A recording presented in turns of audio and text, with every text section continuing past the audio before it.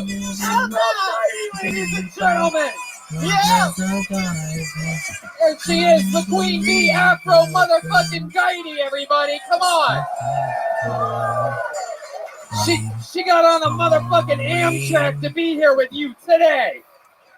Now the good All right, times here we go. Enough said. Your first comedian going up tonight. You guys ready to start this fucking bitch?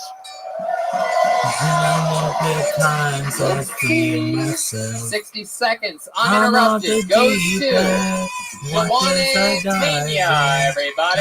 Giovanni. Giovanni. Here he comes, Giovanni Pena.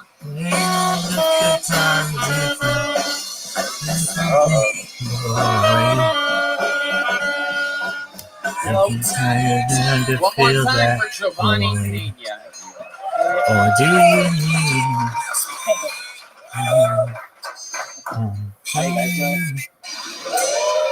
I signed up as a joke, really, but here I am.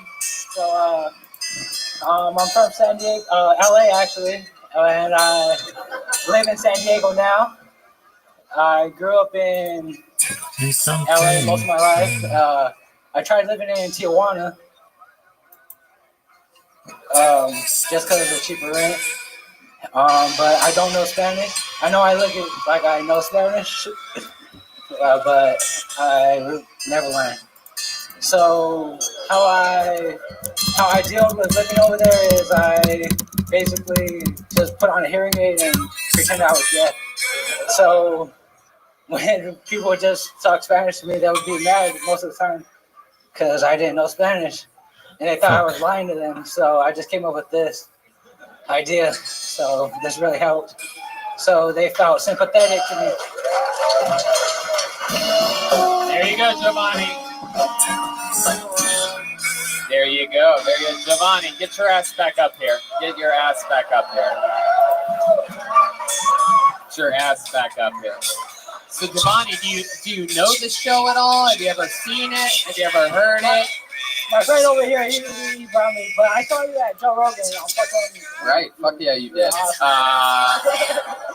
So you saw me do stand up. You came to a different show that I host. And you were here, man. So I heard. I was like, all right, you're in. And then you get here, and they're like, oh, if you want to sign up, it's over there. And you're just like, okay.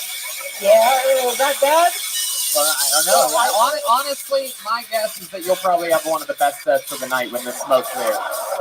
You got a couple laps in there. It was pretty good. What the fuck are you doing with that microphone?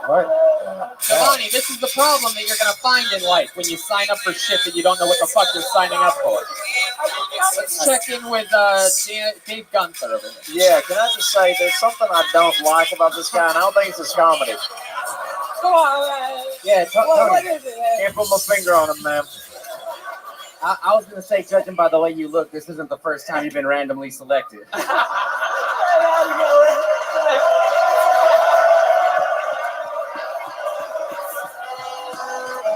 Yeah, dude. Woo! Motherfucking Joelberg is already warmed up. Holy shit. Little Steph Curry from the deep spot. God damn. Come on, Larry Bird, man. Larry Bird. Wow. So Giovanni, let's talk about, since you don't know anything about this show, I got bad news for you. We're going to talk about your personal life now. Giovanni, what do you do for work? I'm a welder. A router? A welder? A welder? Wow, you don't speak Spanish or English. It's incredible. Soldadura. A welder. Soldadura. Oh, okie dokie, whatever the fuck. All right. Yeah, I'll take 2 California burritos, please. What the fuck are you talking about?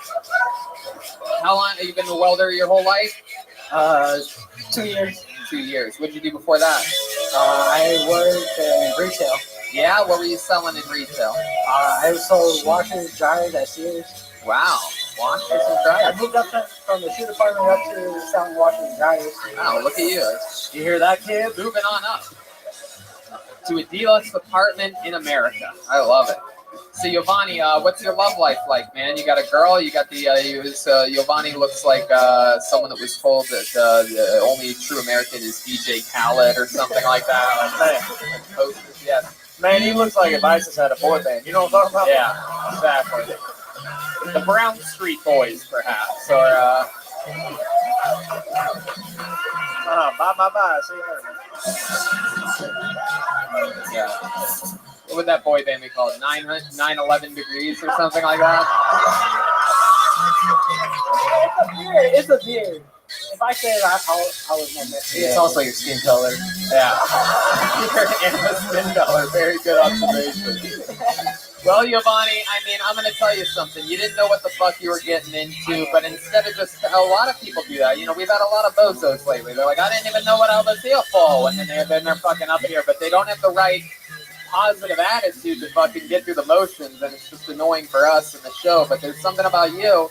You know, you stayed in the pocket. You ended up getting fucking real jokes out there at some point. It was sort of honest. Well, yeah, he was being honest about talking about, you know, not being able to fucking talk, and it made sense. You got laughs. And then in the interview part, even though you wanted to get the fuck out of here for your life, you stayed up there with a smile on your face, and you took it like a fucking whatever you are. So I'm going to get you out of here. There he goes. Giovanni Pena, everybody.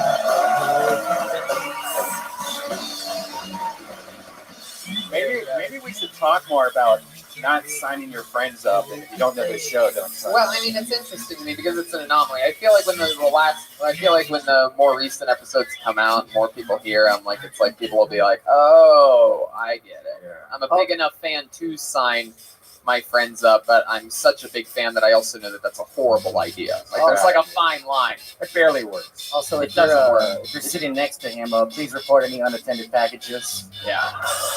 It definitely doesn't work. That is a good point. For those of you listening that think that when you get here, oh, I'll sign my fucking... Some dude signed his wife up the other night and I stole her soul from her. Yeah. So, just don't do it. This looks like an interesting name. It seems like it could be like a real comedian. It's a comedy name. Put your hands together for Ron Ripley, everyone. Ron Ripley. Wow, that is. Wow, look at this. He looks like a Ron Ripley. Here he is, Ron Ripley. Hello? It's all right. Hey, how you guys doing? My name's Ron fucking Ripley, and let me see. Spent Easter with my family, and my father gave me some fatherly advice. Pulled me aside, said, "Son, let me tell you something. If you give a man a fish, you only feed him for a day. But if you teach that man to fish, son, then you can fuck that man's wife while he's out fishing. Remember that." Nobody liked my dad, but he had a lot of fishing buddies, you know? Went to Legoland recently to return some toys and found out the hard way that if you're a 37-year-old man walking around Legoland with a big smile on your face but no child with you, people get fucking judgy. It's really bad. I don't like it. It made me uncomfortable too, so I teach Legoland at their own game. Next time I went down there, I saw the child I was molesting with me. They'll be right inside. No questions asked. I think that's about my time. Thank you guys so much. I've been Ron Ripley. Back from that ledge, my friend. So Ron, let's talk about it. This is a big transition for us. We went from 9/11 to Fahrenheit 9/11. The great young Michael Moore is here, everybody. Either that or Hannah Gadsby from the Netflix special Nanette. This is incredible. You look like a giant lesbian. I've said that to a great many people, probably my most used line in the show's history, but you, my friend, with even that new facial hair, because they have like medicine for that. Right. You know what I mean? It's kind of Lesbians have... Well, Jesus, shut the fuck up. What the hell was that? Hello, Ron. Hello. You work here at the Comedy Store. You're a Comedy Store employee. And your real name is Ron Ripley? Absolutely 100%. Believe it or not, I love that. Take it easy back there. Ron, how long have you worked here at the Comedy Store La Jolla? Been here just over a year, and comedy about 3.5 years. Comedy about 3.5 years. And how long have you been a softball coach? That's my whole life. Wow. Ron, what do you do for fun when you're not working here at the comedy store doing stand-up? What else? What are some fun hobbies for you? Coach a lot of softball. Yeah. No. Tell the truth. No, but I just I go to school, go to SDSU. So that takes up a lot of my time. You what? San Diego State. Oh yeah, what are you studying there? Study meeting and event management. Meeting and event management. I think just get a job at like Holiday Inn and do that for free. Like you don't have to. You can actually. That's what you're supposed to do. The program is like gets 20-year-old girls to sell ballroom space at the Radisson to pharmaceutical conventions all over the country. It's not really my gig, but hey, you know, meet a lot of lesbians. I'm gonna introduce you to a website called Craigslist. It's gonna change your life. You don't need no calls for that, man. Meeting and event management. Yeah. And you have a girlfriend? Married. Married man. Wow. Jeez. Yeah, I'm not happy about it either. Yeah, you seem really sad. It's Can you tell us more about this marriage? How long have you known her for? we've been together for 10 years. Whoa. Yeah. God. She thinks it's like The Notebook. How old are you? How old do you think I am? Oh, are you a 21-year-old girl? Because that's who I am. I'm killing it. 21 and a half, Tony. Now that you ask like that, yeah, I'm pretty sure. Legal. No, I'm 37. 37. You've been with this How much? girl for 10 years. 10 years. Where did you meet her at? Right here. She's from Bird Rock. She grew up here. Went to La Jolla High School. She's from where? Bird Rock. The circle's right over there. You got to drive How do through you it. speak fucking better than the Mexican kid that was, worse than the Mexican kid that was up here earlier? I can barely understand anything you're saying, Ron. So you met in Powawada and, Met in Powawada. Burbank. Yeah. No, she's from Bird Rock. Bird Box. Very good. Sandra Bullock. Your wife is Sandra Bullock from the hit movie Bird Box. I got it now. What does she do for work? She works at the zoo. She works at the zoo? Wow, what is she, one of the pigs? Nope.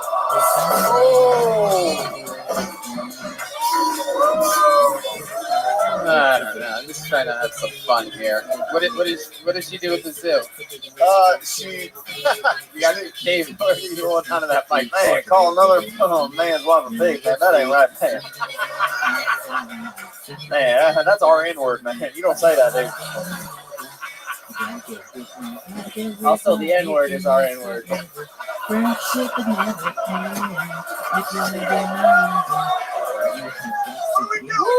Well, William goes crazy at any joke about the N-word. That is their bread What and do you want me butter. to say to that? I like call my wife a pig. I like working. So I can't- handsome man. Right. So Right. what does she do at the zoo, Ron? She asks rich people for money. She asks Well, rich people. Asks like people that can donate like $5 million. Hey, if you donate $5 million, I'll make sure you get to see the tiger trail when it opens up. You know, it's donations. It's a nonprofit. I got a question. Yeah. Is there any reason why you don't wear a wedding ring? Ooh, oh shit. It's a very good question. That's a good question. I get hit on a lot less when I wear a wedding ring, so that's my thing. Wait a second. Hold on. Wow, Joel. You've just found gold, my friend. What? I like. No, You know, stop, relax. And Listen that to me. and that gold is not around his finger. So you're saying that you get hit on less when you have it off. right? Because if women know that this is available, they should stay the fuck away from it. Wait. No. Wait. How many women have hit on you with a wedding ring on? Like total. Like on one hand, show me. How many women have hit on you with a wedding ring on? One, I don't know. If you had to guess, you had to throw a number out here for these people. If let's say we were on a live fucking show right now. For the sake of the live show, I'll 38. 38 women have Yep. hit on you Just in I the like to past keep 10 years Yeah, I like to keep with track. a wedding ring on. Good, yeah. Lady, can you say that one more time? There's women yelling bullshit. For those of you listening to the podcast, 38 women. So you're wow. You really think that? So about one every couple months or so. Yeah, it's got breaking hearts.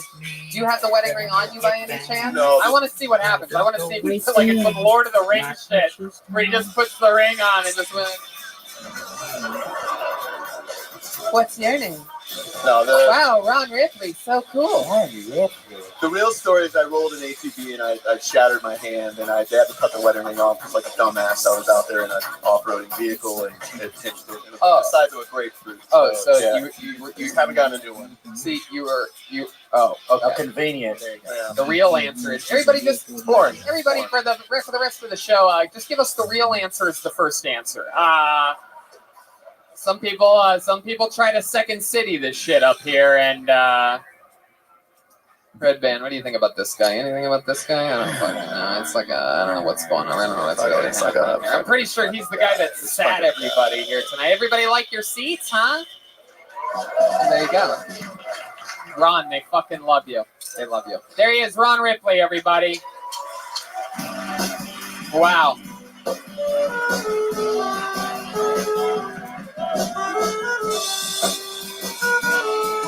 Don't jump off that ledge. Bye. All right, pulled another name out of the bucket. Make some noise for your next comedian. Colton Harty. Colton Harty. Here he comes. Wow. Wow, we're just doing the whole staff of the comedy store.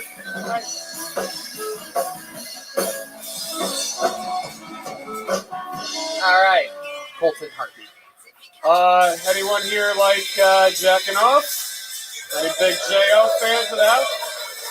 Yeah, I recently got into a relationship, so those days are over. And my girlfriend, she is Mexican. Thank you. Which means I'm a stepfather now. Kind of comes as a package deal. And, you know, I wouldn't mind her son so much, but he's always asking for rides places and for money and for food. And it's like, Jesus Christ, I know he's only 5 years old, but when are you going to get your shit together, man, you know? Like, we've all been down to the border, okay? We know what kids are capable of at 5 years old. Am I right? So yeah, as you can tell by now, I work with children at an elementary school. And I'm thinking about writing my own book. It's going to be called The Things You'll Do for Pussy. It's going to be a pop-up book. The middle might be scratch and sniff. Who knows? All right, that's my time. Thank you, guys. There you go, Colton Harvey. All right. Colton, your head does not match your body. I know. There's something going on here. Something weird. I mean, what is going on? What is that? How do you do that? Did you like figure out? Did you like fucking Tony Stark this shit and just figure out like a chemical requirement so that you can just fucking do math and get buff at the same time? Yeah, I've been trying to figure something. There's no even balance. So you work out a lot. I tried it, yes. My Good, you skip neck and head day.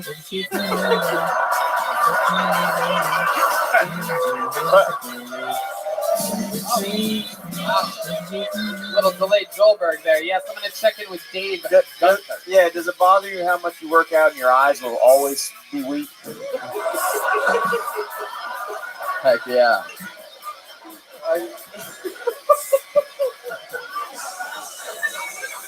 I like the Mexican stuff. Keep it up. Thank you. Why don't you wear contacts? I always forget they're in. I used to wear them, and I'd rub my eye, and they just... That's what your girlfriend said. There's a place across the street called Machinasium, and you look like you run the entire thing. Can I tell you that? It's like a gymnasium for math. I just can't get over it. I mean, your head is so nerdy. You have the face, pure nerd face. I know. I'm trying to find... I want to know how many times did you get bullied until you decided you're going to become the bully? Did you get the girl at the end of the movie? I'm still writing the movie, so... I love it. You keep breaking typewriters with those hands?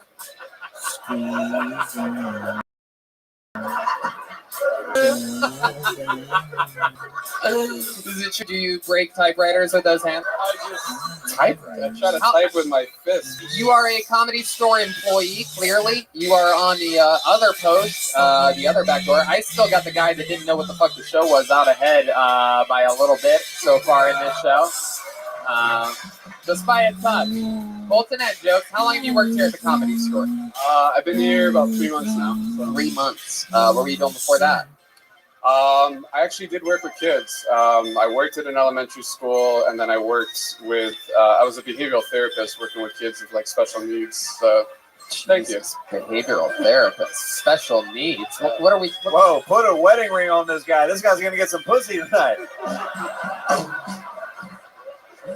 What kind of special needs did they have? Like what was some of their learning behavior issues? Red band.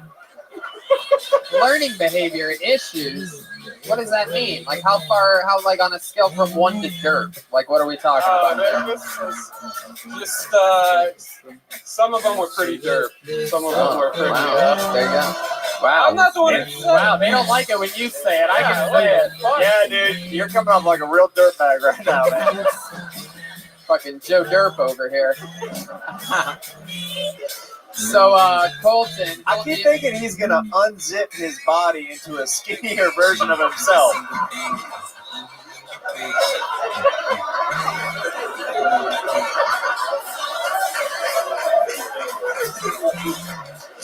So, Colton, you've been working at the Comedy Store for 3 months. Have you been doing stand-up for longer? Yeah, I actually Been doing push-ups way longer than that, man.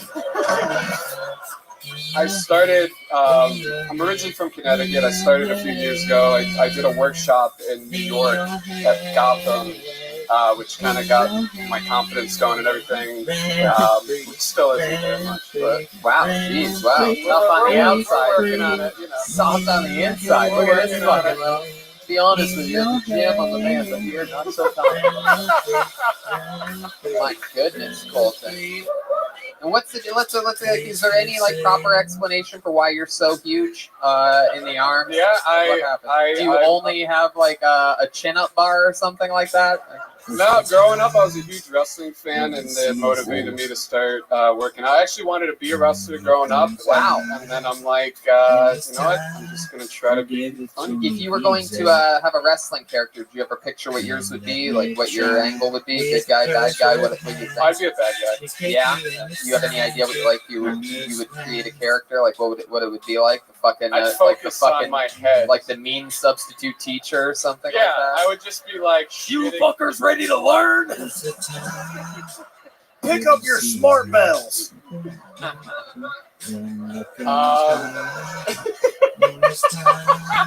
Give it to me easy. Did you ever think of anything, Colton? You ever have any ideas? No, I never got to that. I just made a genius joke, you retards. Pick up your smartphone?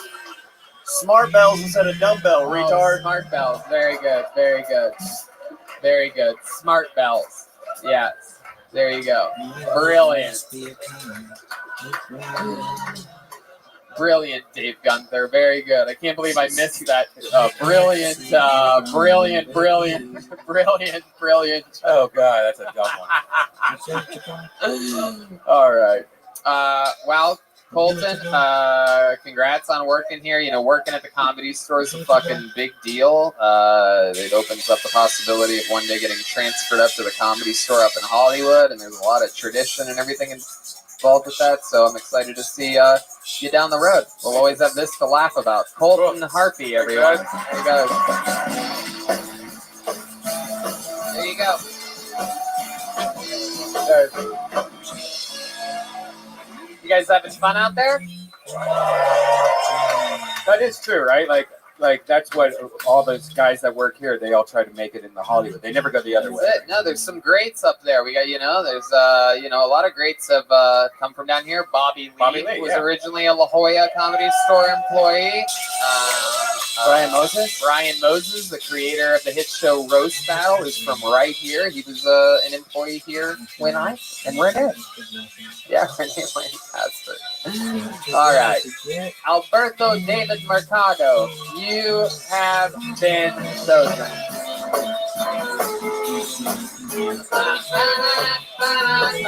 Hey.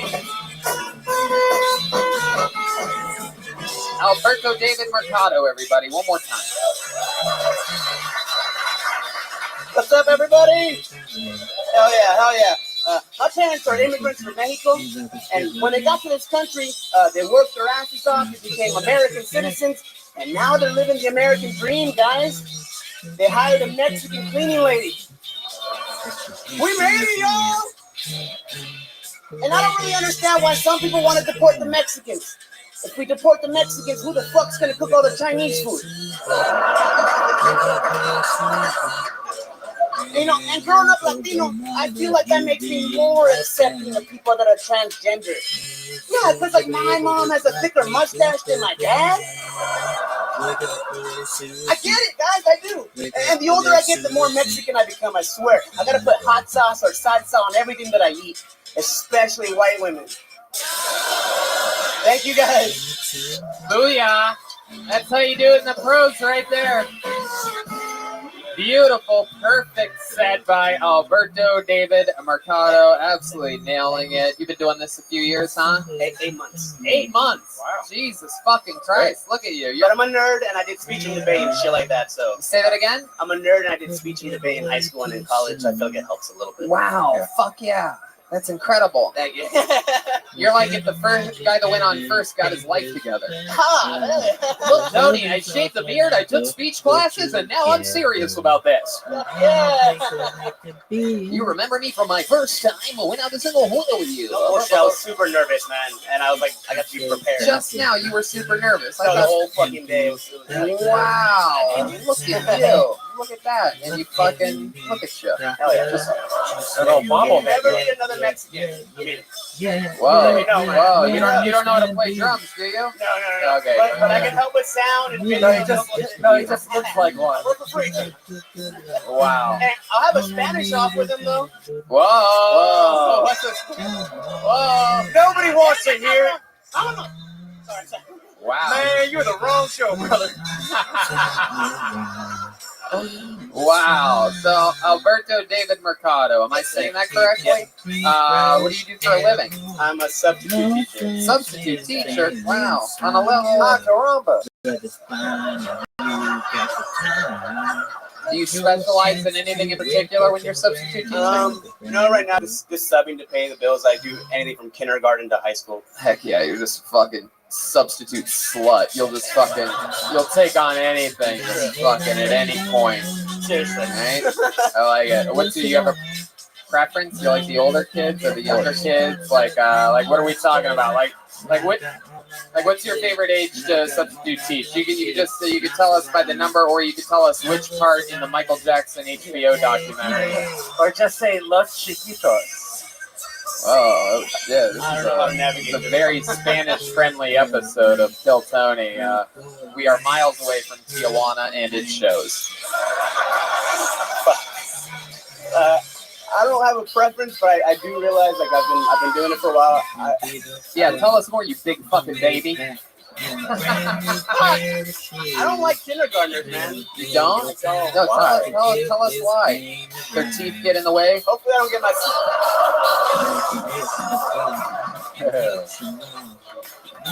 They're not developed yet. Dude, little kindergarten, I can't even fit this in your butthole, dude. This thing's so goddamn tight, I can only get my pinky in there. I don't know why I make retiring after this. I'll be looking for a job, guys. Oh, there you go. There you go. You look like you also like subs at the sandwich shop as well. So. I do. So you mean by subs? Why don't you like kindergartners? They're like little humans with no brains at all, and they're operating and running around. Aren't they fun and adorable and cute to play with? You don't have to worry about getting stabbed or something. It gets old real quick, and it's just like they're mindless. You gotta do everything for them, and you gotta watch them, keep them safe, because they'll just. You have to wash them. You sure about that? Watch them. Because they'll do gnarly shit. They'll just grab scissors and fucking poke that kid. Wow, dude. Wow. So that's what you do. You're a substitute teacher. Do you wait to get the call that day? They usually give you a little warning, or how does that work? It depends. Sometimes they'll literally give you a day's notice. Sometimes it's a long-term thing, so you'll have 3 days. You know. So let's say, because I used to be fucking, I mean, I know you guys have a tough job, and I was one of those guys, I mean, substitute teachers were just the joker to my Batman. Oh, yeah. So can you give us an example of the time that you had some older kids and they were real assholes to you? You come in with the TV and the VCR, just like, all right, hey, look at me, I'm a chubby douchebag. Come on, kids, you're gonna fucking love me, right? What happened? But believe it or not, it sounds fucking bullshit, but I do try to use humor and comedy to break up the tension. Can you give us an example of that? Like, How can I reach these kids? Stand and deliver, boy. Hey, Mr. Mercado, you're fat, eh? And that's exactly what happened. What would you say to me if hey, Mr. Mercado, you're fat? I'm like, yeah. You look like Peter Griffin.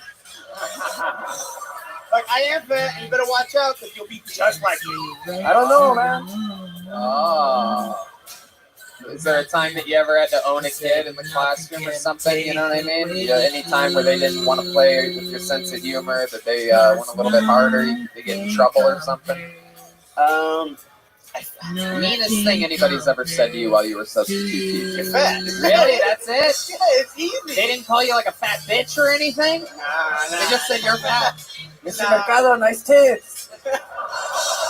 The meanest thing, like, someone said to me was a kid in special ed. He's like, yo, Mr. Mercado, you got some man tits. Wait, this kid was in special ed? Damn! Where is this kid? Let's sign him up for the show. You went first. And this little kid in special ed, he sounds like a rapper or something. Yo, Mr. Mercado. You got them man titties, though. Loki, you might as well have been. Wow, I mean, dude, you had such a fucking great set. You seem like a really smart dude, and you're putting it together. You ever come here? You come here often to the open mics and whatnot? Yeah. You live close to here? Sort of. Lemon Grove's like 45 minutes. You live in a place called Lemon Grove? Yeah. That is the most Mexican shit I've ever heard in my life. Fuck yeah! Wow. Oh! The stage is gonna break! Wow. This guy's I'm sorry, representing. This guy just did a full Mexican dance. I think, honestly, we need to build that wall. That was... we gotta contain this man right here. Oh my god, this guy's having the fucking time of his life. I love it. I don't think we've ever had anybody just get right into the Mexican hat band. No, like I've that. never seen that. You gotta be ready, though. I love your spirit, dude. I love it. You have the spirit of a guy much, much lighter than you.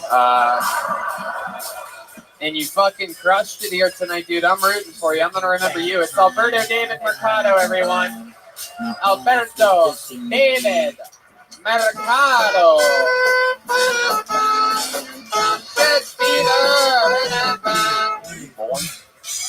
It's fun. It's exciting. There's a lot of names in there. Yeah, there's a lot of names.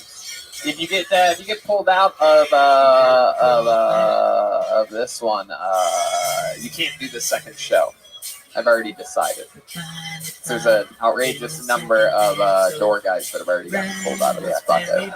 And if those guys get pulled up again, I'm gonna fucking kill myself. So pull another name out of the bucket. Makes noise for Derek Mann. Derek Mann. Derek. Uh-oh. Oh, he's got your mustache. Hell yeah. Come on. Good and loud for Derek Mann, everybody.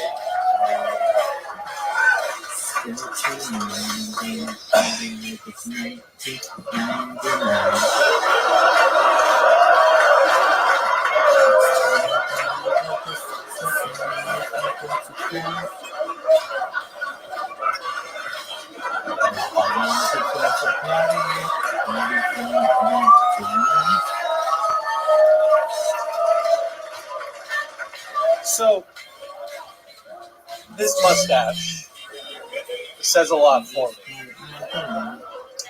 I often think what people think when they see this. This mustache says, I enjoy working with palette, but specifically palette with reclaimed barn door hardware. That's what gets me. This mustache.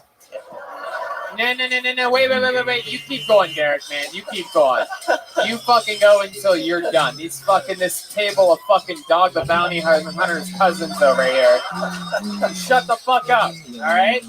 You guys probably didn't have the fucking balls to sign up, and now you want to make fun of this guy just because of the way he looks, so shut the fuck up. Ladies and gentlemen, Derek, man. Thank you. This mustache says everything that I can't say. Okay? So this mustache tells you that I'm probably going to talk to your girlfriend when you're not looking. But it's not my fault. It's your fault for not being able to grow the mustache. but for real quick, I know we only have 60 seconds. I did want to do some jokes from before I had the mustache. So real quick.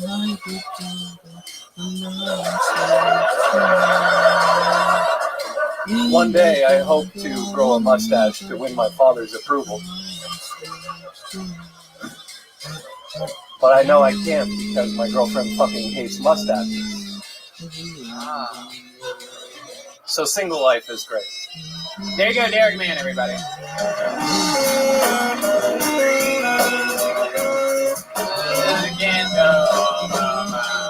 All right, fuck yeah, dude. I like the way you look. I like the way your energy. I like everything about you. I don't.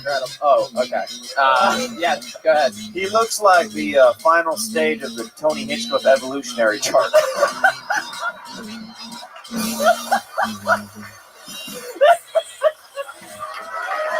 That's great.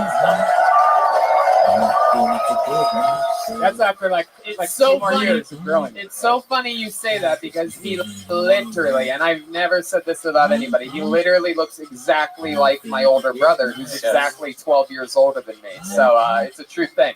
You look like from the man bun to the mustache. That is exactly what my older brother looks like. Very impressive. So how long have you been a douchebag for? By the way, great set. Now that I got that out of the way, let's get to your douchebaggery. First time doing stand-up? You've been doing it a little while? It's first time. Really? Incredible.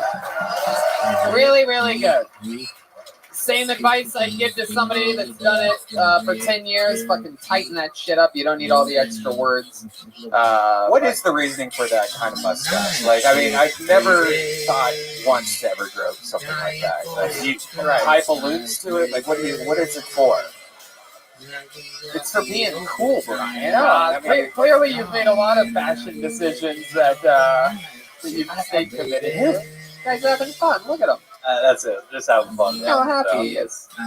He looks like a Banana Republic Johnny Depp mannequin. I think we're a couple scarves and bracelets short, but close. How long you been tying women to train tracks?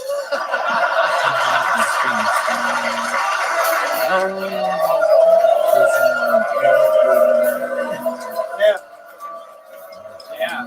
Now, if you're here, then where are the other 3 guys in your barbershop quartet?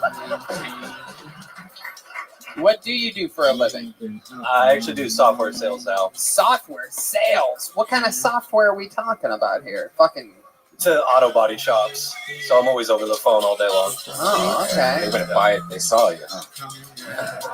I mean, we're talking about guys that turn wrenches. Like, that's like me. That turn what? Turn wrenches, people that work in garages on cars. You know a lot about cars? You really are you know a lot about cars? Yeah, I know a good amount about Is that cars. your thing? So you had a dad growing up? You really did? I did. I did have a dad. Yeah, guys that don't have dads growing up get into cars later in life. A little fun fact for you.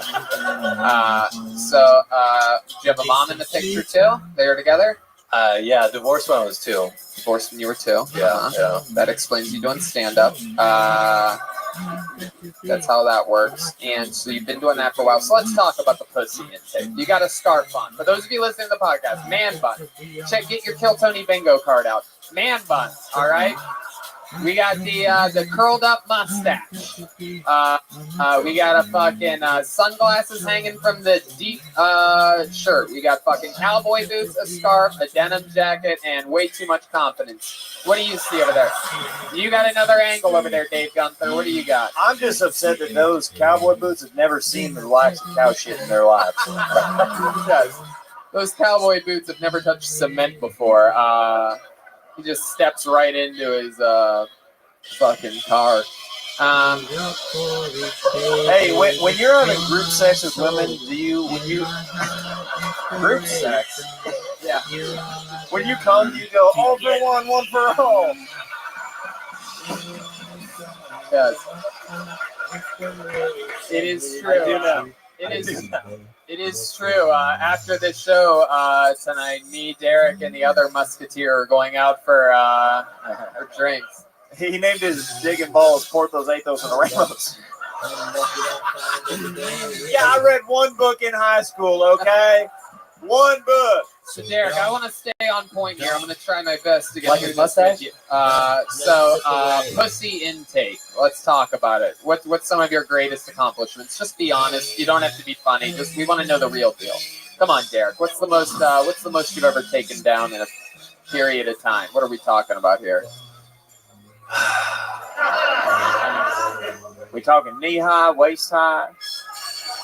Wait, you guys think girls like that? You think he's getting tons of pussy because of this mustache? No, it's the overall look, Brian. If you're comparing, No, I look at that mustache and it just drives me nuts. Like, well, he looks like if he has a bike with a really big front tire or well, something like that. luckily for us all, I'm pretty sure Derek isn't into banging chicks that look like you, Red Dan. Yeah, because that's what I was talking about. What are you talking about? Red Band has the most fire pussy in this club. You really think girls like that? I wouldn't fuck this in a heartbeat. No, like, what are you talking about? Yes, girls like that. You think girls go, wow, look at that mustache. That's so hot. That's sexy. And It's not about the mustache. It's about the overall thing. yeah, but you stop at the mustache. You're like, what the fuck? And then you run away. You're absolutely wrong. This guy, you know how a mustache gets like that? It's from pussy juice. It's just fucking. That's the only way to get the mustache to defy gravity like How that. long have you had the mustache? Have you had it your whole life, or is it something new? I was not born with it, but I had it a few years ago. Okay, let's get off the mustache. I'm going to go back to the question I've been trying to get an answer to for 5 minutes Can I here. get in one more? Oh, okay, Dave Gunther. I'm Yes, just curious. more. Sure, it'll be worth Does it. your pubic hair match your mustache? There you go. Yes. It looks like a tattoo of a bull. Very good. Okay, up here.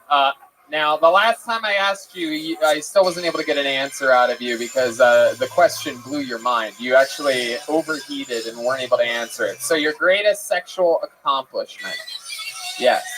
I'm sure you have the fucking answer in your head by now. Yeah. Probably being super young and then going super old. Not super old. You have a girlfriend?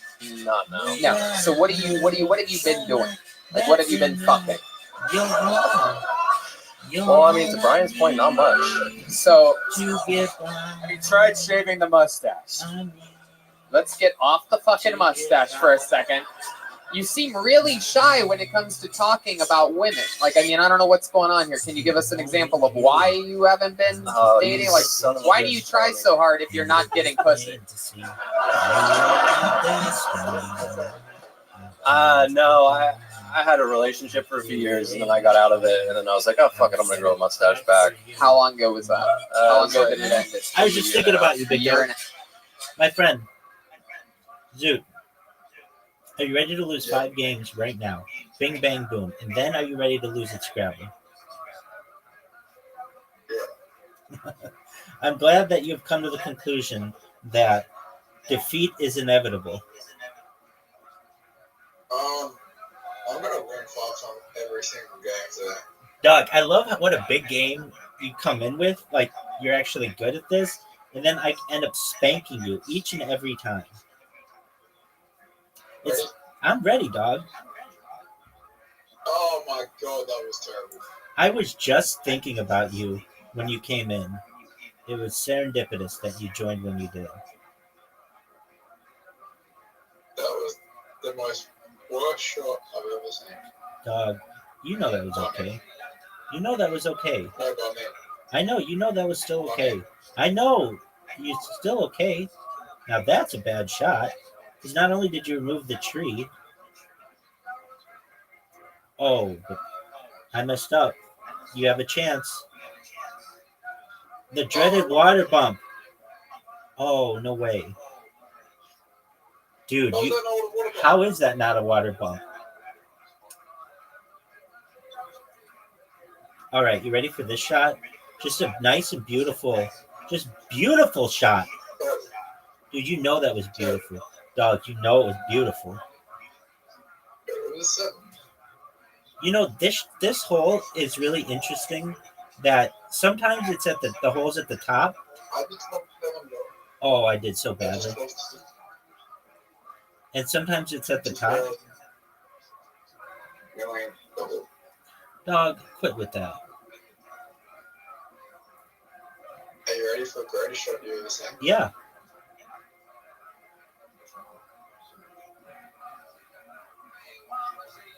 That was terrible.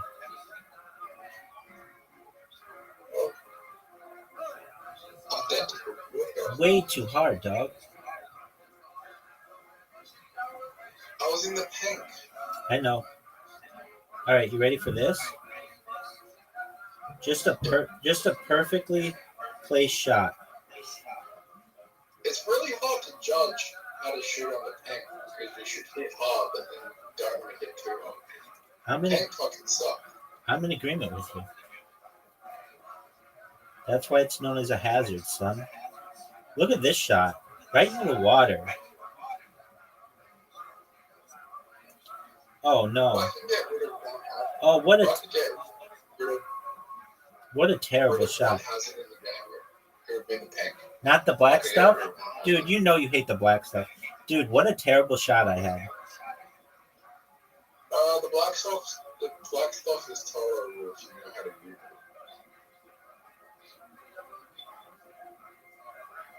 Well, it depends on Oh my word. Zoot! Zoot. I can never fucking win because there's too much black stuff. Zoot. Like, you know what I miss? Water. You know what I miss? The Halloween maps. I do too. Why did they give us Halloween?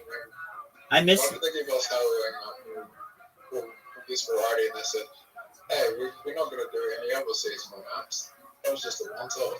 It's an excellent point. I miss those twisty, turny portal pinwheel things. Zoot. You think they're going to bring the Halloween maps back this year? Oh, for sure. I'll protest if they don't.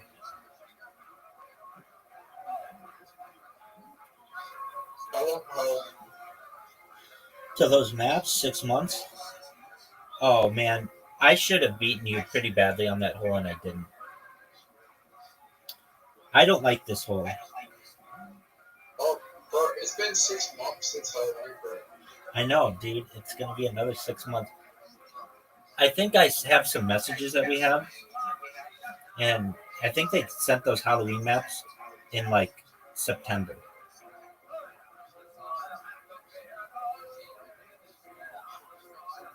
Now look at this beautiful shot. Just perfect. Perfectly perfect.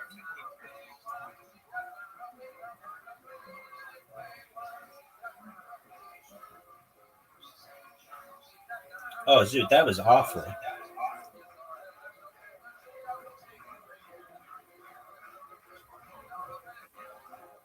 But this shot was phenomenal.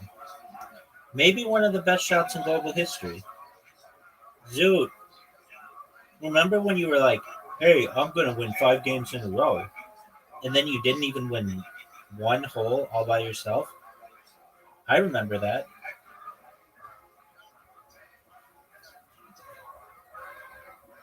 Now that is a pretty good shot, but it's not going to be as good as this shot. And I just want to make sure that it's clear how good this shot is going to be. Do you see how good this shot is? How it Went right by the hole. I see how it is. You need one of the best shots in your entire career to tie me. You could do it. Not like that. That was terrible. That was an absolute dog shit shot. I hope you know that this first game, everybody's got a plan until they get punched in the face. And you got punched in the face, son. That's not good. Too bad I have an insurmountable lead on you. Terrible shot. In the water. And you just cleared up things for me. Thank you, sir. What a beautiful shot. I should have hit it harder and it would have perhaps been in the hole.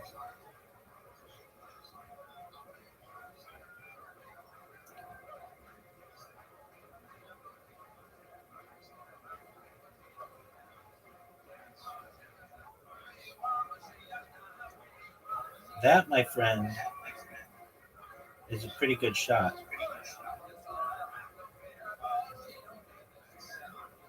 Why did you do that? Why not? When you already had the weight. Oh, no. How did my water bump you? Because I already had the lead. I already had the win. And I have one win in a row. I didn't need it. One win in a row.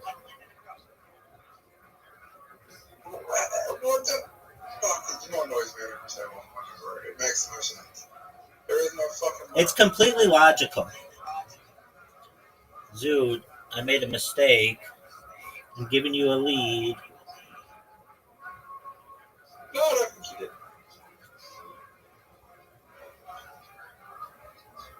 That shot. That is a good shot. I mean. Look how good this shot is. It looked good. So, not as good as that. Oh. You literally have to make it. Yep. And I did. Psych. Oh. That's okay. I'll give you a hole. Especially that hole because it sucks. Oh, this one sucks just as much.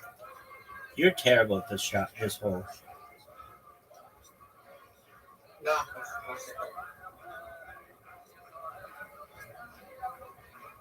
Terrible shot. That was a good shot. Yeah, I do know that was a good shot. I'm going to go for it. I'm taking all the risks here.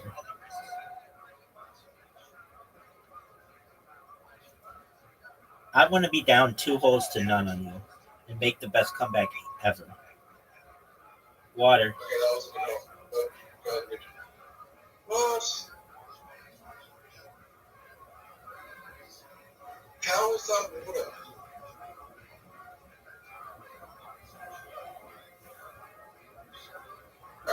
Ready, shot the other thing. I'm ready for it. Wow. You didn't make it. Go. Too much sand. Okay, now this would be the greatest comeback in global history. I've got to get off. Fuck. This is a difficult position. Yep. And you just hit a perfect shot. No, perfect shot would be in the hole. Okay, a perfect drive.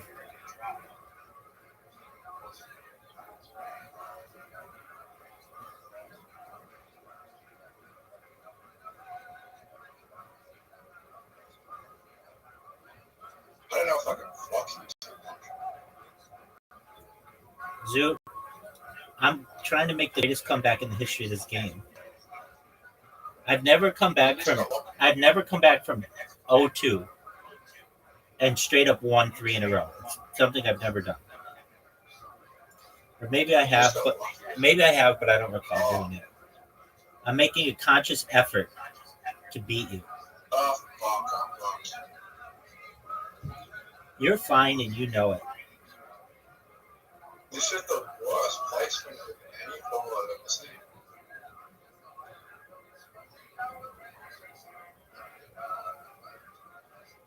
unfortunate. But the good news is I don't think you're in that very good position. Not at all. So And, I can just do this. and you can fuck me.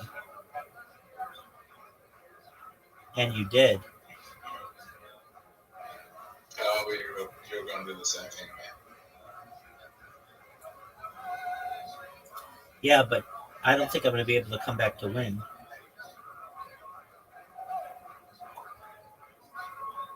Now you might.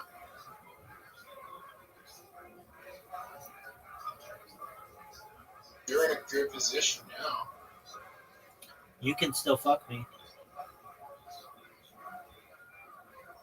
I'm going to try something different. Oh, dude, what a great shot. Into the shit, but still. You can make it.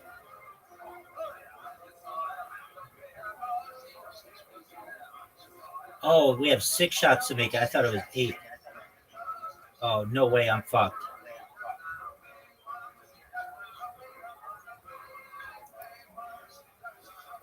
Oh, man, I misread that. You can only climb now. Yep.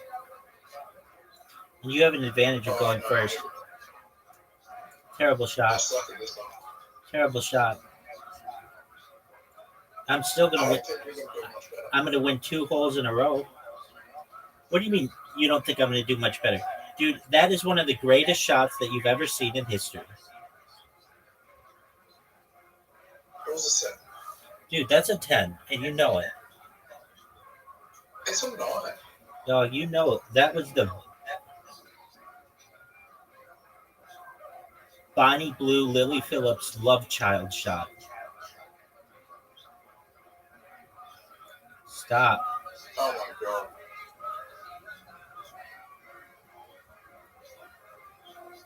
Hit my ball. Oh, Zoot. Zoot's going for the championship win.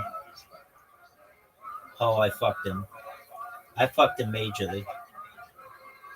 You have to hit this, basically. You have to make this. And you will. If you put your mind to it. And you did. Yeah, I won. Bullshit. You know it was bullshit. You know I let you win.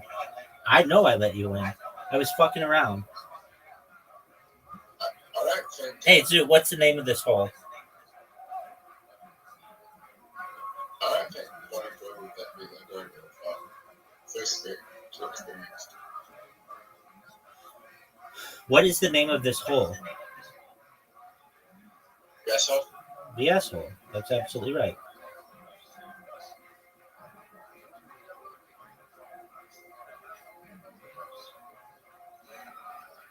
That's not what you want to do. Oh, dude, you messed up big time. You know that's one of the worst shots in the history of mankind.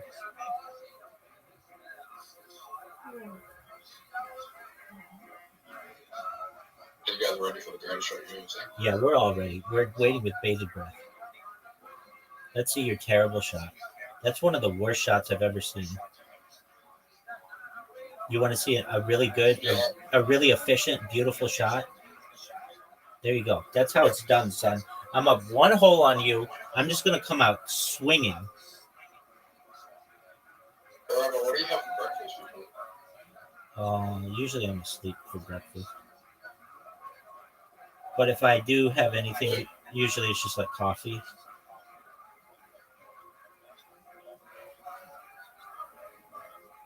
Coffee for breakfast? Yeah, that's usually when people have it, big dog.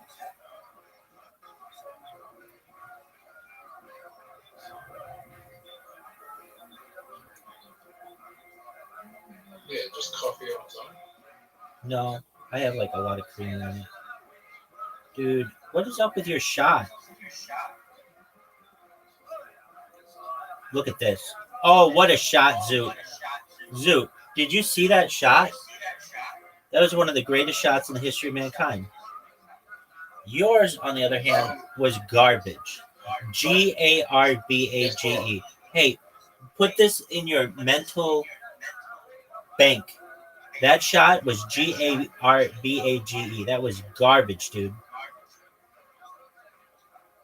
Good thought, though, they're remaking my favorite game. Scrabble? No. Tony Hawk Pro Skater. Bramford. That's your favorite game? Yeah. If Number 4 is my favorite game. Tony Hawk Pro Skater is a pretty tight game. Bramford. The original, dude. The original's the best. You probably weren't even born for the original. But the original, the OG is the best. I was 4 years old.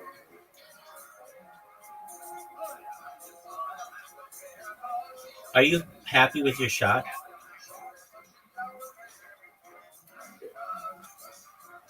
Wait, when did the original come out? Are you serious? You have a tough shot.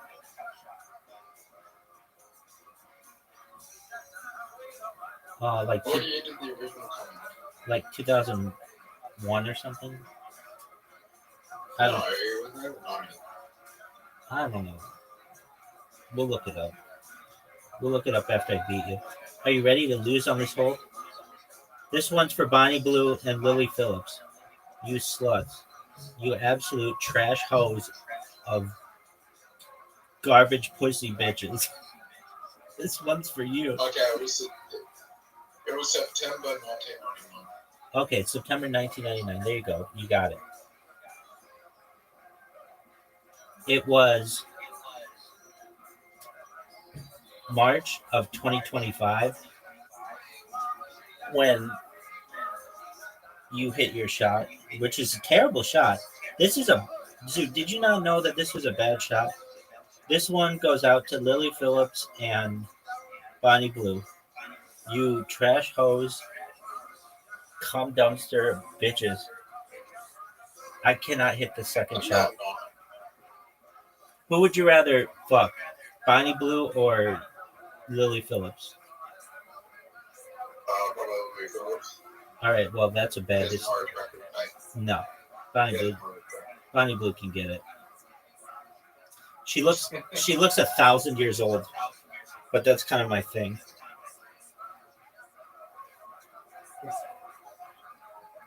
All right, dude, you're done. I hate this hole. This is like my least favorite hole.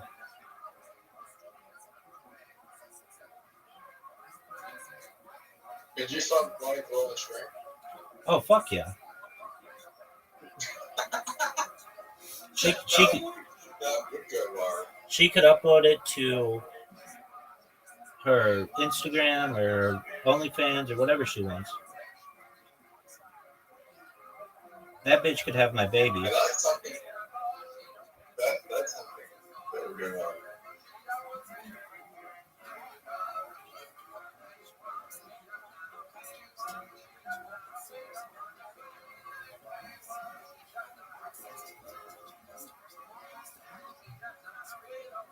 Actually, I have a number. Dude. Oh, what a shot. Right. She can drink my piss if she wants. Are you proud of that shot? I'm going to fuck it up. Right here. Hit his ball. Oh, too bad for Zoo. It sucks to be you. Why? Because you're going to put my ball in a perfect position? An even better position? Give me an even better angle at it? Look at the shot. Oh, hit the hole. Fucked up.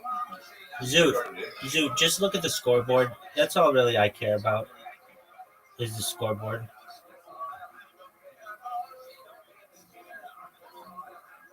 What an amazing shot. Scoreboard. Too hard. Scoreboard. All right. I'm up 2 games. Champion. I just need to win 2 more. And then I'm going to beat you at Scrabble. I'm undefeated against real people at Scrabble. Haven't even really come close to anyone beating me.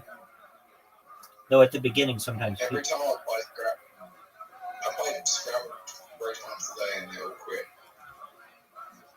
I played you and I That's beat how you. good I am. You're not very good.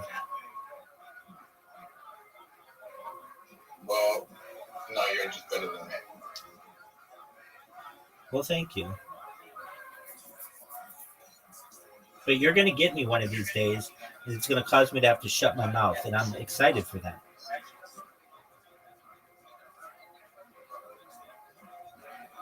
Fuck. Oh. Dude, I don't know why you would go that way.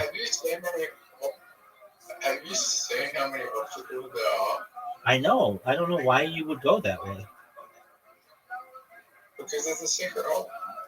The secret hole's at that tree, and the lower tree. No, not there. You know it's not there. It's the tree. The lower tree. Lower tree. No. You might hit it there. I'm actually curious to know if there's a secret hole. There is, right there. That the tree closest to your ball. If it's gonna no, dude, you messed up. You're down a hole. It's not there. If it's anywhere, see those 2 trees? There was no secret hole. Sometimes there is one. No, but we know there was no secret hole. There's more chance there's going to be a secret hole in this one. No, there's never a secret hole here. Just one moment. They banned me, so I have to create another account. They banned you what? Why are you always getting banned on like weird apps? It's not a weird app. It's a very popular app. Dude, people are talking about me so much. 50 people must have talked about me today. If you type Rabbi Rothschild into Blue Sky, it's just thing after thing after thing. People calling me crazy. People saying that I'm starting a cult. All kinds of things. I get great joy out of it. Because these people are doing exactly what I want them to do. They're talking about me, which raises awareness about what I do.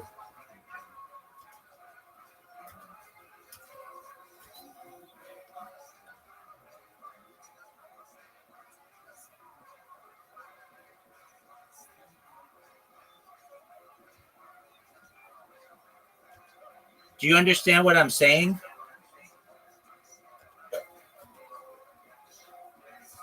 Have you ever heard the phrase? It's by, I think,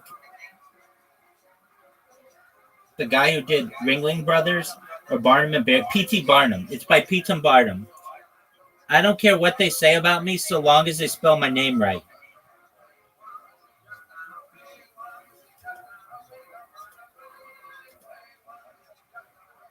Meaning all publicity is good publicity.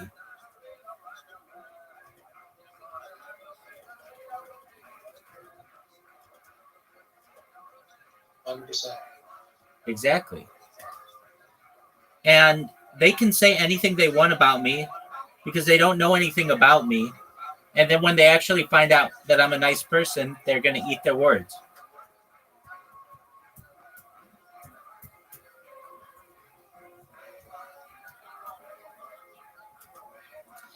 One of them tweeted about you.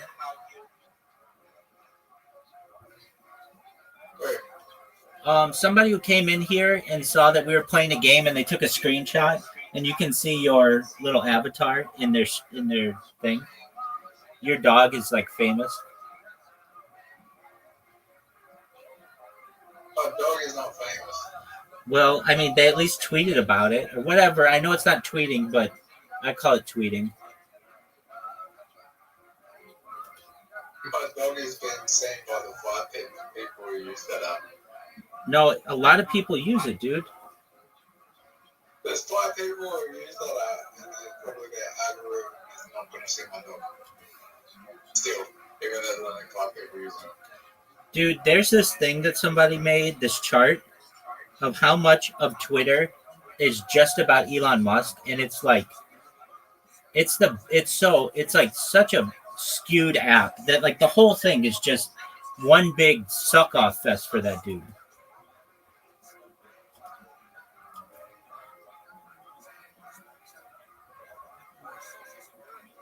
Rabbi, you're gonna bet me on this, man. Oh yeah, no, without a doubt, dude.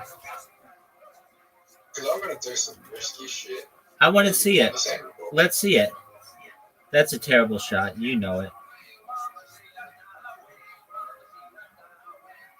Are you kidding me? That was so close.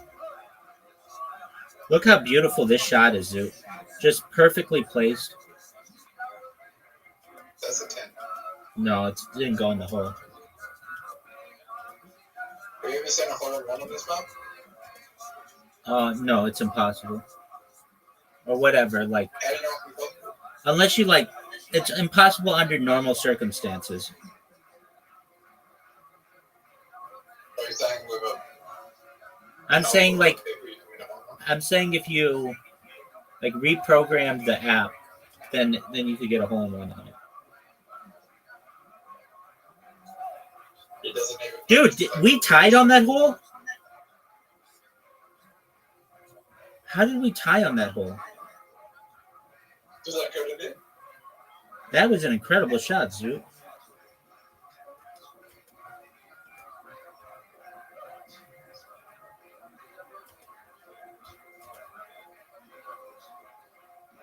Oh, no. I'm in trouble. Zoot, that was an incredible shot. I know.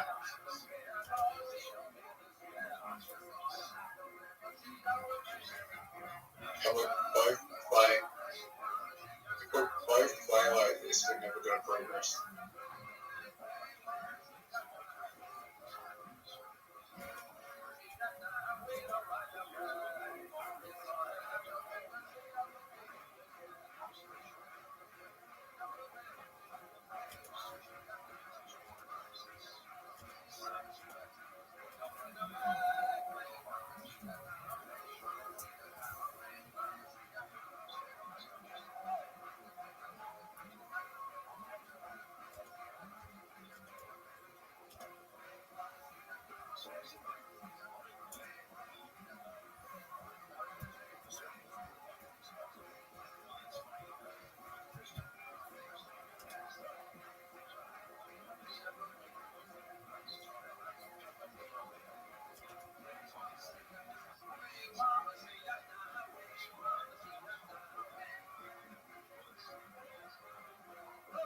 Oh, yes. Yes. No way. You have to make that shot, though. I'm not I'm in too... the perfect position. No, you can't make that shot. I can't. Nope. Watch. I'm watching. It would be the greatest shot in the history of this game. Nope. You missed. We tie.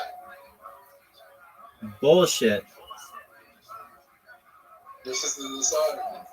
Dog, I'm not even paying attention. I'm too busy being sexy. I hate these holes.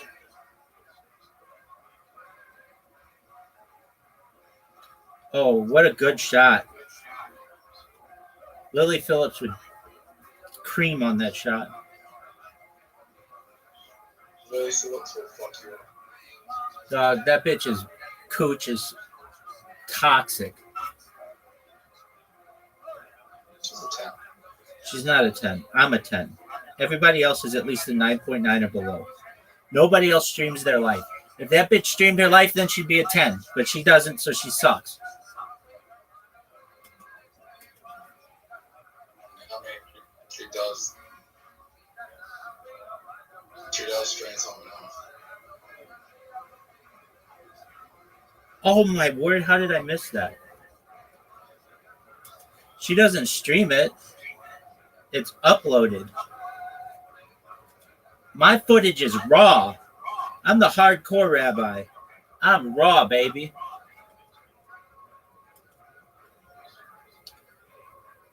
Look at you taking out all this stuff, but not putting your ball in the hole.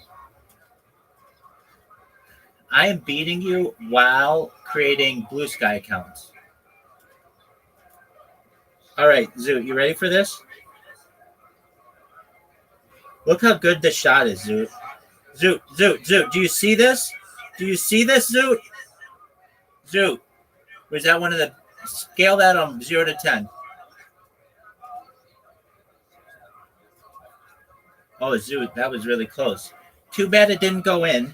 And too bad you are down 2 holes to none. See what happens when I try?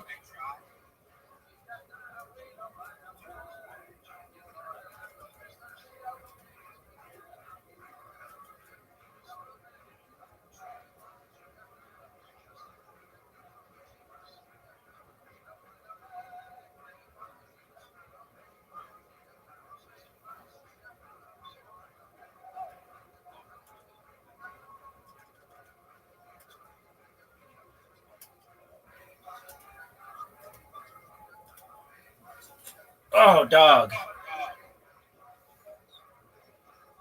Zoot, you're down 3 holes to none. You said that this was like the championship or something like that? Oh, what a shot. What a shot. That was beautiful, dude. That kept you in the game. You can only tie, but that's better than nothing. You know, it'd be good if they had a fucking tiebreaker. Yeah, I'm in agreement with you. They do in some of the other, like disco. You have to hit it like as close as you can to the thing. They should have something like that. Well, you have to hit it as close to the hole as possible. Something, yeah, something like that. I don't know. They could figure it out. What I think really stinks is when you play a tournament and you tie someone in a tournament and then you don't get to continue in the tournament. Yeah, it's not random. It's whatever person had the least amount of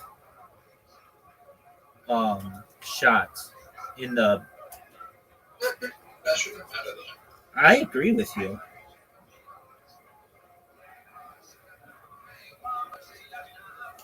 I didn't make up the rules, pimp.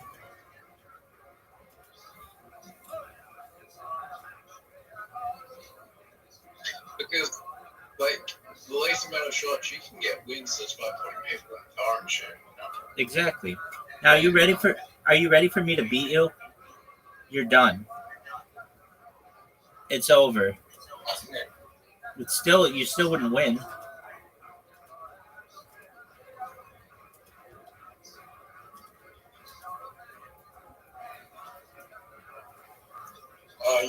You're shit at this one.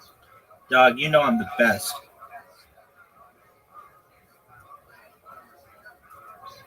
Now, our OCD is 10 me, and I want to know the whole rules and the whole thing language right here.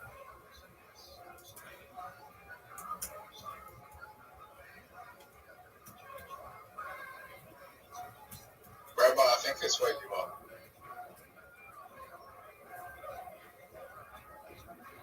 Rabbi. Yo, dog. Rabbi. You ready for this? Did you like that shot? Go find the hole. I have a feeling that's where you are.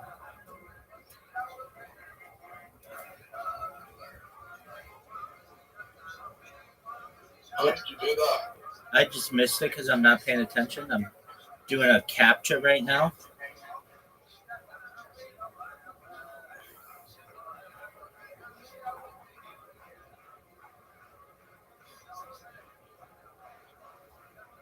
Oh, fuck. Alright, Rabbi. Ready, sure.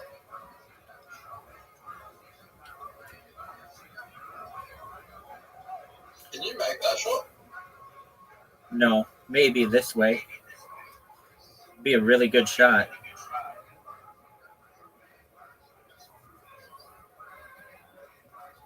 I missed you.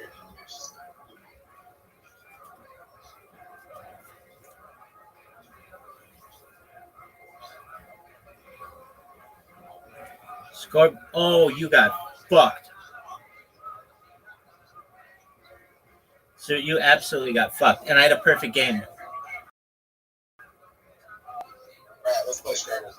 Are you ready to lose at Scrabble? Yeah. I'm ready to win. I'm ready to win. Zoot, unfortunately, I've never lost to a real human who we've met.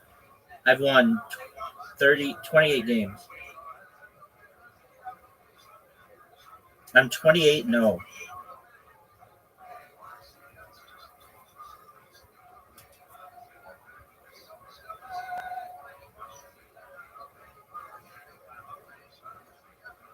Wow, I have some weird. I don't know if these are good or bad.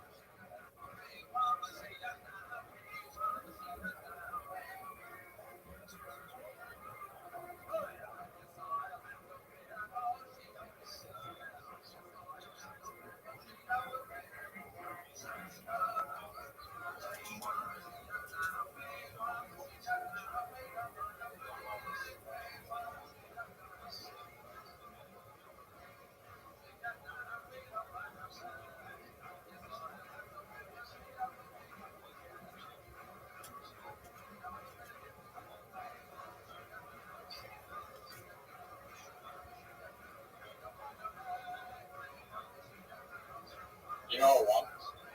Did you think you won already? What the fuck is that?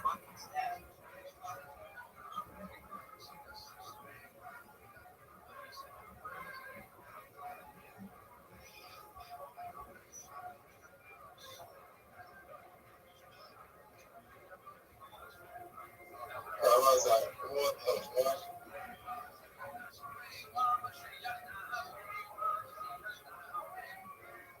Don't put your fucking noise out, you dick.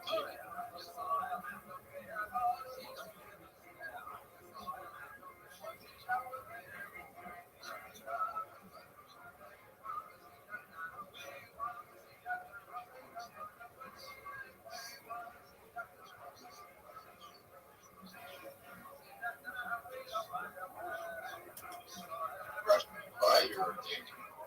Dude, I'm just good. Okay.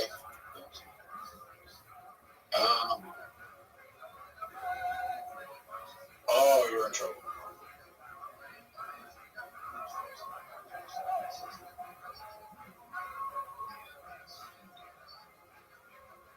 Oh, you're in big trouble.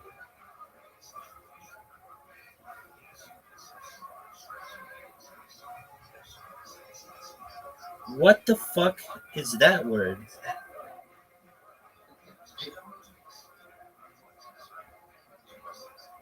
That's impressive, dude.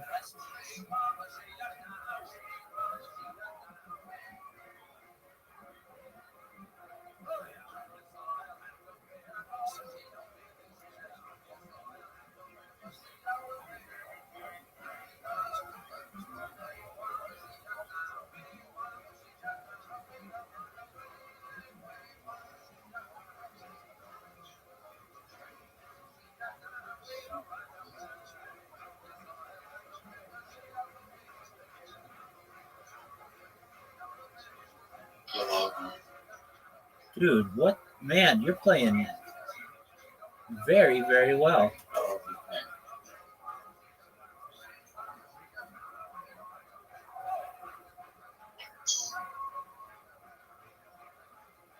That should be a word. Seriously. Calm down, dude. Okay. This should work.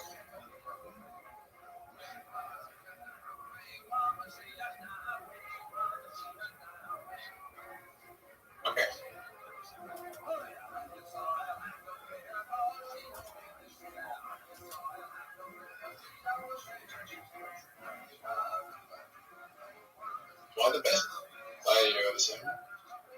right now you're playing out of your fucking mind.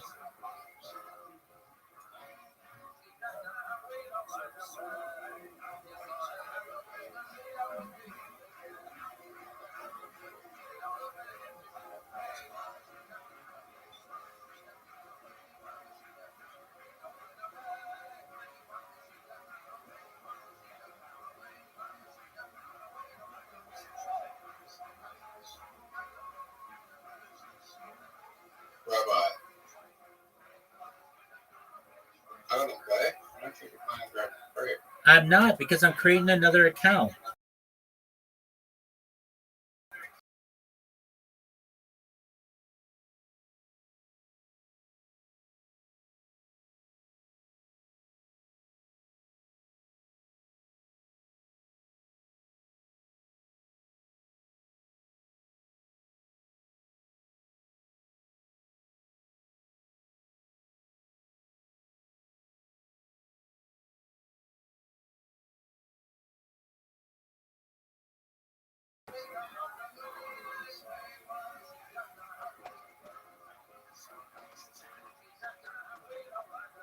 Oh, that. Oh, what the fuck?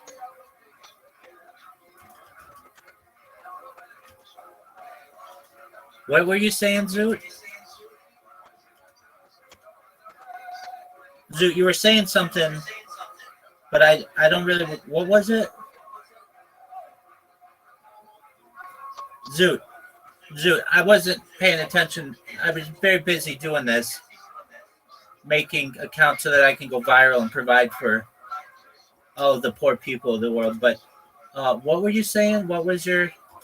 You were talking about something about how good you were or something, and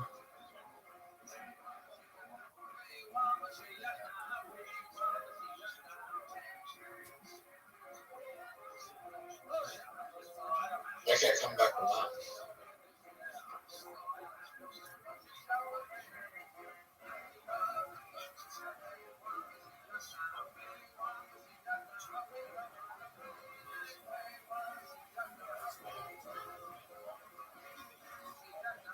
Fuck, he's fucked me.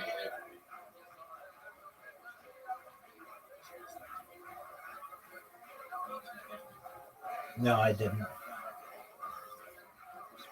You're on Jordan, we only get a few seconds.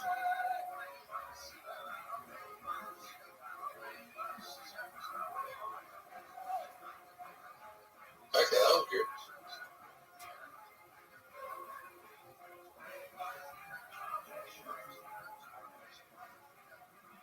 Brother, I give that a 10. Thanks, big dog. That's good.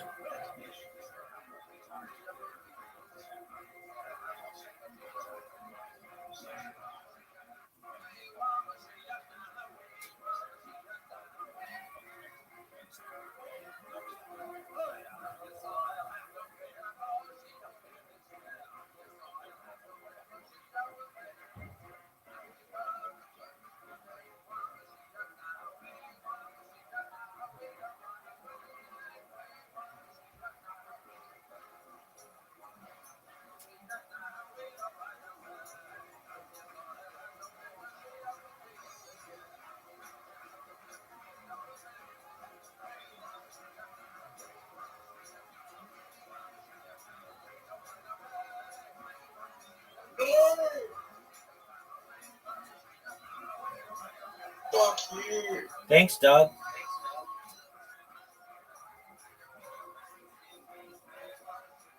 Do you know why I said fuck you? Because I'm beating you.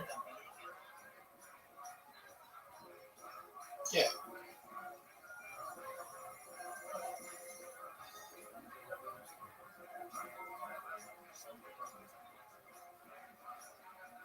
You're fucking cunt. Thanks, dog.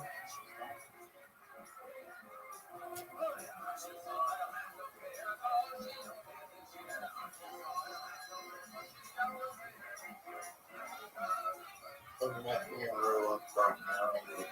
Big time. Calm down. I have a very interesting play.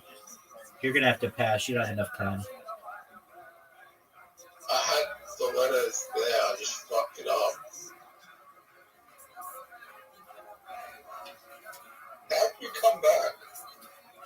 Well, because I'm dope and I do dope shit.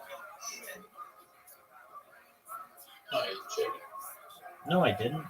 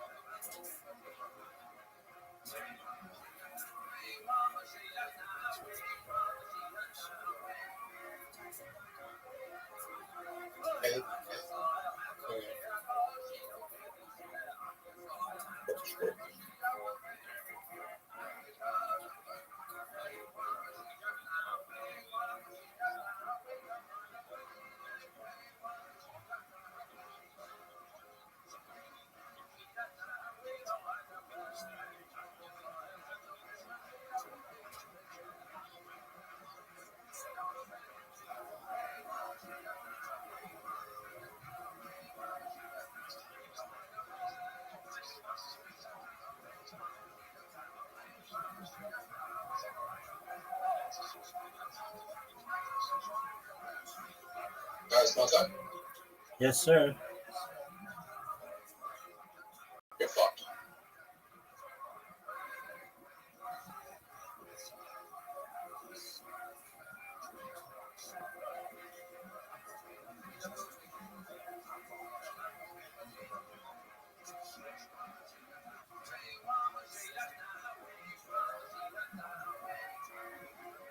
That's the word. I love when you say that because I know you're fucked.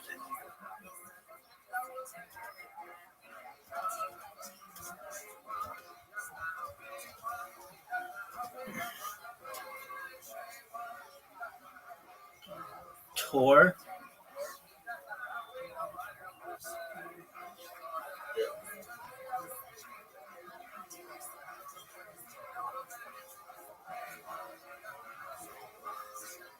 They're already unsafe again. I think so.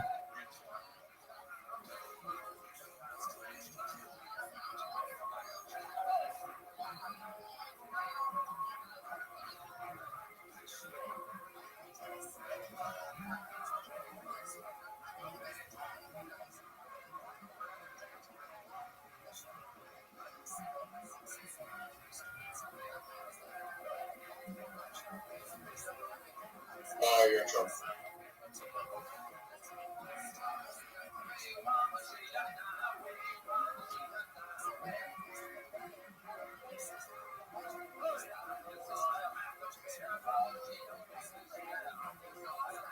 Doge? I didn't even know what.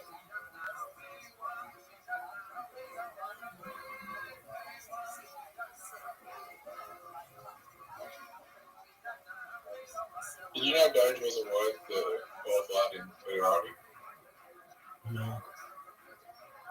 for 4 or 5 minutes ago? No.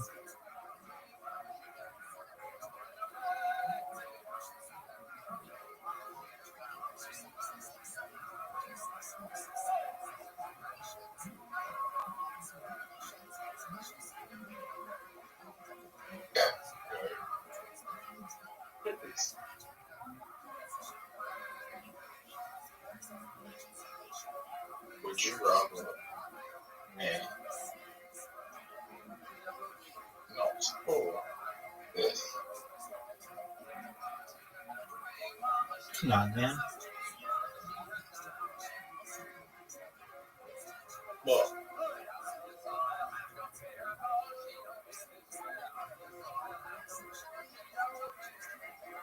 Oh, Alan.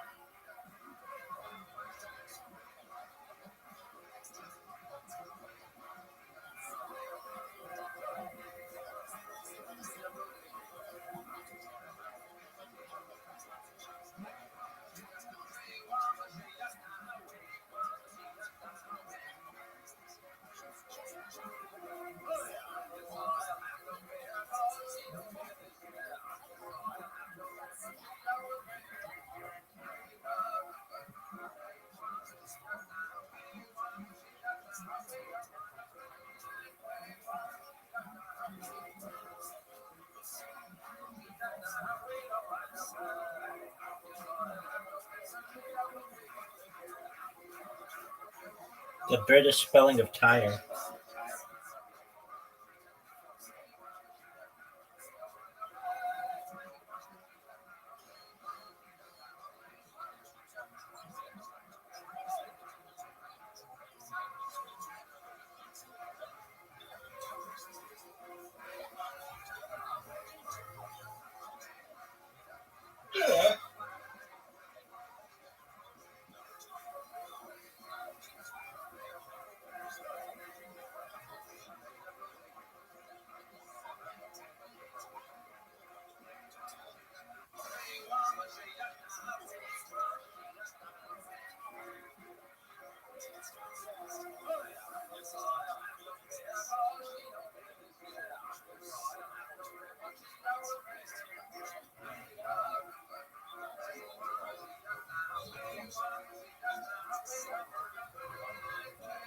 Next week.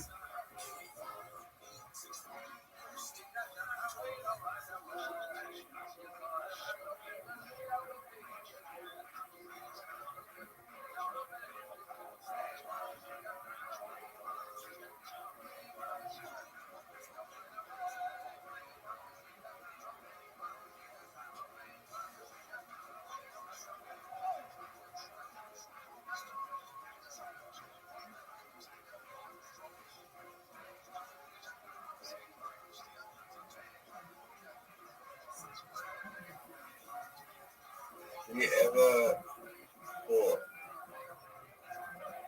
that you are in trouble? No, I'm okay.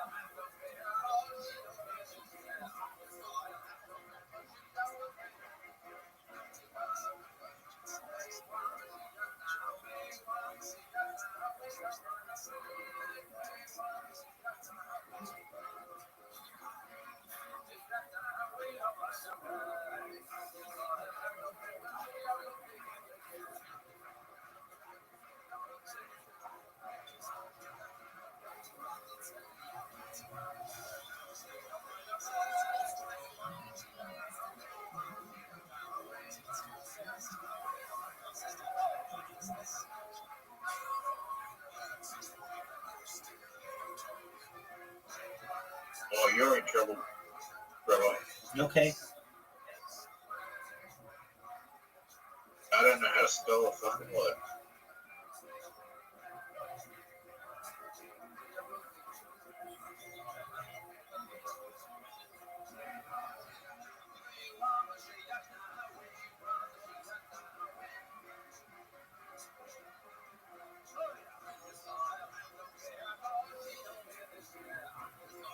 Rabbi? I'm ready, big dog. I think this is a word.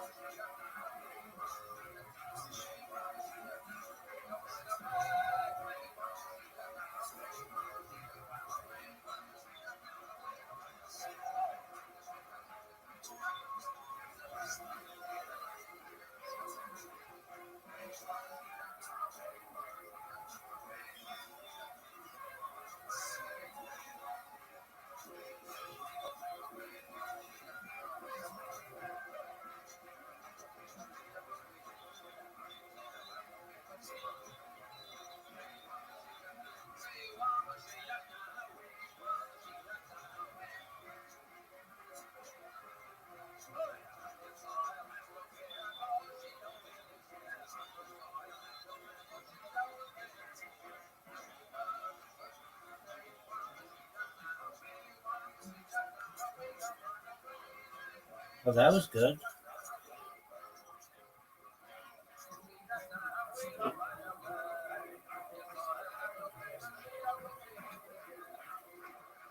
Why are we playing in this area of the board?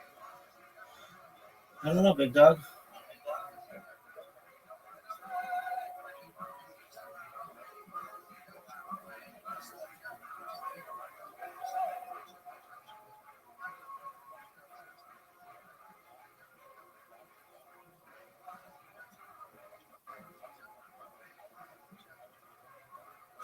would work if it wasn't for that fucking route. That sucks sometimes.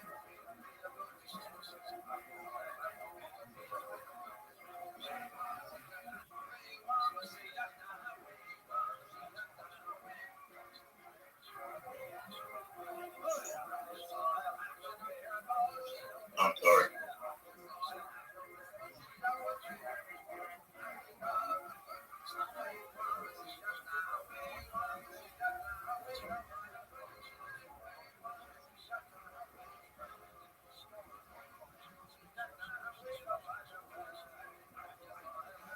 Hey, be careful! Don't pass again, or it might make you stop playing.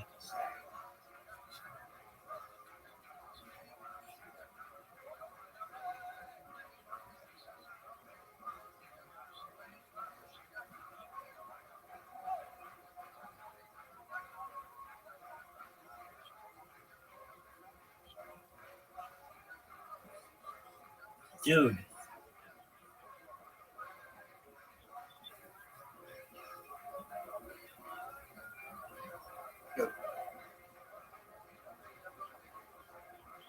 Yeah, I'm gonna kill this. This'll work.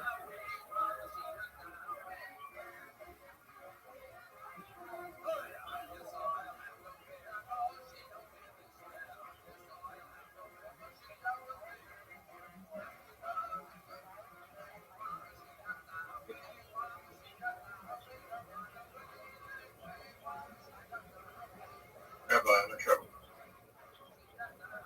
as my dog. I can't put a word down. Well, then hit skip. Hit skip or hit skip. Hit pass.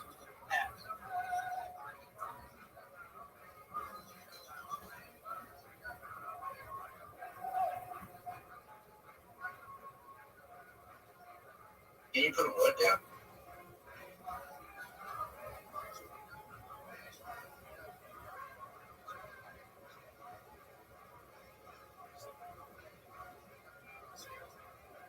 No, it's only pauses the game if no one, if we both just keep passing. No, it doesn't. If we both pass three times that are in the game line. No, if one person lets it pass 3 times, then the game ends.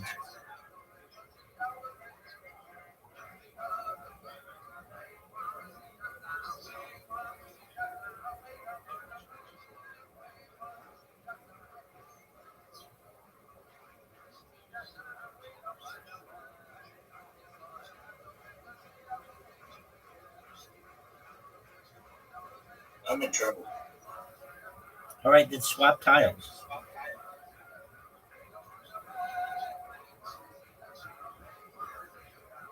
How do you do that? It's one of the options. It says swap tiles.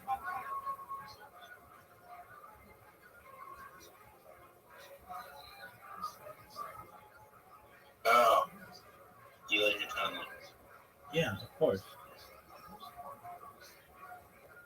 You didn't tell me that.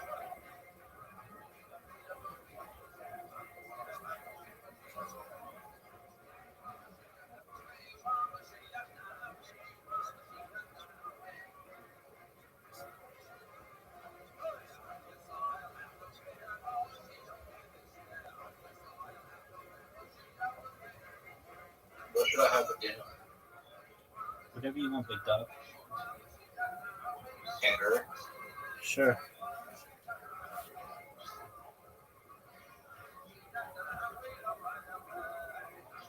New Year's?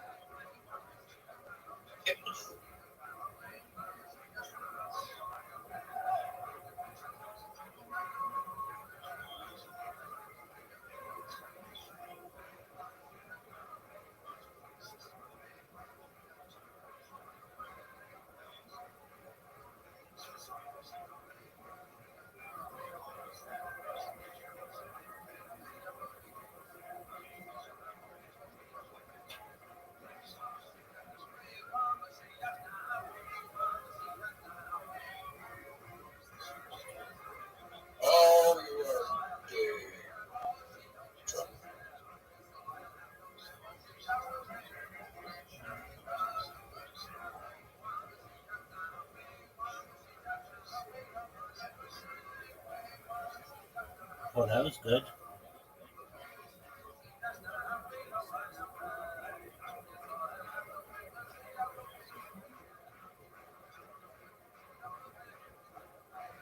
Your sticks, man, Rabbi.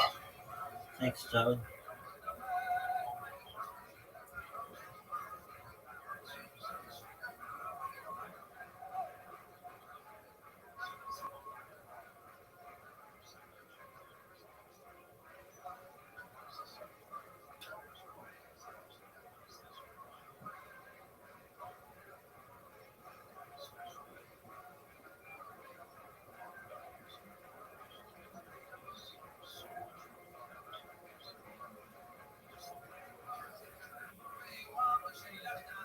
Finally.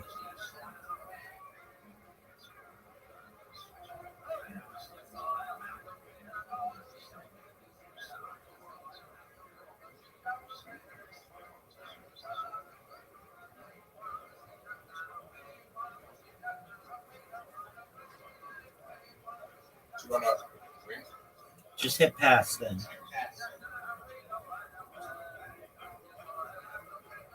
Alright, let's fork. Fork. Or Fuck. swap tiles. No, I don't expect that.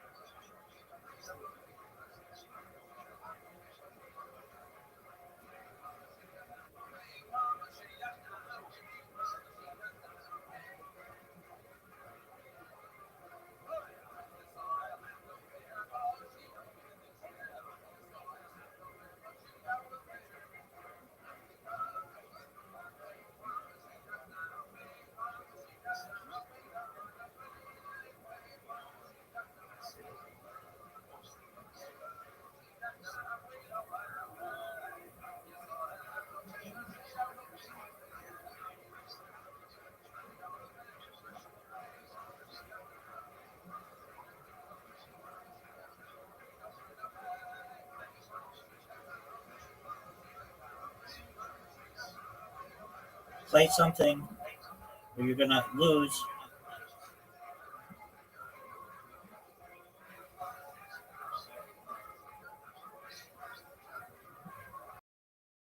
I'm just giving up.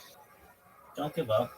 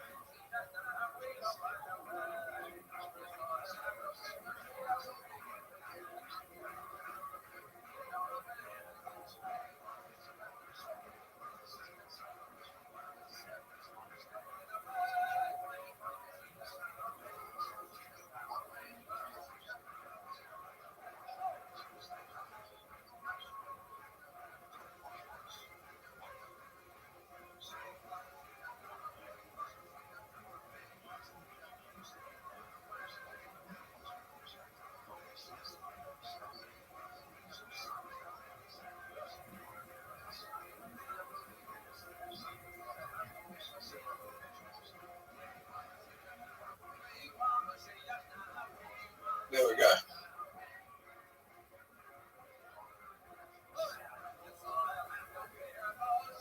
What did you spell?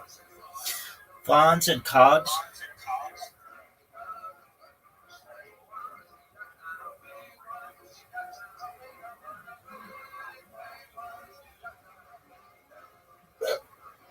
Bevan is another what?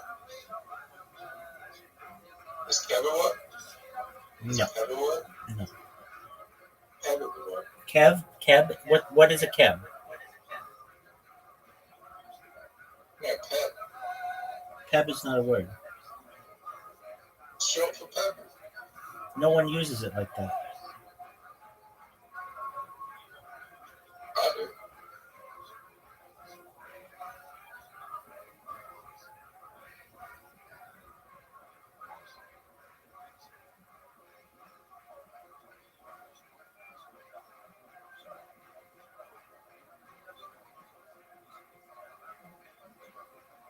You don't say I'm gonna throw a pep at you? No. No one says that. You're not Australian. No one in Australia says that they're going to throw a peb at you. No one throws pebs. They throw rocks. No, they throw pep.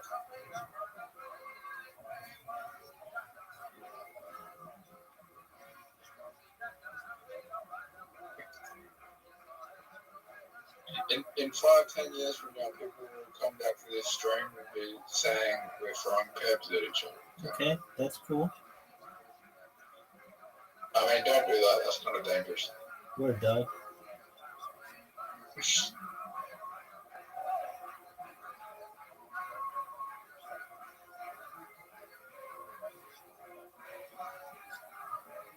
Do you have pepper guns over there?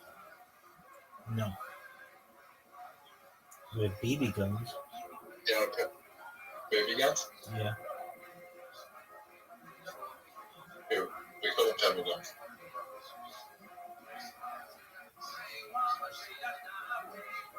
They hurt.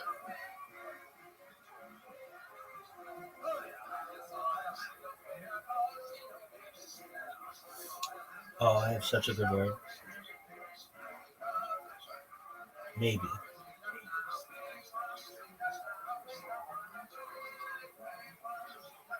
It's not going to be worth a lot, but it'll be interesting if it works.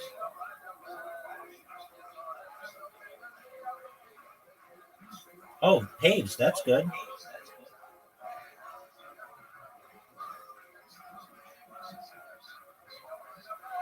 Look at this word. Demon. 19 points.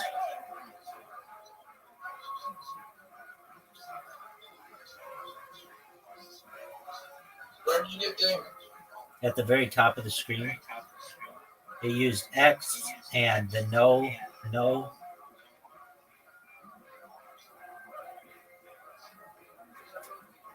Fucking hell. Yeah, dude, that was good. Have you ever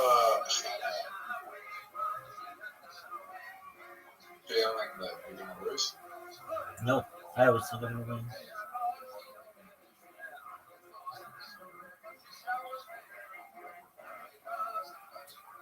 Remember when I beat you 5-0?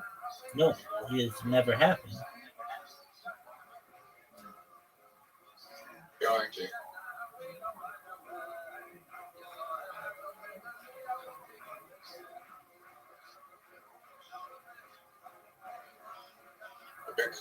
Bitcoin just hit 87K.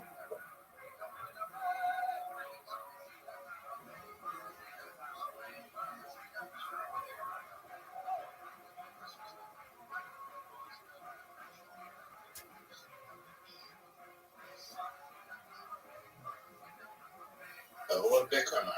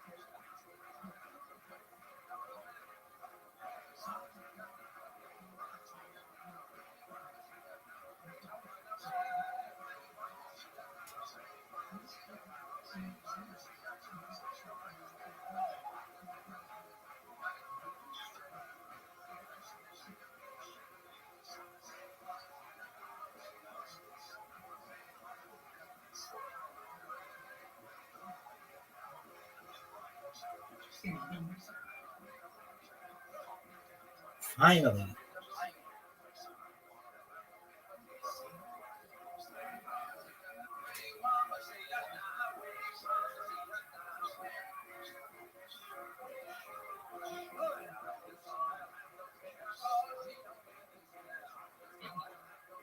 When you can. So you're done. I'm gonna beat you by 100 points. In this game, you started out with Ovate and Vedic. Who starts with that? I didn't even know what that's meant. I don't either. I mean, Ovate I think means to like stand and clap, like ovation. Vedic though. Oh, you fucked me.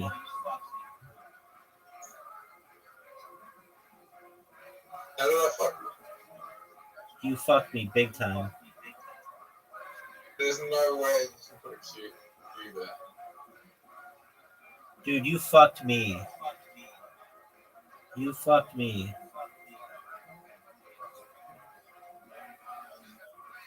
Nick. What's a word that ends in QR? Preferably it starts with a W.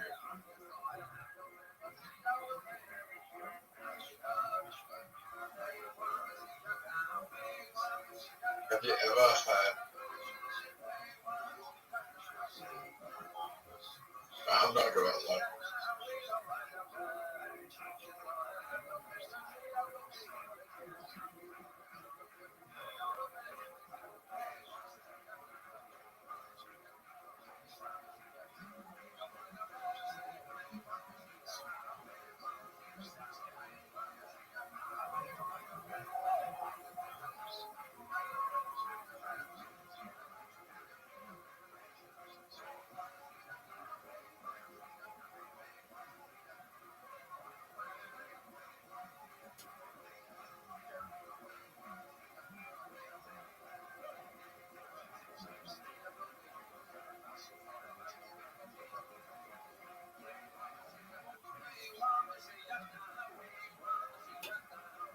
Oh, he spells Drew. Where, dog? For 26. I usually spell Drew. Well, I got it this time. Oh, here we go. Megan Fenn, that's good.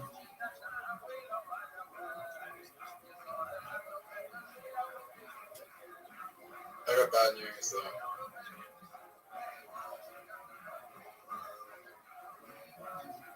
Do you want to hear the good news for you? That I'm about to win. Yeah, you win. Do you want to hear the bad news for me? That you're about to lose. Yeah, and I just don't have any letters for anyone.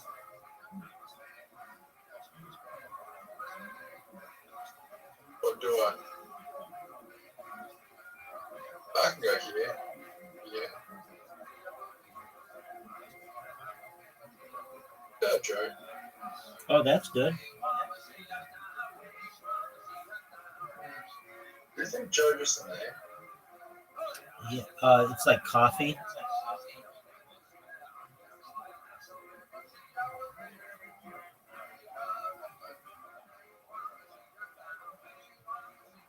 The good news is that actually I have 2 more letters to put down.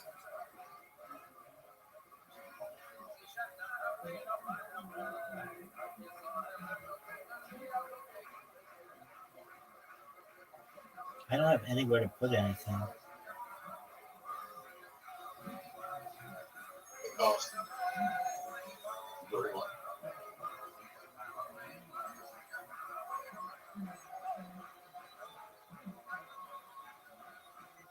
After this turn, I can't win.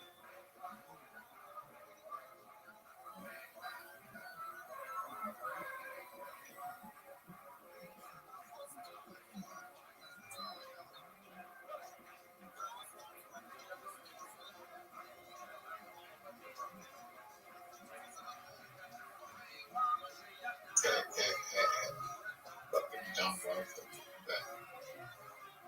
What's your obsession with warfare? Alright, let's go. For someone not on it, you talk about it a lot. Epic. How do I spell epic? EPIC. I already spelled it. I just want. No, you didn't. Do you think I can win with 2 letters left? I have 2 letters left as well. Let's see what you want to do.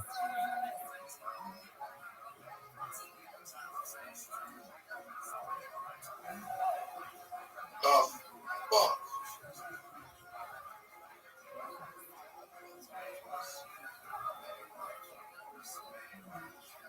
Is chaos out of it? No. Not to my knowledge. Just I don't think I can do anything. I can. Oh. Almost.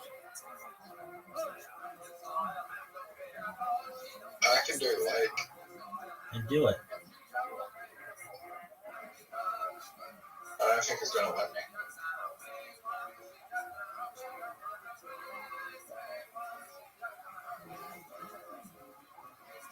How's it not letting me do like? Where's the lake? Yeah.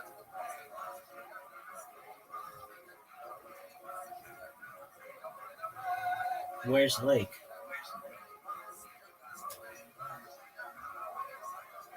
What do you mean? Oh, because IK. That's not a word. It should be a word. What is IK? Ick? ICK is a word. Technically, in 1,000 years from now, everything will be a word. I'm in agreement with you. Really? Yep. I got you, Zoop. I'll beat you this time. No. You want to play again? Yeah. Oh, dude, I just beat you. All right. Let me use the restroom. I'll be right back. I'll be 2 minutes. And then we'll play. And I'll beat you again. Like it's going out of style. I'm gonna play something real quick.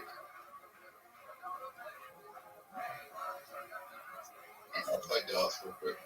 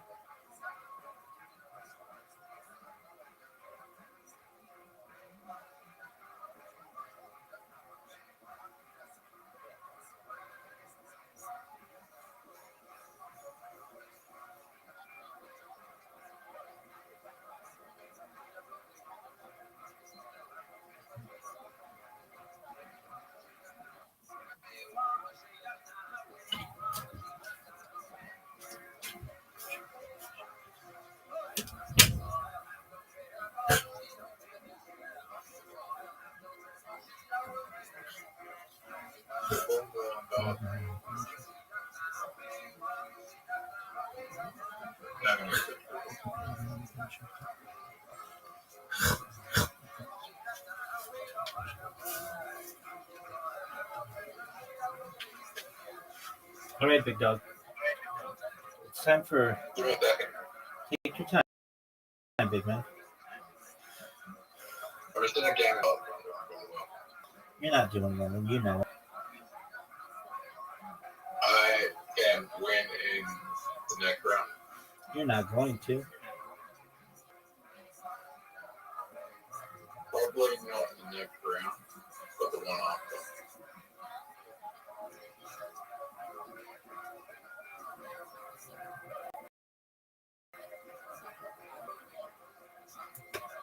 Oh, fuck. I would pick the one that round.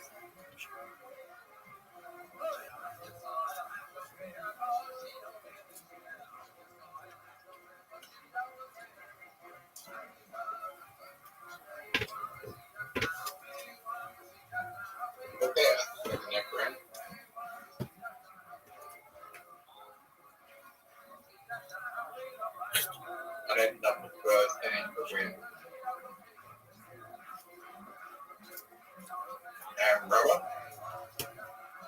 Yes, sir. I just fucked up.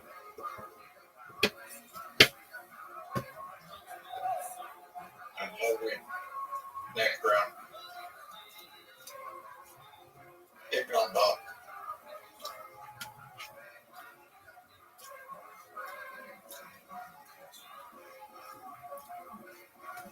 All right, next round, log down.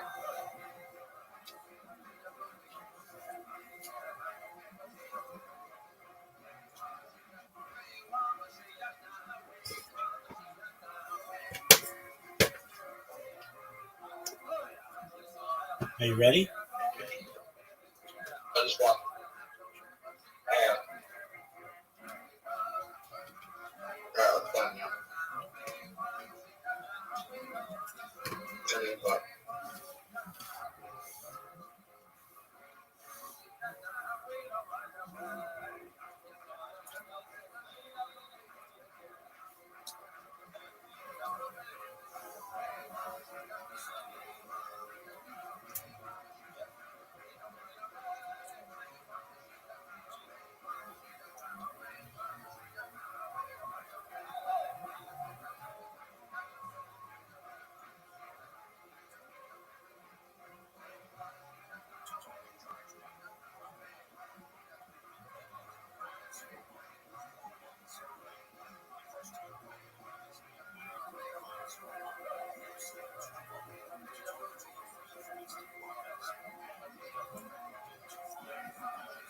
Did you accept?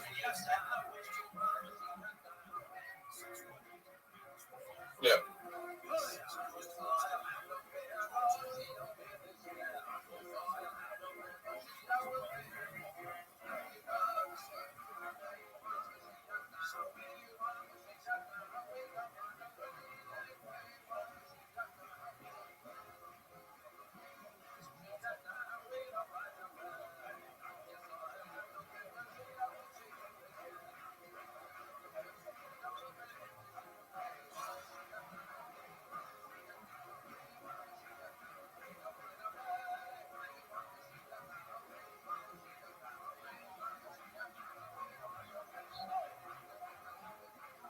But I want hotel.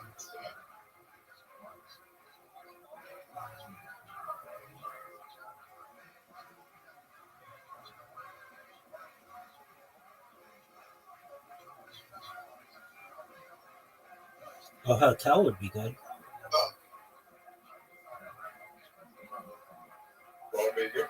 Hotel? An L would be good right now.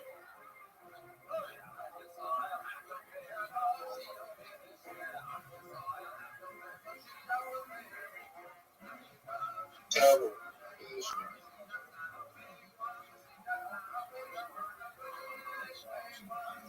Rabbi, Yo, pimp. I've got nothing but vowels.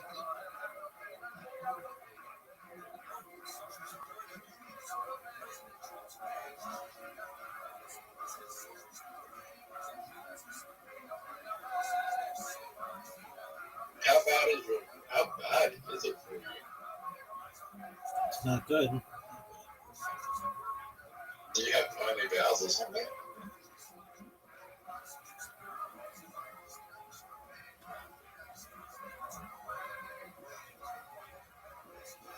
You fucked up my next move. You fucked up mine. Oh yes. Well, that is that much.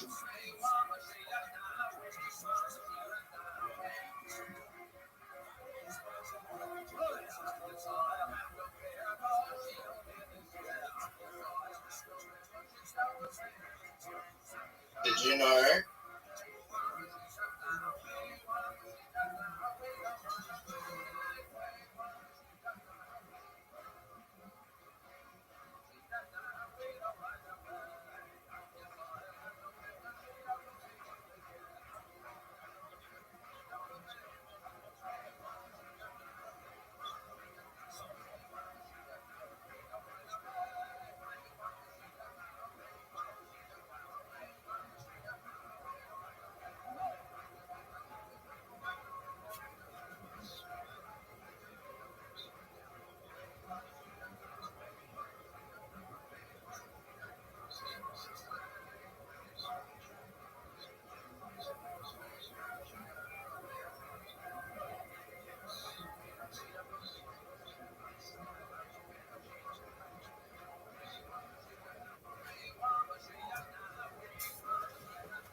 and a half ago. Did Yeah. she break your heart a little bit?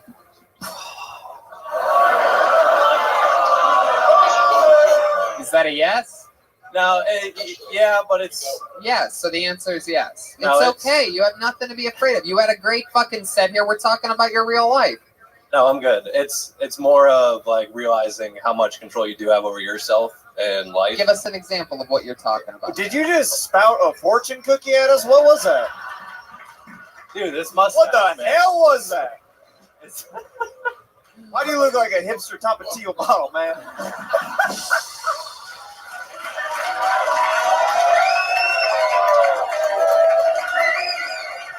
That's good. Yeah. Alright. You're my hero. What do you mean by that? What did you learn about yourself or whatever the fuck you just said? No. Did you cheat on her? No, there was no cheating. Oh, okay. You just realize how stupid you are, and I was like, yeah, it wasn't working out. What the fuck was I doing? Like, So why wasn't it working out? Oh, when two people want different things. Right. Should take off that scarf and you wouldn't. How did she? I'm just confused how she broke your heart. No. It seems like you didn't really want to be in it, but you did, but you didn't. But Yeah, I did. I really wanted it, but it's fucking hard. And you realize that, and you get in habits or ignoring the other person. like or, what? I don't know, man. When it gets to a point where you're Everything like, else, you had fucking answers like that. We started talking about chicks. You're like, I don't know. You know how it is. You know what happened. You know, look at me. You know what it is. Come on. You know already. Why are you asking? You know. It's like, the fuck is happening here? I have no idea. What happened? It didn't work out. So you left her. You got in your hot air balloon and took off. All right, we're spending. You're too interesting of a character. I got to get you out of here. Derek Mann, everybody. There he goes. Pretty good set. He's good. That guy's good. Yeah. For his first time. For his first time, that's one of the better sets we may have ever had for a first timer on the show. You may hate his mustache, but You were growing that out for a while, but you were not twisting really. I it. was just seeing what the fuck it's like having facial hair. I just sometimes just let it go to the limits. This is my first time ever having facial hair, so I'm excited about it. But now I keep it trimmed up. But before, yeah, I just let the whole thing go out because I'm like, whoa, that's what I would look like if I gave up. Do you shape the middle part, or is that just No, that's all That's natural. crazy. All fucking natural right there. There's a natural split. All right. We've lost Jeremiah for some reason. He's making a real point. Something about the middle of my mustache, perhaps? I've been wanting to ask that question for months. What? There you go.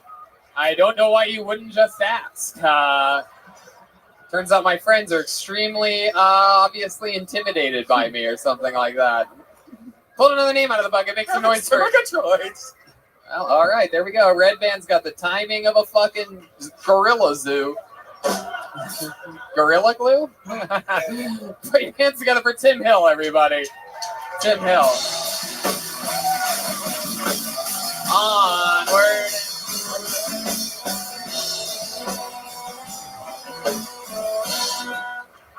Hello.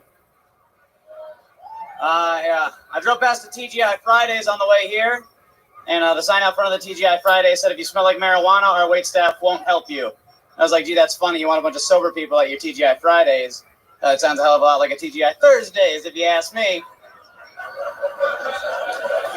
There we go. Self-deprecating humor. Everybody loves it. A little self-deprecating humor. You know, making fun of yourself. But me, I'm more of a fan of self-defecating humor, you know? Feeling sexy. Jokes about pooping yourself, folks. Good looking. My girlfriend thinks I'm the son of Satan. Yeah, she really hates my mom. When I have a lead, I hold on to it. And I never let it go because I'm sexy like that. I'm a hard worker. I like to go the extra mile. Put my pickles in their place, you know, make sure my T's are crossed, I's are dotted, and my Q's are fucked up the ass by lowercase L's. There you go. Fuck yeah. Tim Hill. Hell yeah. Welcome to the fucking show, Tim Hill. I mean, look at this. This is like Timothy McVeigh if he blew that place up with Napoleon Dynamite. This is very incredible. You have an awesome look. Everybody tonight's been so charismatic. I've loved your work ever since you wrote all the Harry Potter books. Oh, yeah. Thanks. Look at you, Tim. Great fucking set, by the way. Man. Unbelievable. How long have you been on stand-up for? 3 years. 3 years. What do you do for a living? Marijuana stuff. Marijuana stuff. My goodness gracious. Yeah. Wow. Clearly, you came straight from work tonight. What are you, indica, sativa guy, something like that? I like indicas because sativas don't do much at the point that when you smoke so much. Really? How about CBD? You like CBD? Yeah, what do you think about CBD? CBD works when it's real. No, yeah, and of course it is. And that's why, you know, we found our favorite CBD place. It's Infinite CBD. They offer the cleanest, healthiest, and purest forms of CBD available. And, you know, it was just 420 season, and I love this new April deal that they have going on. I use it. I use it a lot. I use the CBD gummies. They're very calming. They're great for insomnia. We've been on the road a lot, so it's good. And then in the mornings, they have the CBD AM pills with caffeine. Great for when you need to focus, be calm, and get stuff done. And you're right, man. There's a lot of bullshit CBD out there. You got to find the purest CBD. You can find, you know, Infinite CBD is also tested by a third party for its purity. It's true. Yeah, it's true. and it works for us, and research has shown that it has helped people for a variety of different ailments, including pain management, anxiety, insomnia, and more. Oh, my turn. So why not head over to infinitecbd.com, and if you use the promo code Tony15 for April only, they'll give you 20% off. That's right. It's a 420 special. Use the promo code Tony15 for 20% off orders in April.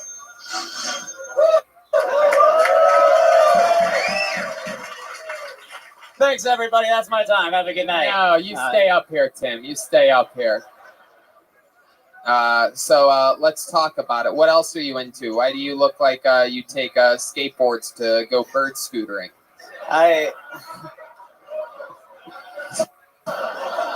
I just always liked having the long hair. I got a really weird face. Really? Is that true? It's long if you look at it. It's really like... Oh, hey, that's never stopped me.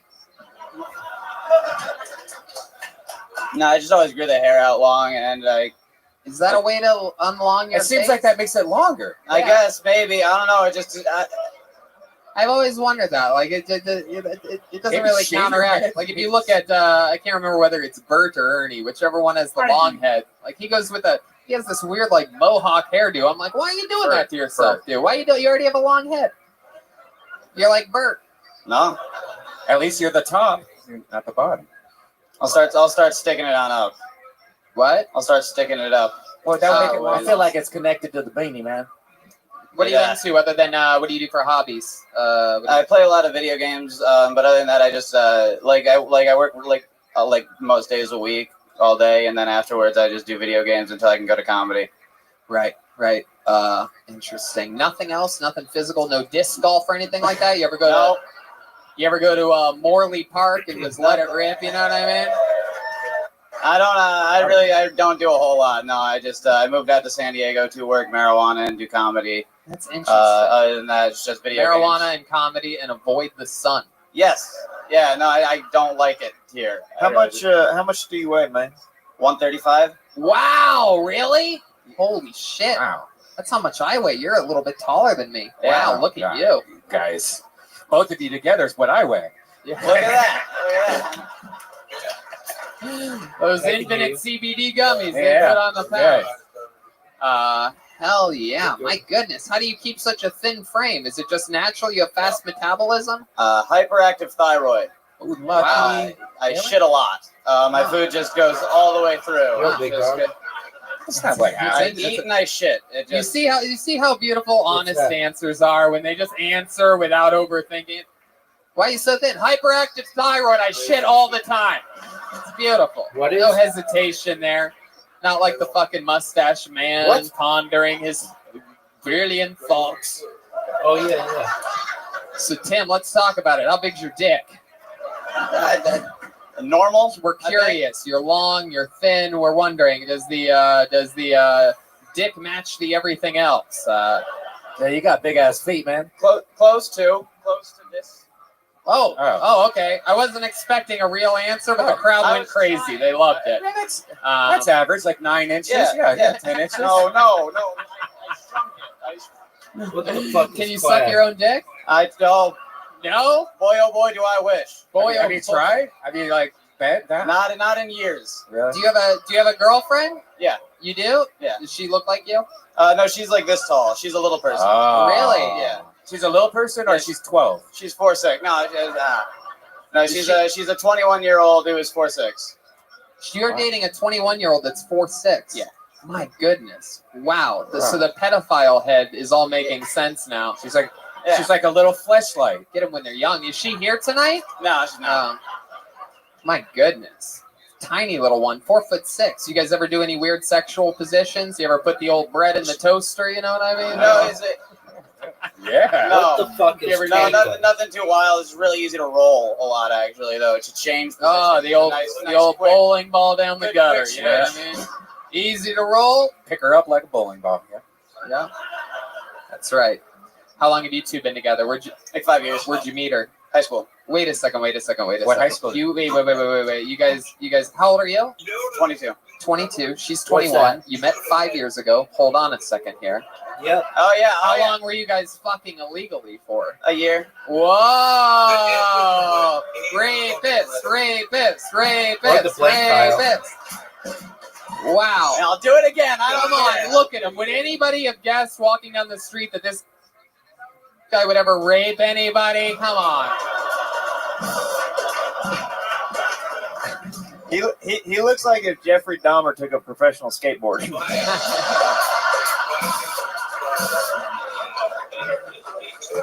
It is true. Well, Tim, I mean, fucking great stuff. How long have you been on this again? 3 years. 3 fucking years. It shows you came up guns a-blazing. I mean, you're right up there with a lot of great sets that we've had on this show. So thank you fucking much. Thank you. Tim Hill, everybody. Follow him on Twitter. Tim Hill Boy. All one word. Ron Ripley Riot.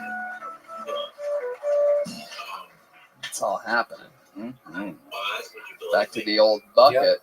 How many of you like it when comedians do good on this show? How many of you like it when comedians do bad on this show? Bunch of animals down here in La Jolla. People are evil. All right. Put your hands together for A.C. Smith. Here we go. Here comes A.C. Wow. A.C. Smith, ladies and gentlemen.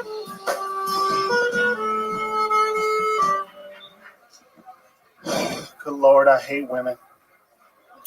And women hate me. What? I approached a woman the other day, and this is a true story. I approached her. She had a ring in her left hand. I asked her, "Are you married?" She said, "No." I said, "You wear that ring to keep all the losers from hitting on you, right?" She said, "Yeah." "Is it working?" I said, "It has until now." That's a true story. Fuck you people. I hate women. I walked to the bank the other day. I got my paycheck, my pathetic paycheck.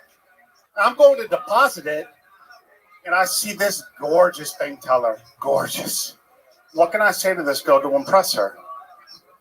I realize there's nothing I can say to this girl to impress her. She has access to my account. She knows how fucking broke I am. So sick of this shit. A.C. Smith, everybody. Fuck yeah. Wow. You stay right here. Put that microphone in front of you. Face out that way. Face that way. I don't want you within All right, punching enjoy. distance of me. take a half a step forward. Hey, Chroma Chris. It's been years since we've seen Coach. What you been up to, buddy?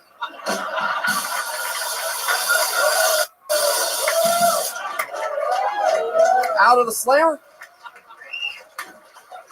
AC Smith, you are a serious man. For those of you listening to the podcast, this guy looks like he holds the record for most domestic violence.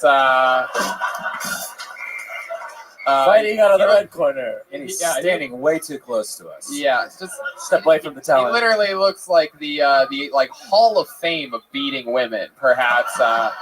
Like there is a statue of him outside of the woman beating Hall of Fame. Yeah. We call that the Statue of Liberty. Chroma Chris! Chroma Chris! That is, don't get it twisted, listeners. That is Chroma Chris. I know a lot of people here at the store, a lot of people watching live think it's if Meg Ryan played Forrest Gump, but no, it's Chroma Chris.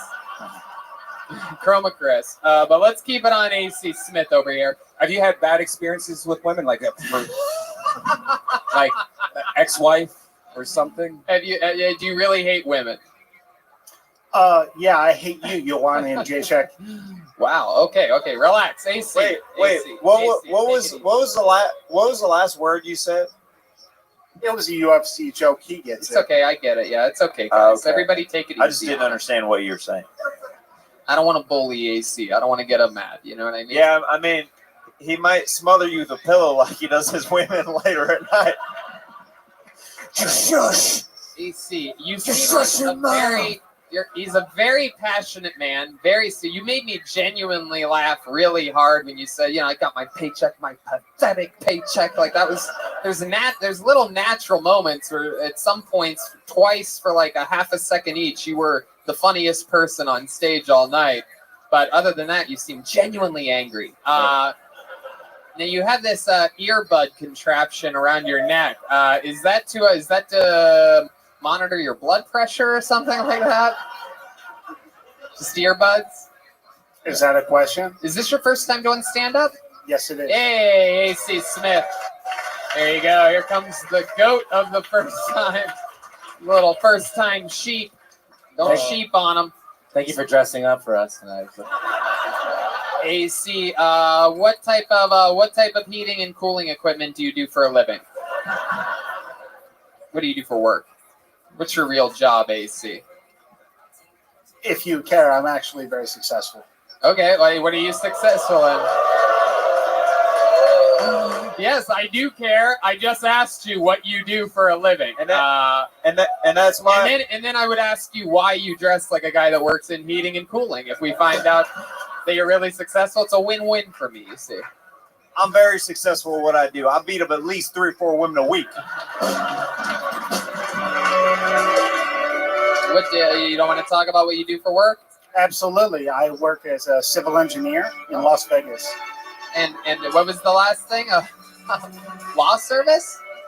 Las Vegas. I flew out here to see you. Wow, very good. Open your fucking Very ears, good. Tony. Again, he's so nice and so mean at the same time. I fucking flew out here to see you. I flew out here to see you because I love you with all my heart.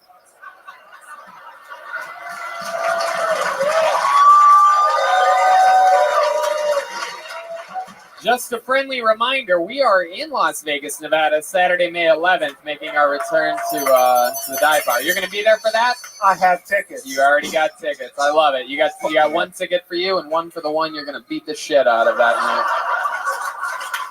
My goodness. AC, what else are you into? What else should we know about a guy that dresses like he's about to go umpire home plate for the Padres?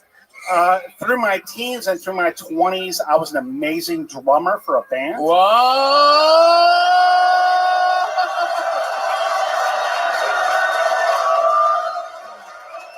The crowd is going ballistic. Hands are in the air. Ladies and gentlemen, Well, that only yes, Joelberg. Is there something that you want I to was gonna say? say that was at least 60 years ago. Well, let me tell you something, AC. The passion that you have, you seem like a very serious man, and my guess, you said teens and 20s. There's no doubt about it, ladies and gentlemen. There will be a Mexican drum off here tonight. We are just minutes away from Tijuana in Mexico. Right here, no better than San Diego, as close to a true Mexican drum off as we could possibly have. AC, why don't you take a step right behind here and One request, Tony, is I see the hometown crowd gets behind your boy over here. I want to go second. Whoa! Oh no! No. That's never been requested before. Unfortunately, AC, and you want to keep these people on your side. There is a formula to the show. Let me remind you. Let me keep it fair and remind you. You can do anything you want. It's about showmanship. It's about comedy. It's about beating on those fucking drums. It's about putting on a real show. So you could do whatever you want. Not even to make it fair, since this is a tight stage, a tight setup tonight during your performance. I'll have the band sort of stand over next to Ryan J. Belt so that everybody can see you. We'll keep it fair. You know what I mean? This is how to do it. So come on back here. All right. Also, we need one woman to be volunteered to come up here and get beat up while he's playing the drums. Yes.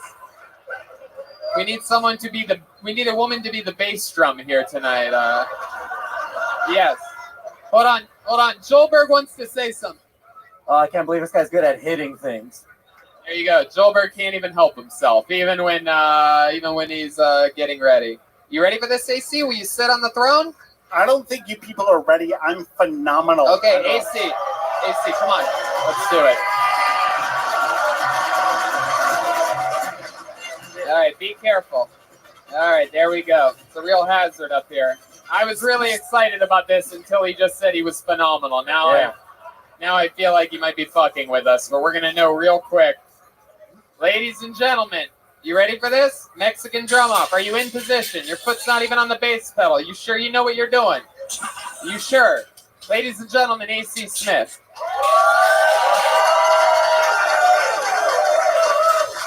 There we go. 2, 3, 4.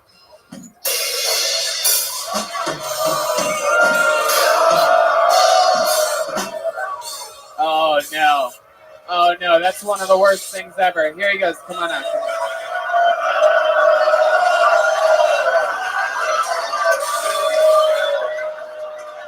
AC. There he goes. AC. I just showed him my butthole, y'all. There he goes. AC Smith, everybody. There he goes. That way. AC. All the way. All the way. All the way. All the way. All the way. All the way.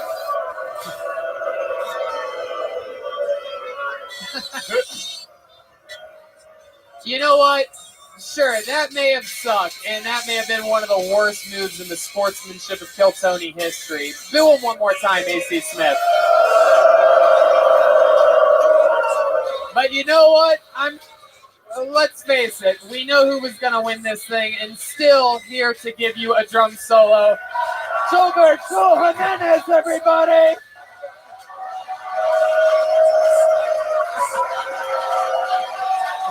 Old school, deep camera, the full tube song.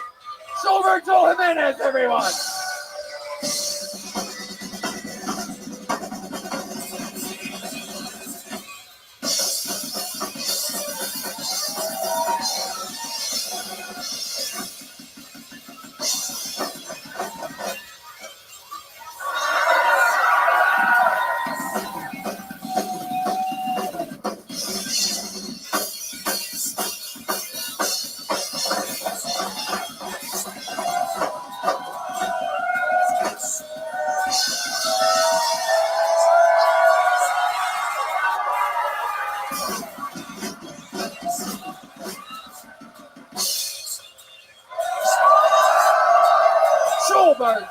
Joel Jimenez.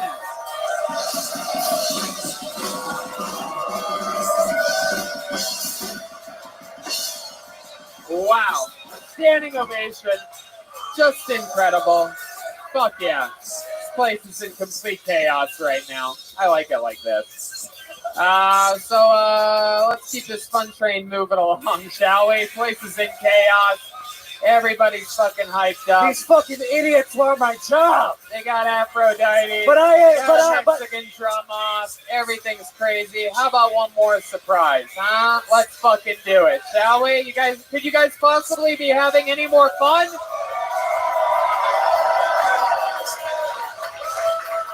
Ladies and gentlemen, I present to you the current and standing regular of Kill Tony. Ladies and gentlemen, William Montgomery.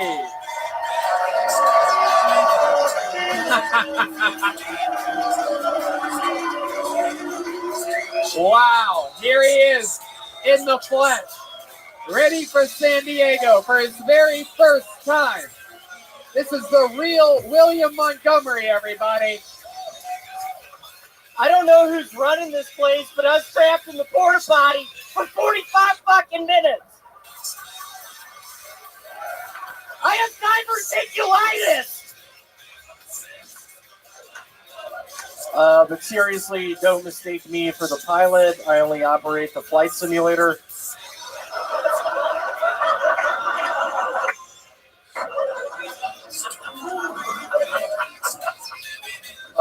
Who's winning the game? God damn it! It's an impression of my father whenever we watch sports at my house. He's a horrible gambler. He's a fan of the New York Enigmas. They are a hockey team now defunct. But seriously, I work at the Lexus Tustin up north.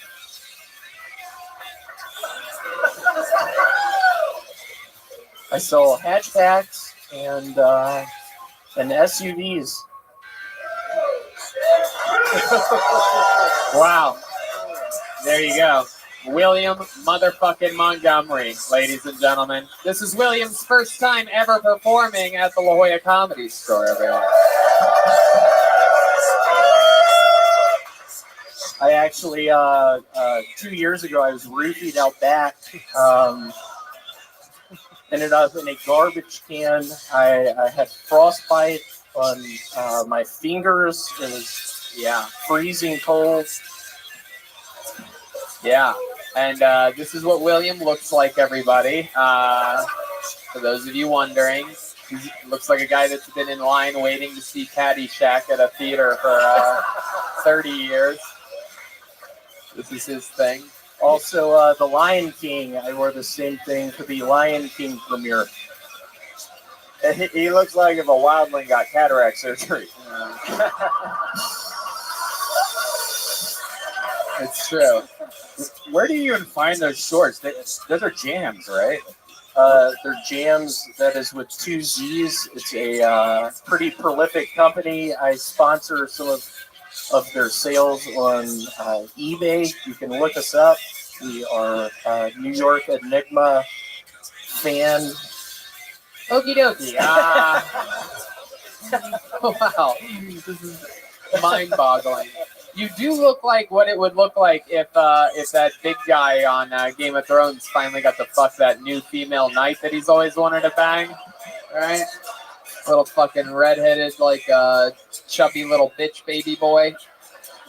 Brian Turk. Yeah. Hey, you wanted to give us some Avengers spoilers, right? You wanted to give us some spoilers from the new Avengers movie? Yes, I did. I don't know anything about this. I don't know what this is. Basically, I don't know if y'all are fans of Swamp Thing. I can't believe he made an appearance in that movie. Swamp Thing ends up getting dried up out of the swamps. It is a very strange part of the movie. All right, I'm gonna cut you off again there, William. What is that you're drinking here? You're drinking. For those of you listening to the podcast, William. This is gonna take a while, but he's wearing a golf hat, a tiny backpack, a bathing suit, flip flops. He's got the shirt of a Florida Gators football coach, and it appears as if though since the last time he was on the show, he's gone completely blind. Since we saw him on Monday. What is that? What is that in the cup, Willie? It's one of my favorite drinks. It's a Yoo-hoo mixed with ephedrine. Just a real hell of a beverage. I think the night I was freezing in the dumpster out back, I had been drinking a bunch of these. And word to the wise, if you drink too much ephedrine, really messes with your circulatory system. Wow, that's so educational. Fuck yeah. Well, William,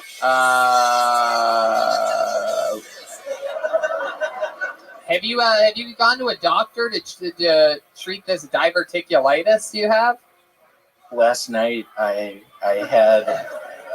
had this dream where I visited our old neighbor back in Memphis, Dr. Asghar Kalani. He was a plastic surgeon. I dreamt I visited him. Pretty soon into our meeting, I realized it was the wrong kind of doctor. I have a disease called diverticulitis. I can't breathe when I go in airplanes. I can't see under the ocean. You can't see near the ocean? Is that what you said? You can't see? You can't see when you're near the ocean? You go blind when you're near the ocean? Like right now? 100 feet to the ocean, I can't see. My sense of smell goes into hyperdrive.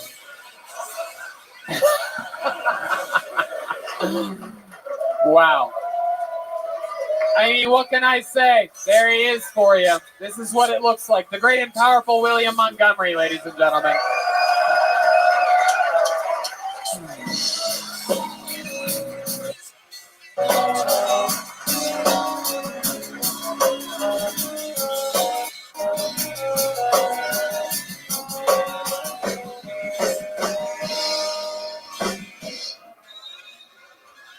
You guys want to go back to the bucket one more time?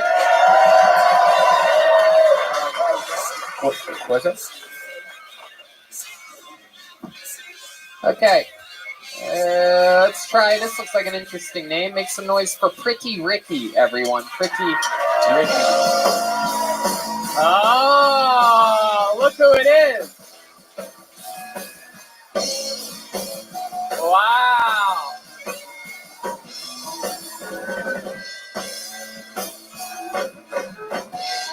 Pretty Ricky, everyone. Thank you. So I grew up in Boston and I like football. I like the New England Patriots. How many of you guys like them? So every time I hear this, I have a little poem for you guys. Ready? All you Pat haters make me sick. And all us Pat fans say is suck our dicks. And while you're at it, fuck Roger Goodell. I hope that motherfucker burns in hell. We all know that the NFL's shitty. Just ask our quarterback, Mr. Tom Brady.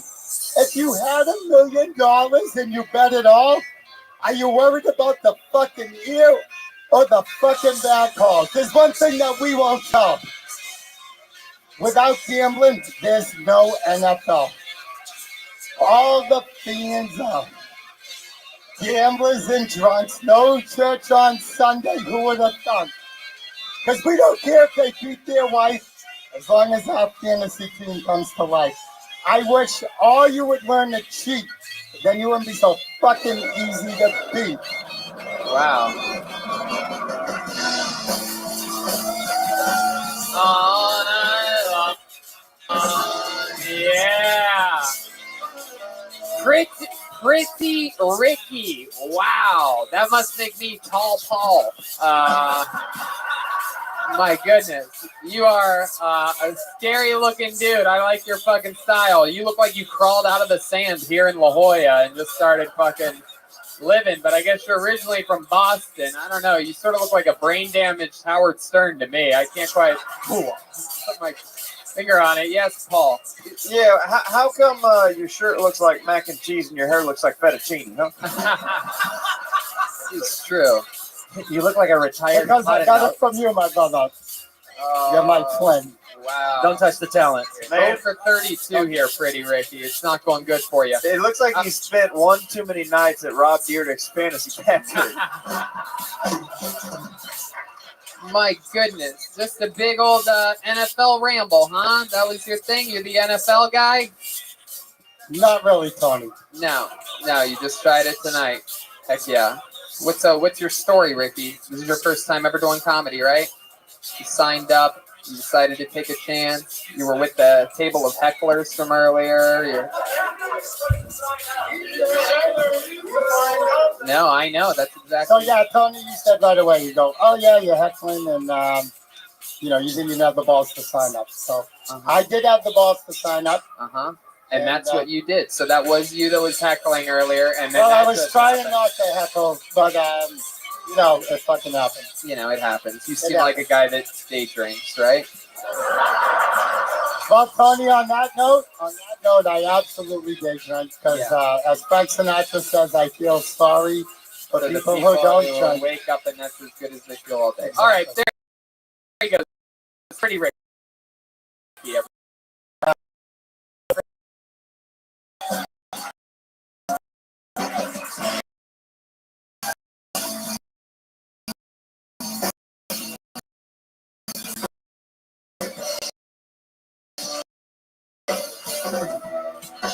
It's good. We only had one of those this episode. That's good. Let's get female up. Yeah, what do you say we keep pulling until we get a woman up here, huh? Very good. Just gonna keep pulling names until we get a woman. Oh, that's interesting. Look at that one. Huh. That's an interesting one. Yeah. No, that would be weird. Then Sean T. Smith is a garbage human. That's incredible. We're good. There you go. I went in. That's how powerful I am. I kicked him out after he left. So we're talking about Lonnie's probably a dude, right? Yeah. Is Lonnie a woman? Where's Lonnie at? So it's a guy. Lonnie's a guy. Damien's a guy. I think comedians are desperate. All right, here we go. We got it. Make some noise for your final comedian of the night, your first lady of the night. Put your hands together, San Diego's own, Lauren Jameson. Lauren Jameson. Here she comes. Woo!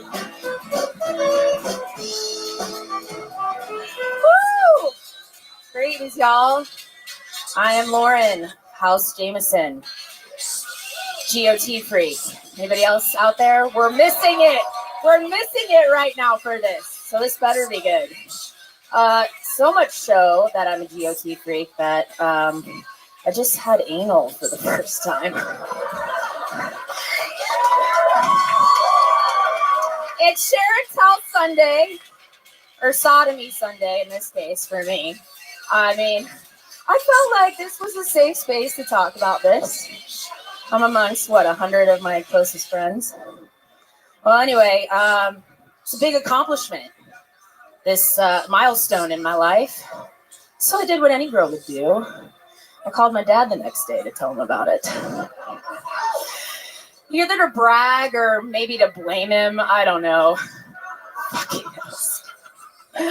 Oh, man. Any women out there? Gays, hush yourselves. Oh, damn. Go ahead. Right. Finish it. Yeah, go ahead. I wanted to know if any ladies out there have been a successful recipient of the butt sex. Don't all volunteer at once. That's right, because it's never been fucking successful. All right, y'all. My name is Lauren House Jameson. There you Thanks go. so much. There it is. Lauren Jameson. Lauren Jameson, Game of Thrones fan that had anal recently. My goodness, I love how those two things come together. How long does it take to pop back out? The show has inspired me to go to lengths and depths. That man is beyond the wall. Yeah. True. Brain was rather lubricated, but God knows what booze. I honestly can't be certain that my asshole was. So wow. Yes, the watch has ended, I guess, when it comes to your butthole. Winter is coming. You should have tried to hold the door. Wow. What the fuck? Okay. Just hold the door, not close the door. Okay, let's all reset here. Let's all take a breath all at once, everybody. Brian's been holding his breath for a second here. He loves this. Okay, so when did this happen exactly? When did you have something in your butt? 48 hours ago? 48 hours ago. I know, didn't you see me walking weird up here? Little fucking. There you go. There's a fart noise, everybody. Get off of your horse and head on into the soil. Second question: can Red Band smell it? Yeah, does it stink? Stink? Did anything come out? Okay, very good. There we go. Very good, Brian. 24 hours ago, yes. Very good. Didn't. Thank God it wasn't a screaming child. Okay. I guess you didn't understand the question. Yeah. Did anything come out like when you had sex? You know, sometimes. Again, a very inebriated situation. So you didn't even check. That's good. How many drinks? How many? It kind of just, the pain is probably so morbid, you just kind of fall Lauren, asleep. stick with me over here. Mostly just me. Just ignore everybody else. Okay. How many drinks did you have before you decided that you would have anal sex? If you had to guess how many drinks you had that night. Very good. Very good. Give or take a distillery, I don't know, a half dozen cocktails maybe. A half dozen. Can I order a half dozen drinks from the bar real quick? Can we get 6 mudslides? There you go. Hey, there you go. Look at that. Red Band. No rim talks. Yeah, No rim look at that. So why do you think now? Why do you think now is the time? Why do you think that today?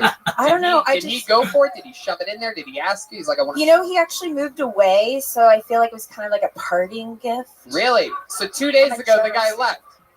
He fucked your butt and then left. And now here I am. Is this true? The old shaky hand. Tony, The the guy in the front row goes farting gift. What?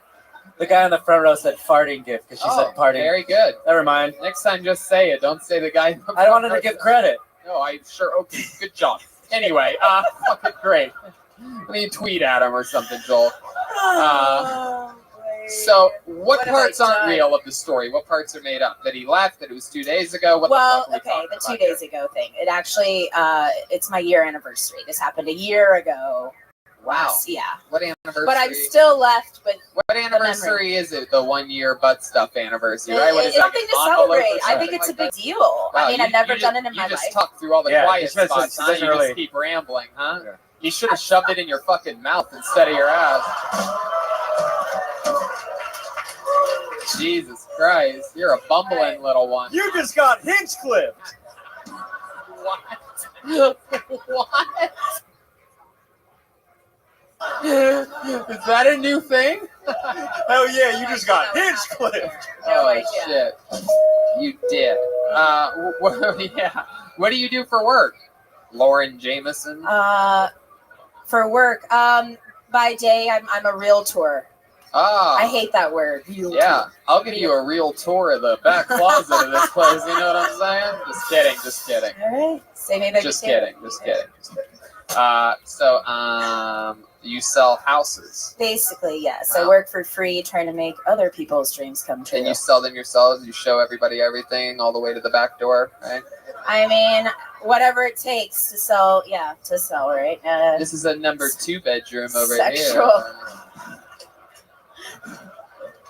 You Wait might till you like, see the basement. yeah. You might like to look back at the shed. There might be a little little hoe in the backyard. You know what I mean? Oh man. Right now, the plumbing's a little clogged up. Fuck yeah.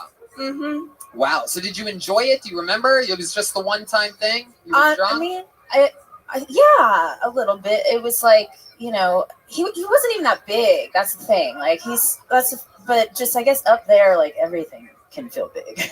Yeah, You know? I guess so. Are you giving a pep talk for small dick guys around the country right now? Anything can feel big up in a butthole. Yes. Now here's the next slide on my TED Talk. It's true. Y'all are getting the preview back there. Unless, of course, you have a giant butthole. Do you have a big butthole? Do you have a big ass? It's a very small set. Like on a scale from 1 to this bucket, how big is your butthole exactly? A thimble. Does your poop come out sideways? Oh, Red Band! I don't do that. Man, I don't do that. Red Band's all the way up when someone does 40, when a girl does 40 seconds on anal sex. Yes. It's like the Incredible Hulk over here. Does your poop come out sideways?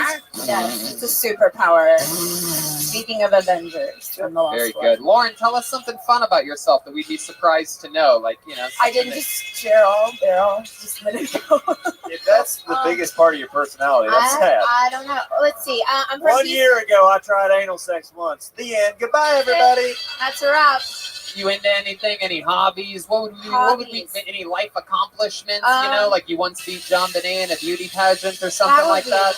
Oh man, I am from the South. Actually, I'm from Houston, Texas. Hell yeah. A little disappointed. I know phones aren't allowed in here, but I did check the score and the Rockets lost. So Oh boy! Oh boy! Hey, if you want to talk sports, go hang out with Pretty Ricky in the corner over there. I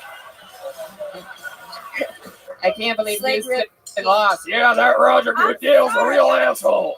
Die-hard fan. I love it. I'm proud. I'm a proud Texan. Wow. Well, we're gonna bring it on home here. You sure there's nothing else about you? Anything in your entire life that we'd be surprised to know one time? I have been on this stage once before. Oh yeah? Once. What'd you do? I didn't know they had a poll here before. It was on. Whoa! Wow! Look at you. You're a wild little one, aren't you? It's been a long day, as you can imagine. People in San Diego are good at improvising. She did the same thing with that the guy did with the Mexican hat dance earlier. But when she bent over, a turd came out. Like it's wow. Red Band. You just got Red Band. Man, I'm just getting rocked up here. Yo, bitch, you got his clip and Red Band. I have cowboy boots on that have seen cement. I heard you giving someone shit about his boots. Wow, I bet. Over here. All right. Oh, yes. Fuck yeah. The man with the palette over All there. right. Well, we're gonna fucking do it, dude. How about one more hand for Lauren Good job. Jameson, everybody? Yeah. And we did it. Ryan J. Ebel drew tonight's episode. Ryan J., why don't you come on up here? The great Ryan J. Ebel drew that while you all sat there doing nothing. Look at that. Now, a big reminder that we are selling Ryan J. Ebel road posters right in the lobby after the show. Jeremiah's got a little bit of merch. There is some Death Squad shirts, some official Kill Tony shirts. Jeremiah, how about another hand for Jeremiah Watkins here tonight, everybody? The band Lida. Jeremiah's got the new Reagan and Watkins album coming out June 7th. There's a new episode of Jeremiah Wonders. Yeah, Jeremiah Wonders. Check out my podcast on all platforms. Follow me on social media at Jeremiah Stand. Thanks for the love and support, guys. How about another hand for the great Chroma Chris, everybody? Look at him over there. 2 for 2 tonight, y'all. 2 for 2. Big 2 for 2. He cranked it out of the park. Chroma Chris, what do you think of tonight's episode? I ain't even got to mull it over, Tony. It was awesome. There you go. Still 2 for 2. 2 for 2. How about one more time, good and loud, for Joel Jimenez, everybody. Wow.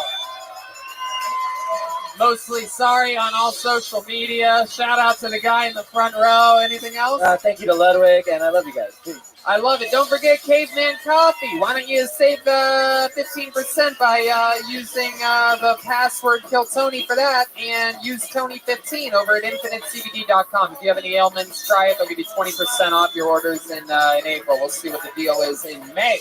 And that's it. We'll see you in the lobby. We're going to keep it moving quick. Thank you guys so much. Good night.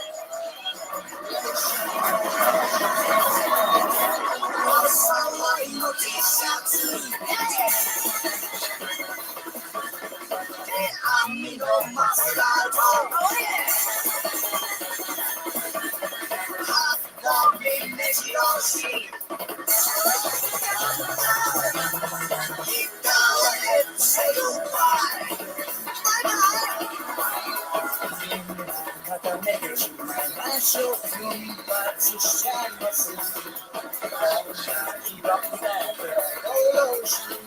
It's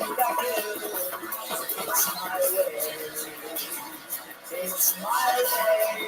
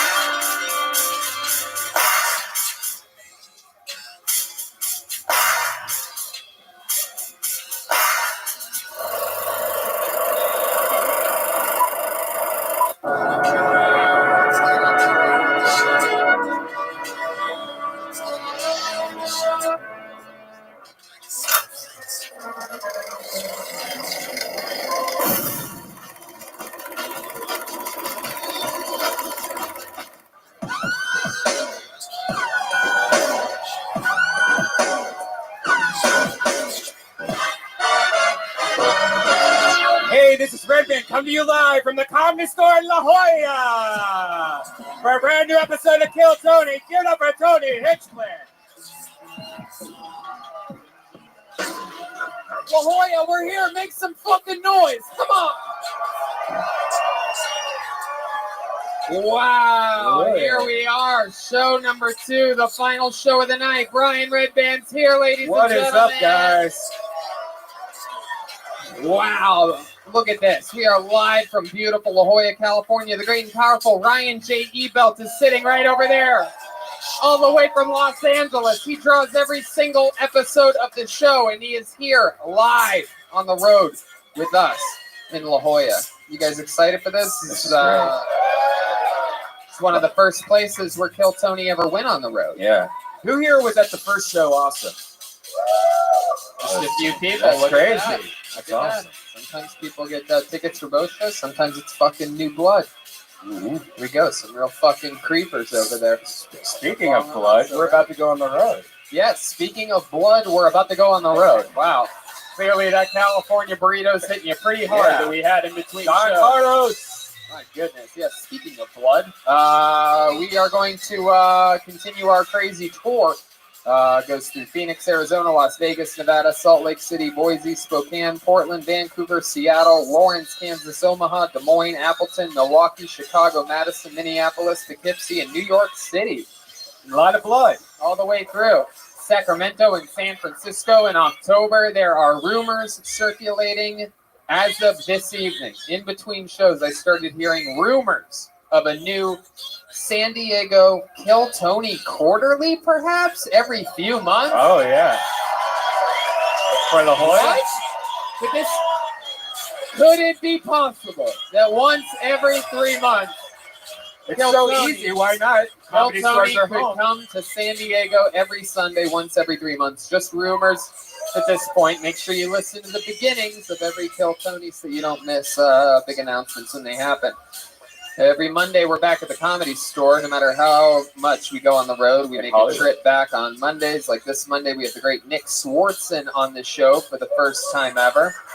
And yeah, but on these road episodes, we go no guests. Let there be no confusion about it. However, some cities are lucky enough sometimes to be privileged by getting the actual band here, ladies and gentlemen.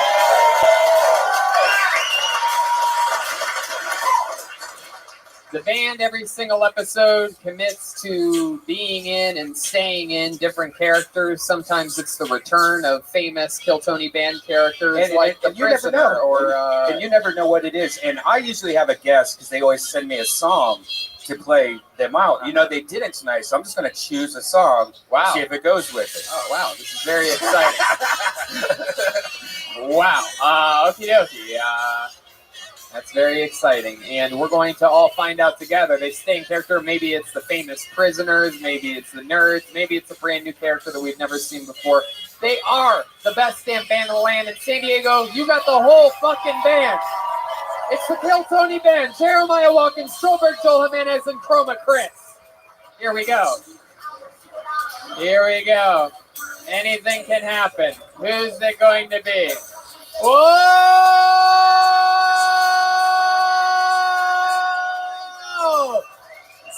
Wow. It's Jeff Foxworthy too. Wow. Oh boy. We have seen these guys on the show before. They are clearly the billionaires, some of the most famous characters in Kill Tony's history. I believe they've only been on perhaps 1 or 2 episodes. One episode ever. That was On the road somewhere. Yeah, it was. I believe it was Michigan. Michigan. Lansing. The billionaires are back. This is incredible. How fitting that 3 billionaires are in La Jolla right now. We have Jeremiah, who, he has a real monocle. Clearly, if the Monopoly man fucked Jeff Foxworthy, this is what it would look like. And over here, we have Chroma Chris, who appears to be a porn star whose dick no longer works. And then right back here, we have what appears to be sunburnt Bill Clinton or something like that. Not sure, what are you, the governor of Sesame Street? Sunburned Bill Clinton is my nickname on the golf course. Wow. I'm excited. What is your name, lead billionaire? Reginald Fontaine III. Reginald what? What's that last name? Fontaine. Reginald Fontaine? Fontaine. Oh! Fontaine. My cell phone is going off. Yes. 3 million, not enough. Oh, wow, that is exciting. And what's your name? I also see a text that says, "What song would you like?" Oh yeah, I think you also got about 100 of those texts, Joel. Wow, incredible. What was that? Was that hood rat music you were playing? Hood, pop the pussy. Hood rat music. And what's your name, young Mexican billionaire? Timothy Burgington. Timothy Burgington? Yes. Wow. Yes. Birmingham? Burgington, as in Joel Burgington. Oh, okay, gotcha. Similar to the Coat Factory, yes. Burgington Coat Factory. Timothy Burgington. Reginald Fontaine, and what's this young cowboy that talked to the Big Lebowski at the bar? What's your name?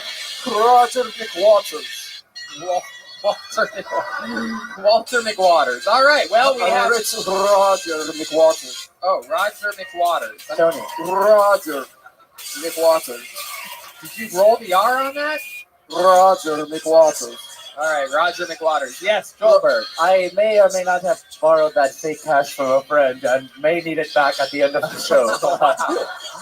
That's crazy. Even fake cash. Wow. You silly imbecile. Wow, this is incredible. The band is very, very, very rich tonight. So we have the band, we have Red Band, and here I have a bucket filled with people that are in this building. San Diego names. If I pull your name out of the bucket, that means you get 60 seconds uninterrupted on this stage. You know your 60 seconds is up when you hear the sound of a kitten. That means wrap it up then, or else you're going to bring out the angry Pacific Beach Bear. Wow, listen to that. All right, there you go. You guys ready to start this thing tonight or what, huh? Let's fucking do it. Get it started with a goddamn bang. Is Pacific Beach gay? Is that the gay area? No, it's not, but that's why this one's funny, because it's like it's a bunch of like douchebags, so calling them gay, it's funny. All right, pull the name out of the bucket. Make some noise for your first comedian of the night, Sean McNack. Everyone, here we go. Here he comes.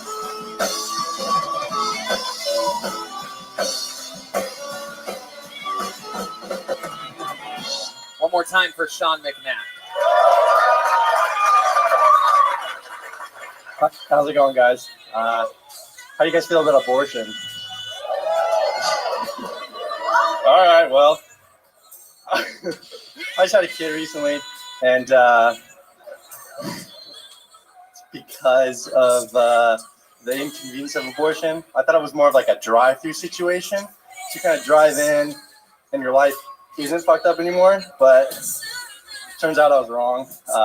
You have to make an appointment. So the reason I have a kid now is because we felt inconvenienced with having to make the appointment.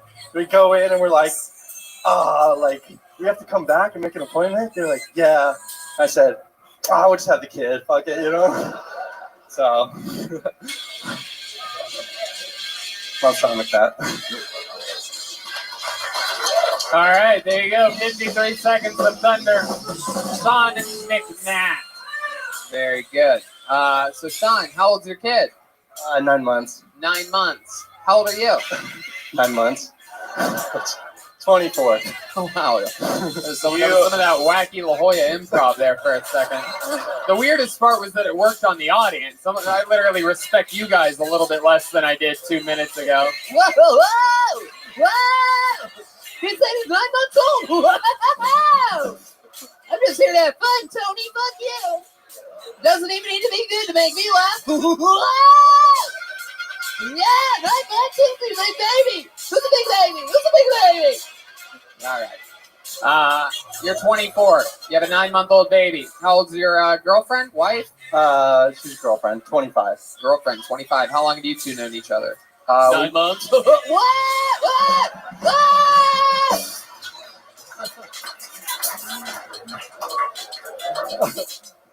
We dated in high school, and I broke up with her. Whoa, badass! You know what I mean?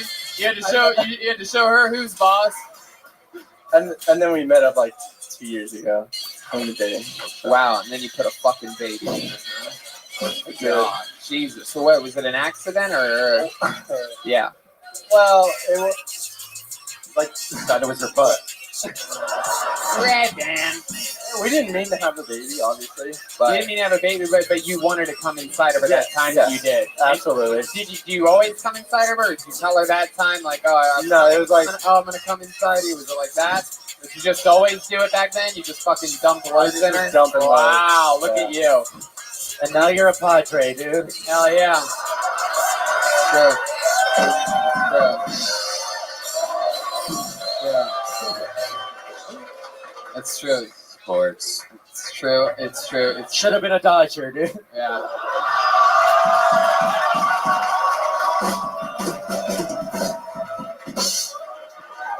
More sports. Let's face it, though. If he was a real Padre, he would have lost the baby at some point.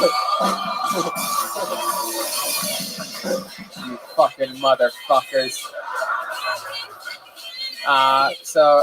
Sean, you a big baseball fan. What do you do for work? I install car alarms. Install car alarms? Really? Yeah. What kind of cars don't come with car alarms now? That's a good. It makes a lot of sense. I never thought about that. Right. Only Blockbuster employees buy them? Wait a second. What are you laughing at like that? Nothing. Never mind. Jeremiah have a car alarm put in his car? No. Okay. What is that? Is that what you do, dude? Is that what you fucking do, bro? I make him make that sound. Yeah. Wow, that's incredible. My goodness. I'll still make the one that goes like that one that lasts forever. Do people ask for that one? Are they like, can I have the You have to put a siren in it. Otherwise, it only works with the horn. My God. How long have you been installing car alarms? 9 months. Whoa!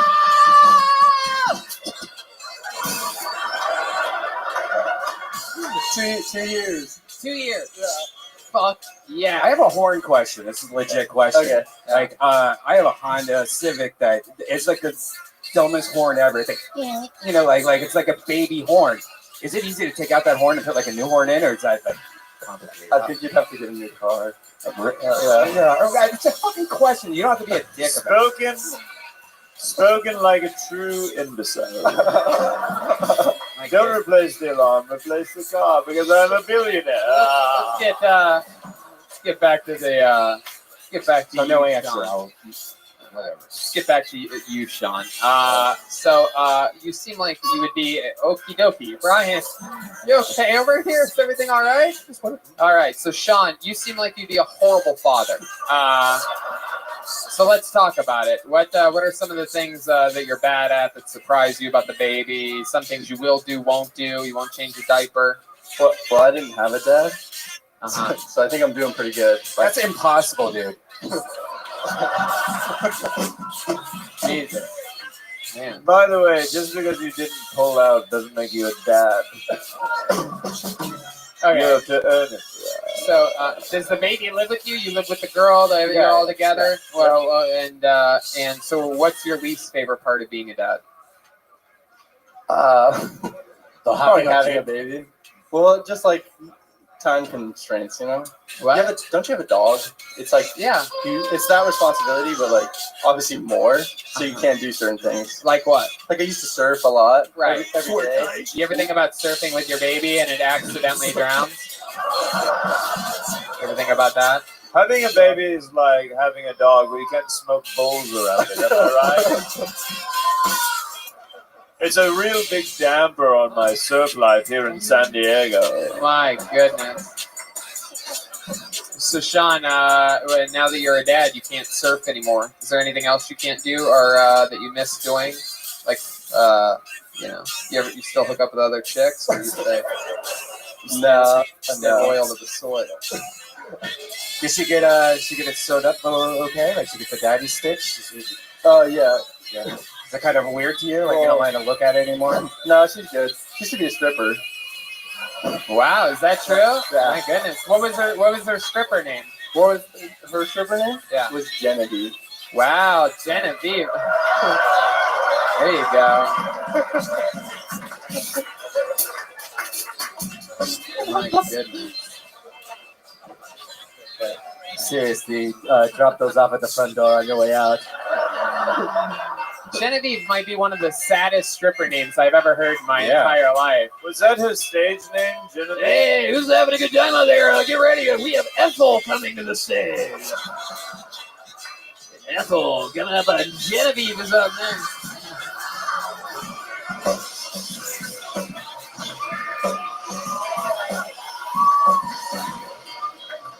Wow. Very impressive. Well, Sean, was this your first time ever doing stand-up? It was. It was. I could tell. Very good. And you know what? You fucking did it, dude. You got us started. Good fucking interview. Thanks for being first tonight. There you go. Sean McNatt, everybody.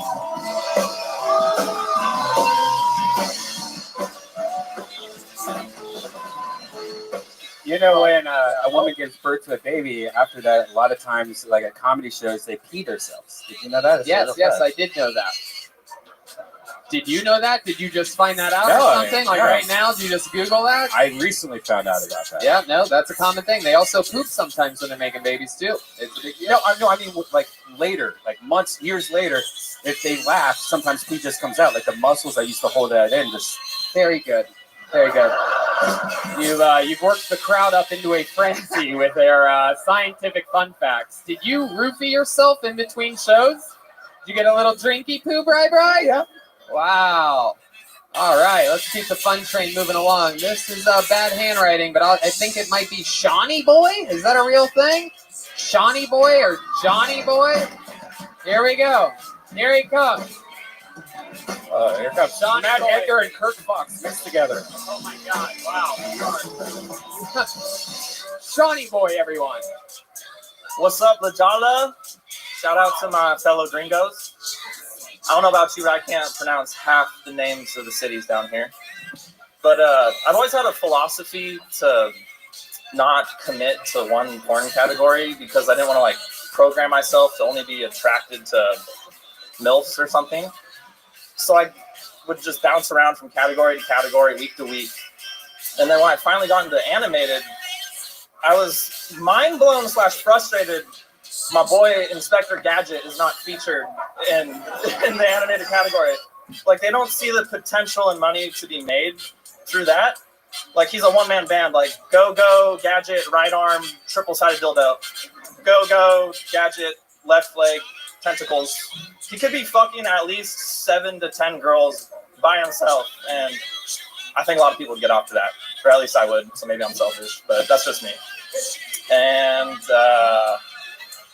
yeah, so if you can help me out with that, there you go. All right,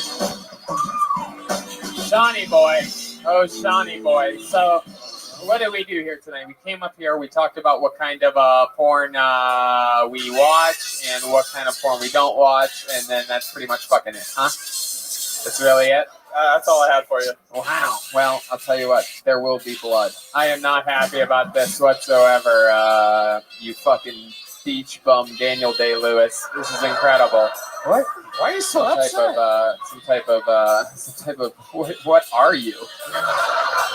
Look like a 1970s airline pilot of some kind. Like it's like. My goodness. So let's talk about it, Shawnee. First time ever doing stand-up. Please? Indeed. Okay, thank you, God. Oh, thank you. Wow, that's great. How old are you, Shawnee boy?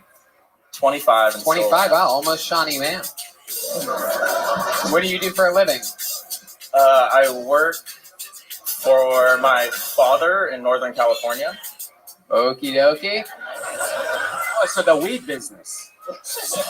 Is that you want to? Can you give us more of an answer than for your father? What are you, fucking Luke Skywalker? I pick up and deliver parts. Oh, what kind of parts? Car parts? Heavy. Are you one of the Pet Boys? No. Heavy machinery. Yeah, it's an Irish rock crushing business. Irish rock crushing business. It's called crack cocaine. Irish rock crushing business. So you're crushing Irish rocks? No, the machines come from Ireland, and you crush rocks. Yeah. And what do they do with the rocks then? We sell and rent the machines to companies that actually crush the rocks and sell them. What do they do after they crush the rocks? What do they do then? They feed them to the people in Never Ending Story? No, it's the gravel business, Tony. Yeah, like making concrete or for Blarney stones. Yeah, very good. Wow. So that's interesting. 25? Yep. You don't look a day over 43. It's incredible. You live around here, Southern California? I live in Napa Valley.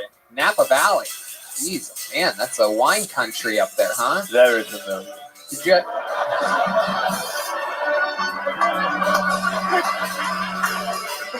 Oh my goodness, the billionaire is very excited. He's taking a phone call.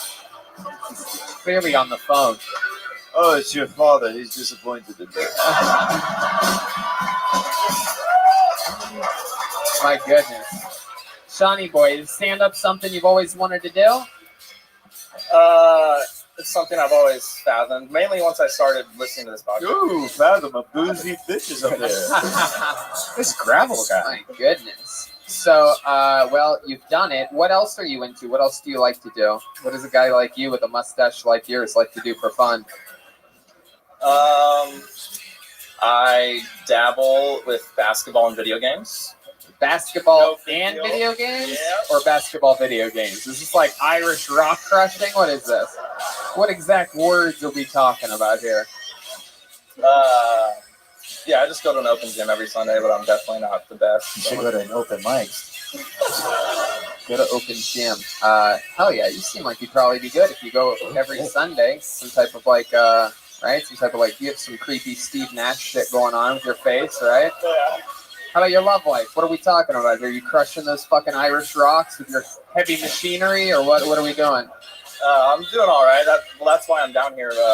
My girlfriend's from Napa, but she's going to school here in San Diego. Ah, what is she studying? Getting a master's in biology. Wow, look at you, just heavy machinery.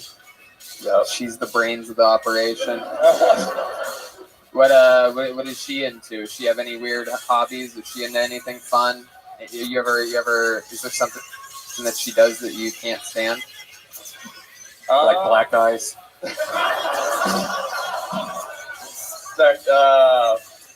No, she works at a camp every summer in Catalina, and she's just really good with kids and being fun. I know a 9-month-old kid that's probably going to need a foster home soon. So, All right. Well, Shawnee boy. I feel like there's something that I haven't asked you that I wish that I knew that had I known it about you, I would have asked you now. Like, I feel like there's something you're going to be like, well, you know what I should have brought up was, something fucking crazy. Am I missing something here? You have some fun fact about you or your family or Been arrested? some type of I've not been arrested. some type of fun fact that you own, like you once ate the most shrimp cocktail at a restaurant or something like that? In the summer of talking to the microphone. The summer of 2014, I lived in a Buddhist monastery in China for a month. In a what? A Buddhist monastery. A Buddhist monastery. Yeah. Oh, for a month? For a month. Were you quiet for that whole month? For the last week, yes. Wow. What were you doing the first 3 weeks? Just like blah, blah, blah, blah. And the last week. And the last week you were just blowing all the monks. Wow. I love that. What was the plan when you went out there to hang out with the monks? Like, what were you doing? I took an Asian studies class, and it was a free program. All you had to do was pay for the flight, and once you're there, free room and board, free food, and I figured why not take the opportunity. Free food, huh? Oh, I think you got Brian sold. You had Brian at Asian Studies. My goodness. All right, Shawnee boy. Well, you had your first time on stage, and you talked about porn, and that's that's what a lot of people do their first time. You talk about fucking porn. You gotta, if this is something you want to do again, get out there again, punch it up, trim the extra words, fucking talk about some actual shit. You know what I mean? He didn't like his set. I didn't think it was that crazy bad. Oh, it was just as bad as it gets. It's just what he thought. Look, because when you talk about porn, it is such a subject where there's so many home runs to be hit that if you don't like it's not an original topic, right? So neither is anything. Porn, Either it's talking about Trump or whatever. Right. I would agree with that. Very good. We could also rattle off a few more hacky subjects. Yeah. One is Trump. One's porn. Everything. Airplane food. Not everything. Airplane food's a good one. Not even airplane food anymore. Actually, now that's like reborn again. I think that's women be like, he has a new airplane black joke. people be different than white people. Nobody's talking about it. But yeah, porn is just porn. I mean, and you didn't really have any punchlines, but you covered some honest moments. But my point is that's good for a first set. But now you have to get out there if you want to do it again and punch it up and extend and talk more about really you or take a stand on something. You know what I mean? Commit to an angle or a stance or something like that. Billionaire guy, you thinking over there? Oh, I watch a very specific kind of porn. Yeah? A little... No. Yeah. No. Yes. Not whatsoever. Yes. What type of porn do you watch? Reginald Fontaine. Reginald Fontaine. Yes, I got it. It's when a tiny Asian girl poops on a suitcase full of money and rubs it in poor people's faces. Yeah, there you go. All the way through it without being interrupted. There it is, Reginald Fontaine. And there's Shawnee Boy, everybody. There he goes. Shawnee Boy.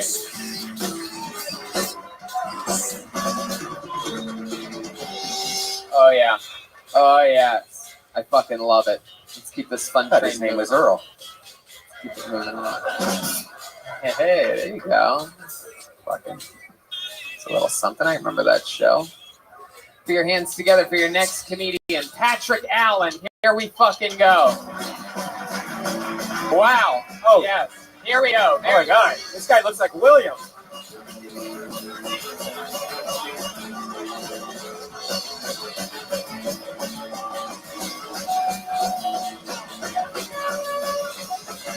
Patrick Allen, everybody. Oh boy, oh boy. Anal bleaching, much like the struggle, is real. People do this and they pay for it, which is why I am trying to start my own anal bleaching business. It's hard to get a solid reputation, though. Right now, all I do is pass out a card. Someone will give me they'll set up an appointment. I drive up in a van with nothing but a bottle of Clorox and a toothbrush. That's a clean asshole. I never understood the appeal of anal sex until I started bleaching anuses. Farts smell like shit, ladies and gentlemen. But sometimes they smell like popcorn. And while I've never wanted to put my wiener in a booty, I have given serious consideration to dipping my nuts into a delicious bowl of hot buttered popcorn, you know what I mean? Just me on that one. Patrick Allen. Fuck yeah, look at you. You goddamn fucking San Diego Bray Wyatt looking motherfucker. I love this shit. Look at you. What kind of cult are you the leader of? I want to join. I was going to go home after this. Now you're my new fucking leader, dude. You are the funniest castaway we ever had on the show.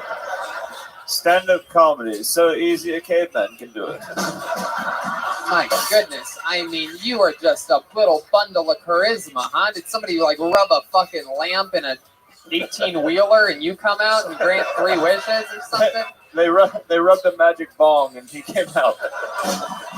My goodness, this is the only guy to come here tonight via pirate ship. Patrick, very good. You've done stand-up comedy before, correct? Yeah, I've been doing it a few months. Yeah, very, very good. You have a good look. You have a good delivery. Everything's good. You live here in San Diego? Yeah, I live in Chula Vista, near the border. Chula Vista, by the border. Wow, a lot of Mexicans excited about that. What is it like to be the last man on earth? Tell us about you, Patrick. What is it? What do you do? Right now, I wash dishes. Really? Yeah. Wow, that's a competitive market here in San Diego. I'm surprised. Did you just flip a coin? Yes, he needs it. It landed perfectly smack dab in the middle of that Comedy Store logo. I know where the framing is. My goodness. So you are the white dishwasher of San Diego. This is incredible. They are taking all our jobs, Tony. My goodness.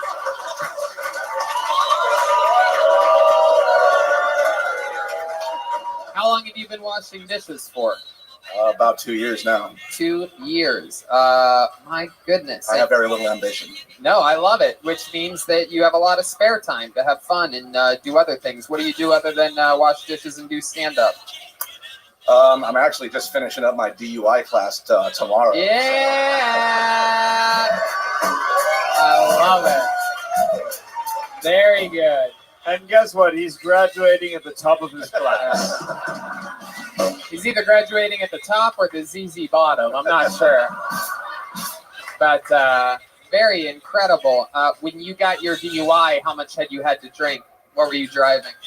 I was driving a truck. I don't remember how much I had to drink. I was blacked out. That's a good enough amount. I understand now that it was a lot. Was it pretty blatant? Did he make you blow? Did he make you walk the line? Yeah, all that. All albums that I feel like you listen to a lot. Walk the Line and Blow, the soundtrack from the movie.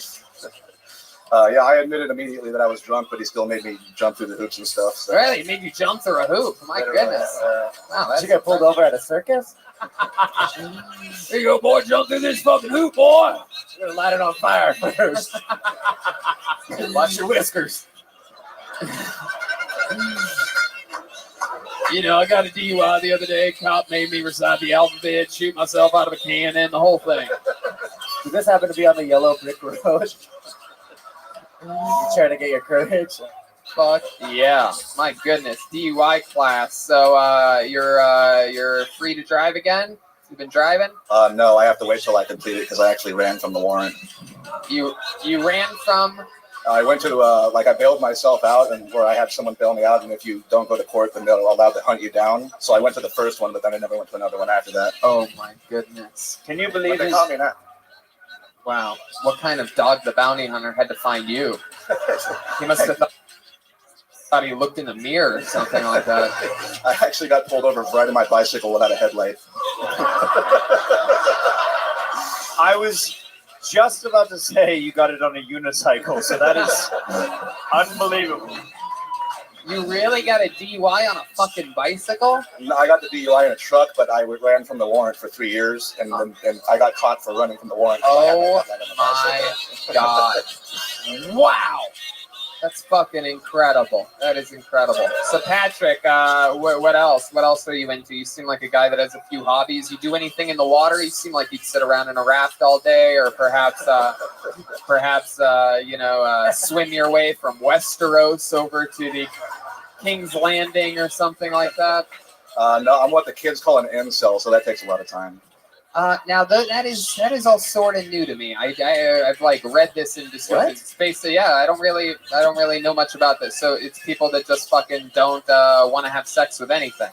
No, I try. I'm involuntarily celibate, so I was trying to get laid and I couldn't. And then like a couple years ago, I just dropped the involuntary and became voluntarily celibate. So what does that mean? What do you do to go out of your way to? I was like reading books and like I'd give my friend $100 in 20s, and I'd say if every time I talk to a girl, give me $20 back, and now I'm about like $3,000 in debt.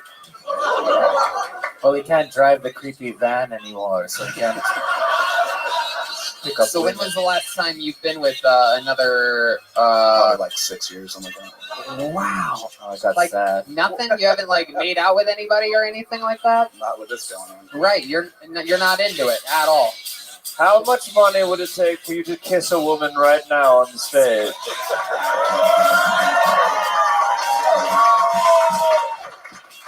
What do you got on you? I don't know. It's got what appears to be gonna need them back.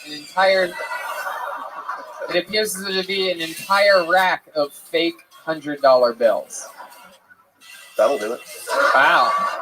Is there a woman out there that'd be willing to kiss this man for the sake of there's one right there. Bill Tony history? That's a waitress, I do believe. We are taking trans applications as well.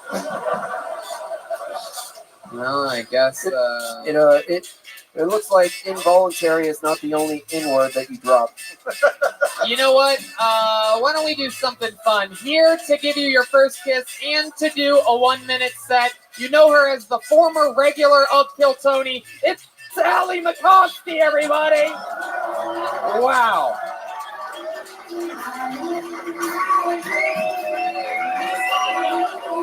Wow. Yeah. Wow. There he goes. There's Pat. One more time for Patrick Allen, everybody. His first kiss in 6 years. And now, Allie McCoskey. That was actually a really nice kiss. Man, the things I do for stage time.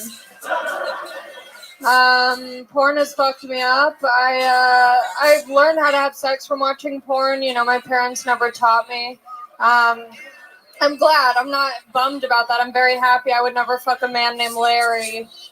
That's my father's name's Larry. It's not even short for Lawrence. That man has never made my mom come, for sure. She passed that down to me. I can't have an orgasm. I always fake orgasms. People get upset when they find that out. They're like, why would you let men believe that they made you come? And I'm like, there's no other way of making it stop. I can't just be like, ooh, yeah, stop. Oh, yeah, you're not doing it for me, Daddy. Sometimes I forget to turn my porn voice off. I work at a restaurant. I watch so much porn that sometimes I'll go up to tables and be like, oh, you got everything you need over here? Booyah, still got it. That was a minute, 3 seconds ago. That's Allie McCoskey, everybody. Boom. 5 big laughs at least in 60 seconds. Now that's what I'm talking about, the porn framework, but with punchlines. That's the exact, what a difference jokes make. A fun set. Allie just spent the entire weekend down here, killed it for 4 stand-up shows with me here at the La Jolla Comedy Store this whole weekend. How's life other than that? She's been opening up for Joe Rogan, one of the more accomplished former Kill Tony regulars. What else is going on in life, Allie McCoskey? What else, man? Allie started when she was 19 on 18. this show. 18 at the on Kiltony. Yeah. Yep, 18 years old, her first time. We had to let her not come on the show for a while because it became 21 and over. The club did, and you had to take a year or two off, and then you came back. And now Right here you are. back. Yeah, You're all it's grown weird up. to be back. It feels very strange. I got the nerves. It was fun. But then I made out with that blood and I kissed him. What did it taste like? It was actually really nice. Seems like it must He's a gentle, gentle Is there a kiss. flavor that you could describe that beard or anything? Did you breathe in? Did you hold your breath? Yes, one word, pour. These billionaires are ruthless tonight, as amongst us. Tasted like Wilson the I think he's throwing up in the porta potties. He like immediately left. Yeah, that is impressive. I think he might truly not be into other people anymore. He was It's weird. shaking the whole time up here. Yeah, it seems like something you'd have to really convince yourself. Like, I'm never gonna hook up with anybody ever again. Like, that's really, I really don't even know. I don't know if I believe that those guys believe that they believe that.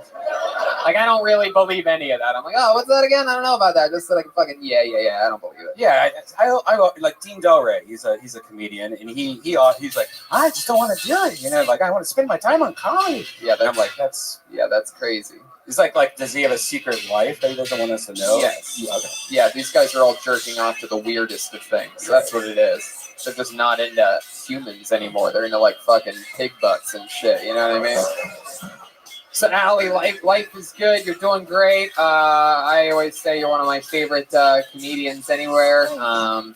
Anything else? What did you think about your first time in La Jolla, Pacific Beach? Man, it was nice. I dropped out of school in San Diego, so it's nice to be here doing what I dropped out of school for. Yeah. It's nice. Yeah.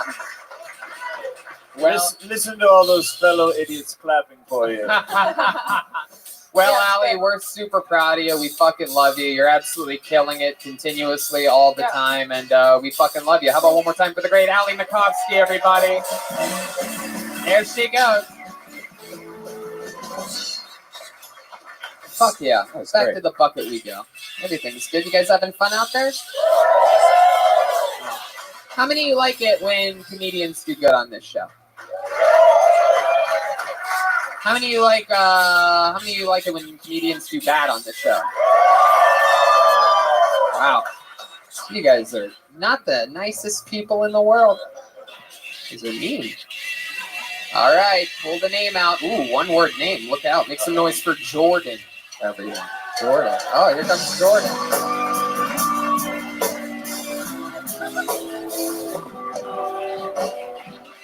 Hello. I get hit on for my big boobs a lot, and anytime that happens, I want to tell guys the truth, all right? And it's that I'm very lopsided.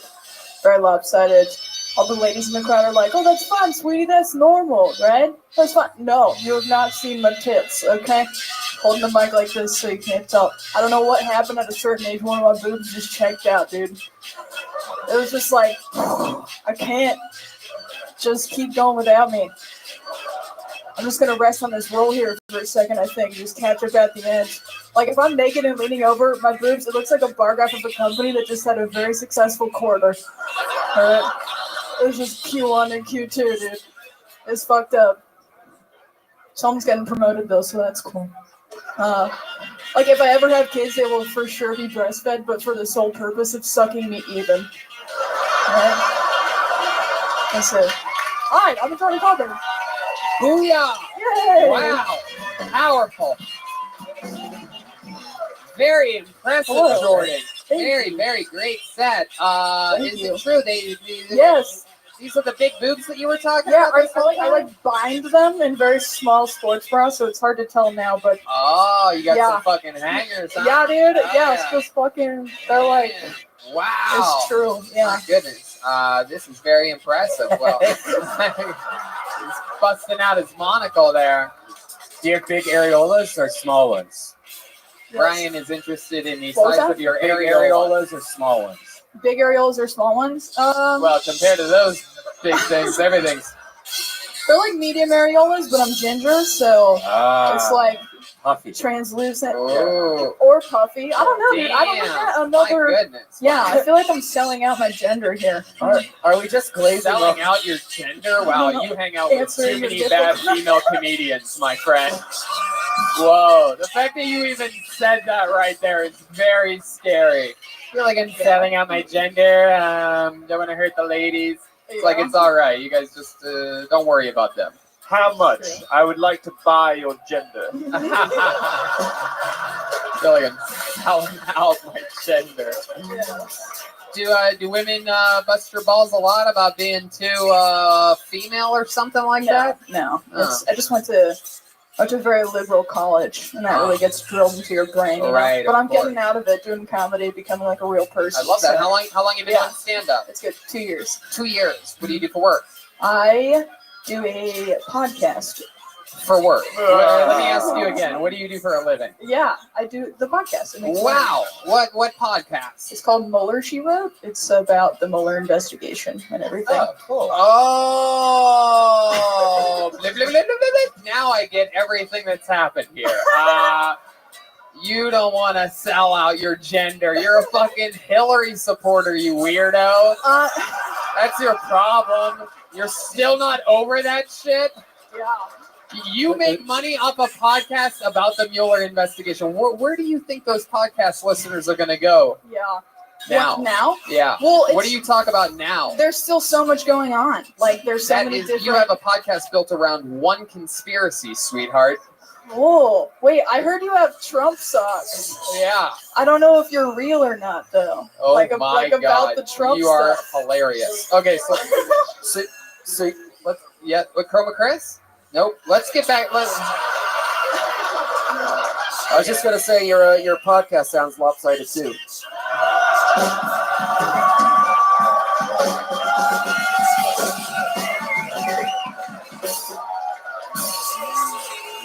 Mueller investigation. That is so interesting to me. How long have you been doing this podcast?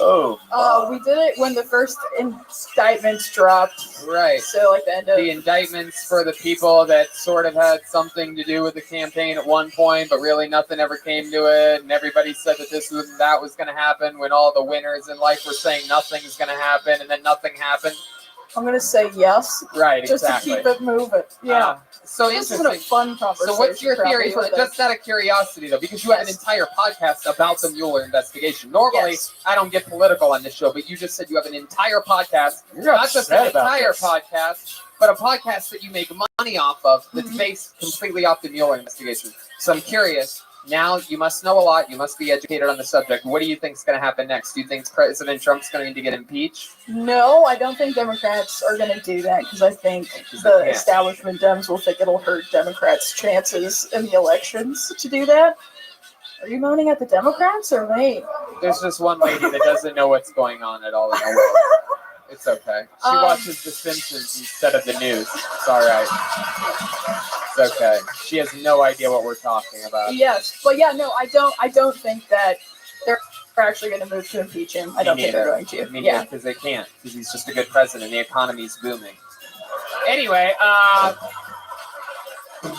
you billionaires should be right on my side on this one. I don't know if you guys pay attention to your taxes at all, but I do. I hate the Mexicans. Reginald.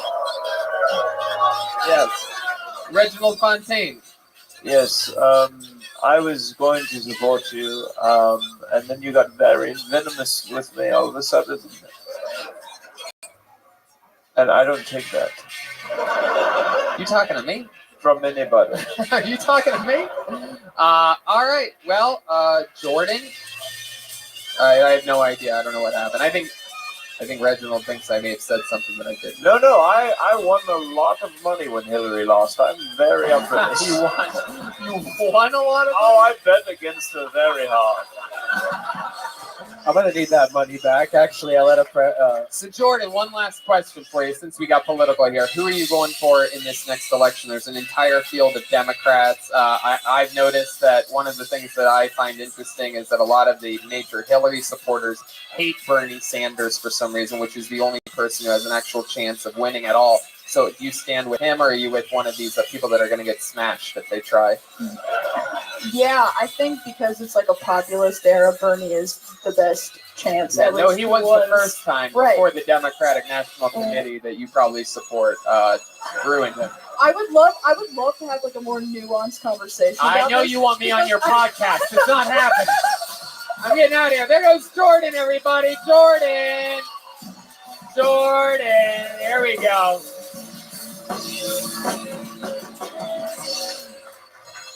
Yes. Back we go. Let's talk about sports next. Yeah. No, I know. There was no peep or poop in that segment. Red Van That'd have been way better. Everybody. Yeah. For you 5-year-olds listening to the show. Okay, pull another name out of the bucket. Make some noise for Noah Dean Tidwell. Wow. Crowd goes straight. See, here comes the Noah Dean. Awesome. What's up, guys? I know I look like an off-brand Kid Rock. I told one of my friends that, and he was like, Noah, I think the word you're looking for is autistic. I know I look like I'm from California, but actually I'm from Texas, which in simpler terms means I'm living like a king here, but I was living like a prom queen over there.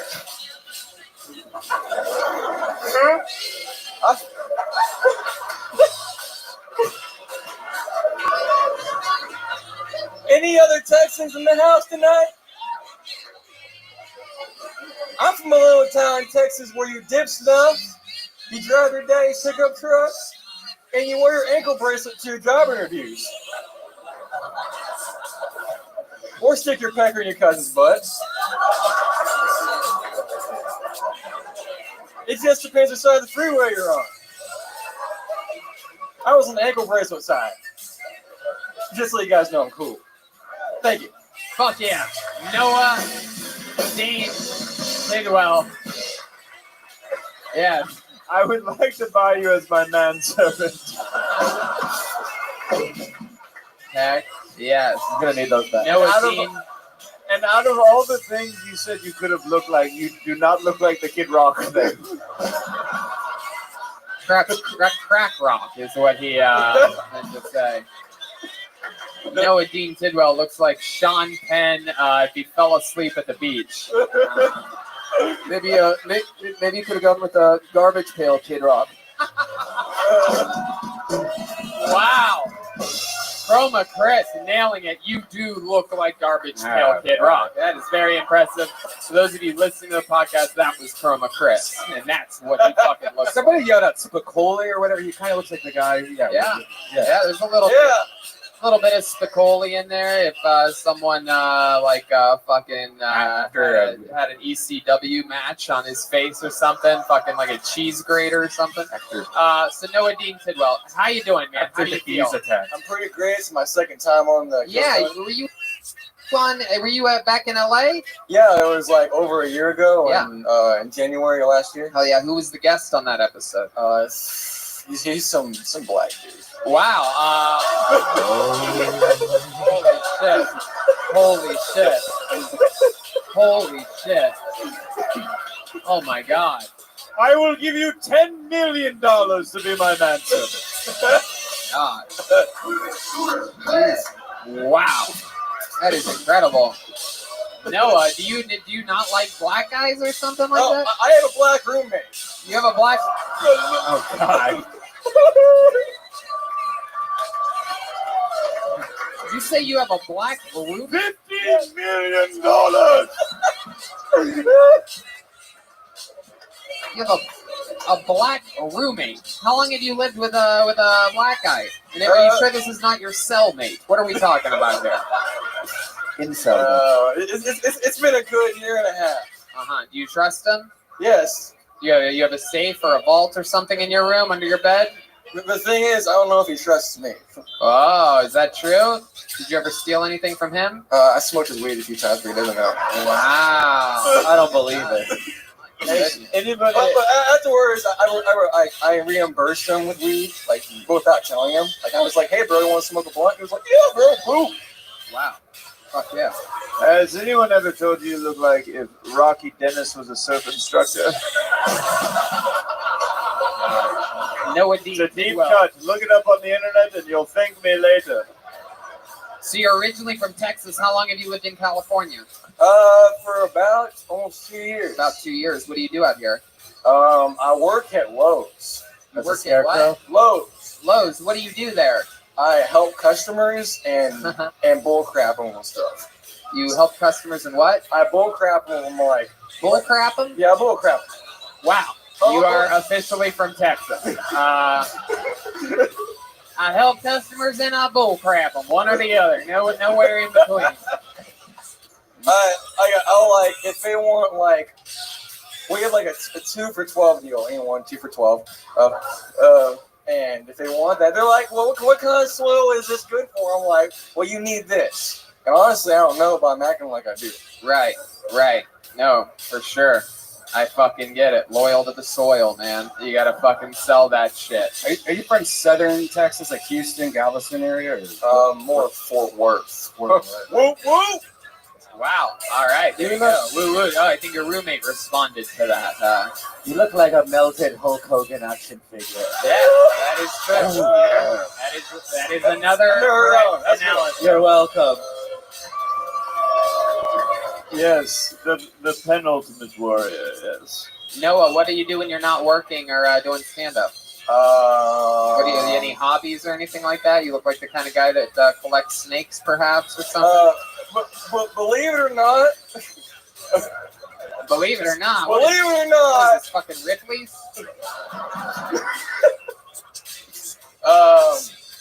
I honestly, I'm gonna learn how to surf, so that's pretty cool.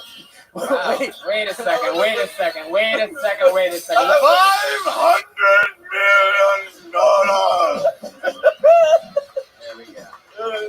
There we go. All right.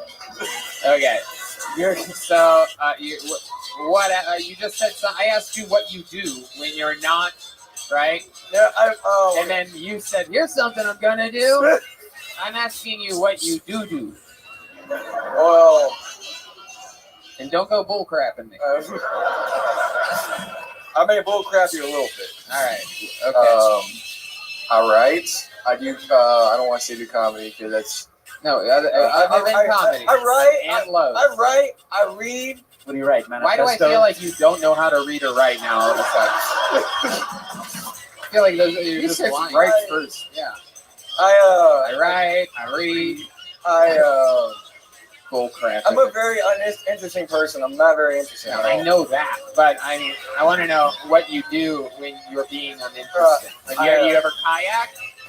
I skateboard. Yeah, you do. Where the fuck do you skateboard to? No way. Where do you go? What do you do? On your mom. Whoa! 10 billion. This guy fucking skateboards on my 73-year-old mother back in Ohio. Originally from Texas, lives in California, makes a trip back to Ohio on a skateboard to skateboard on a 73-year-old woman. That's what this guy does. Do you do anything that does not apply stereotypically to your look? Like so far, you're like, I skateboard, I surf, I eat bugles off of my fingers individually. I also play hacky sack. One time I ate a girl out and I left Cheeto dust around her vagina. It's actually a really good question. Is there a fun fact about you that would defy the stereotypes that we have for your appearance? Our last question for you. Like that fits my something we would be surprised to know about you. Like perhaps you won a spelling bee when you were a child or something like that. I was actually in the 4th grade. I was. Me too.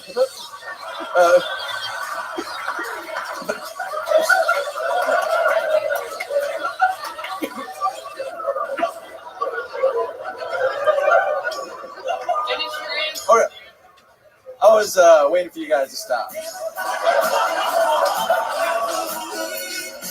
In the 4th grade, Noah. Are you retarded, dude? You're in the middle of a fucking answer. Go. Joel got a laugh for something else. You go. Answer the fucking question. In the 4th grade, I was MVP at dodgeball because I cried that I lost. Okay. There he goes. Noah Dean Kidwell, everybody. There he goes. Noah Dean. Good job. He was good. It's a good set. 2nd time ever on the show. I interviewed him for way too long. Way too long. Fuck yeah. Back to the bucket we go. Was that guy a real person or? It doesn't seem real. Or was he just a '90s cartoon that showed up on the stage? It's an interesting name. I feel like I don't know what the hell this is. Vergesner, Paviesner, or NEV of some kind. I highly recommend you improve your handwriting. Let's go Per Eisner. Here he comes. Per Eisner. Here we are. Yeah. Per Eisner. Fuck yeah. So, have you ever noticed that at Asian restaurants that everybody's Asian? And I feel like it's bullshit, you know? Because I applied for a job at an Asian restaurant kind of recently, and she used roller coaster sign logic to kind of deny me the job. She came to me and she was like, no, your eyes, they're too narrow to work here. She pulled out a yellow card like it was fucking soccer practice. And she was like, this color, this is what you need to look like to work here. No match, no job. It's fucking bullshit. So, you know, it's hard being white.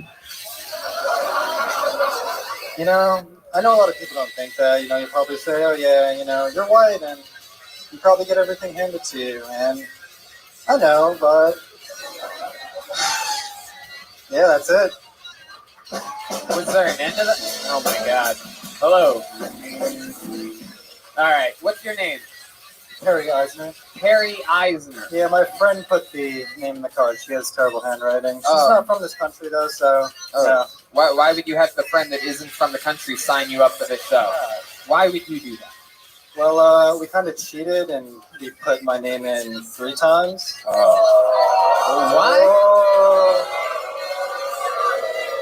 Why would you do such a thing? Why would you do that? I don't know. Maybe I'm just not a good person. Wow. You know we're just going to edit you out of the show now. Yeah. I mean, well, that's you what know, they're here for. It's just a bad thing to do, especially for the fucking set that you just did. You know what I mean? Have you been doing stand-up for a while? No, this is my first time. First time, and it was worth it to you to cheat the system and be dishonest? Well, no, maybe not now that I'm here. So what did you think was going to happen? I didn't think I was going to get called. Oh my goodness. I mean, well, why would you think that you wouldn't get called when you have triple the advantage that everybody else that signed up? Like, if you think you weren't going to get called, imagine how they must feel, right? Yeah. And how do you think my Asian girlfriend feels in the back of the room, you cunt? Can I just say I personally love this guy's work ethic. I love his material, and I really think he has a bright future ahead of him. But to set an example, we're not going to keep you up here. You got to keep going, man. You cheated the system, and that's not cool. And boo this man. There he goes, Harry Eisner. There he goes. There you go. Get off the stage. There he goes. So, that brought the mood down a little bit. It's a negative energy in the room. I think we could all admit that, right? But what if I told you that I made sure that a special treat came down here today, just in case something happened like that I wanted to have somebody here to do a brand new minute of stand-up comedy for you. An icon on the show. No.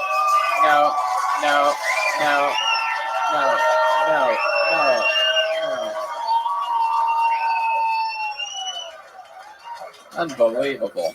Get in there. Get in there. Get in there. Get in there. Don't look this way. Get in there. Get in that room.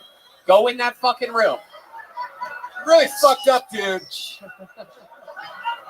Jesus. Ladies and gentlemen, all the way from Los Angeles, California, giving you a brand new minute of stand-up comedy. She is an icon in the history of Kill Tony. Ladies and gentlemen, I present to you the great and powerful Aphrodite. Holy shit! Holy shit! Holy shit! Wow!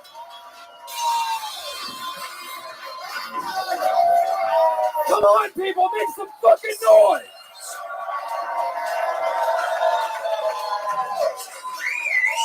Oh, thank you so much. I love you so much. I'm having several orgasms right now. Believe me when I tell you, old people do have orgasms. You young motherfuckers are not gonna get all the orgasms in the microphone too. Fuck you. Okay, I was in the back, just gently peeing on myself. It's refreshing. I had to go. Thank God I keep a lot of napkins with me. Because the room would not be so pleasant right now. You Tony can tell you I keep Lysol, all kind of shit. Because see, when you get in your 60s, that shit can happen with no notice, okay? But anyway, I'm not out here to talk about, well, I should tell you about the time I shit on myself. You look like you want to hear about it, right? Yeah, I was at the store and all of a sudden that shit hit. Keep going, Aphrodite. We'll let you finish if you want. Okay. I had a ball of napkins. Keep napkins. I'm 63. Keep fucking napkins. I'm telling you. They'll save the fuck out of you. So anyway, I ran behind a trash can across the street from the store. It's hard to run fast when you got a big ass, okay? I got over there, I dug down behind the damn trash can. This motherfucker come by standing there. I'm like, get the fuck on. I'm trying to shit here. So anyway, I had a good shit. I had a lot of napkins. I was cool. Bye. Wow, Aphrodite. Wow. Thank you. My goodness. Clearly with a set ghost written by Brian Redband here. Yeah, you did a good job. You forgot the queefing part, though. Sorry. Nothing. My goodness. He is the chief ambassador of all poop and peeing on yourself material. Hell yeah, Aphrodite, you fucking did it. I especially love the beginning of your set, which just felt real and felt sort of frightening and exciting. I loved it. Isn't she an amazing spirit? What are you, 72, Aphrodite? Thank you. Aphrodite's trip here today from Los Angeles brought to you by the fine people over at Amtrak. How was your they real cool at Amtrak. I get to smoke weed with the security guards and shit, you know? Oh, yeah. Hell yeah. You're the only person that you show up at the Amtrak station, they all stare at your caboose. Look at that fucking thing. Look at that. Jingle bells. Hey. You have more junk in your trunk than a Mexican family headed I north got all of the the border. Matthias gifts in my ass, you know? You took God. Look at this. La Jolla. Yes, go ahead. I was gonna say she took Amtrak, but she should have taken Soul Train. Whoa. Hey. That's all right. Wow. You got to go home. It's all good. Look at that. Aphrodite is a real, true African-American, powerful woman. You don't really see many of those around these parts in La Jolla. Seeing a woman like Aphrodite in La Jolla is like seeing a polar bear in La Jolla. Hey, Hey, what you talking about, Willis? What you talking about? They don't have real black women like you around here, Aphrodite. And if they do, they tell you, hey, move to another town. I gotta watch it certain parts because I had a policeman stop me in fucking Orange County telling they was having a problem with black prostitutes. Oh shit. I don't even know what the fuck you just said, but I liked it anyway. Yes, I'm gonna go with Reginald Fontaine. To be quite honest, this is the closest I've ever been to a black person before. Reginald, let me ask you, Reginald, how do you feel right now?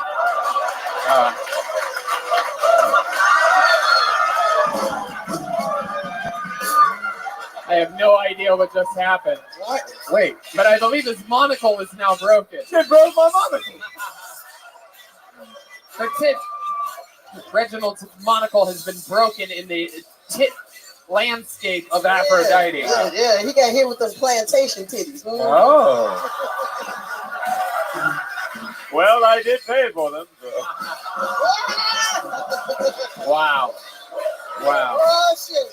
This is how we do it on a Sunday night in motherfucking La Jolla. It's not my fault. It's happening. How about another hand for the great? You good? Yeah. Great, powerful Aphrodite. Oh, love you.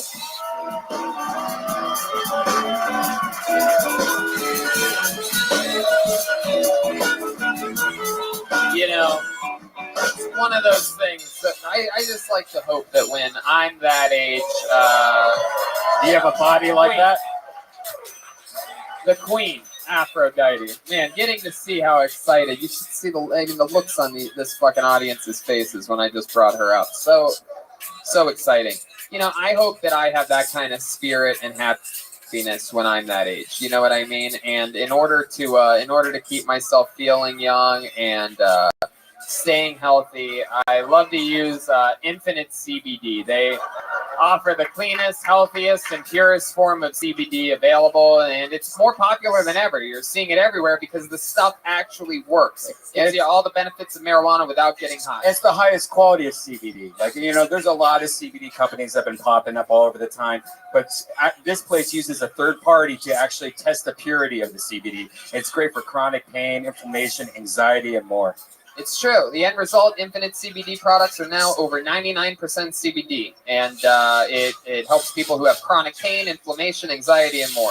And a big deal is all these people that are addicted to pain pills and pain medicines that the big pharmaceutical companies have shoved down people's throats. According to studies, 42% of CBD users have stopped using traditional medications. So check out InfiniteCBD.com. They've got a lot of great products that will improve your life. And if you use the promo code Tony15, you're going to get 15% off. So once again, go to InfiniteCBD.com, Tony15, and get 15% off. How about that, huh? Put some Infinite CBD lotion on her butt, Aphrodite's butt. Whoa, lotion on the butt. Hey, what happened to your face? Did she put her tit on you? Well, what do you mean? He's got a. We couldn't see it. A pipe. Oh yeah, what did happen when your face was on the other side of Aphrodite? We didn't have, but we had a bad angle over here. We were in like the book depository. We couldn't see shit. What happened? I saw the future.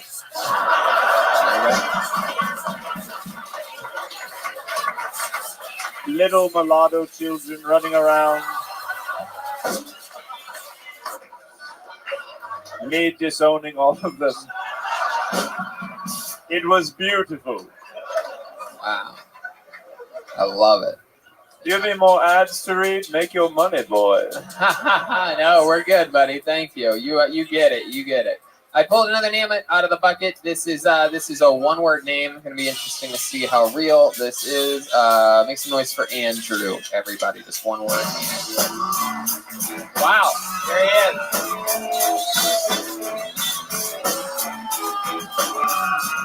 Come on, everybody. One more time for Andrew.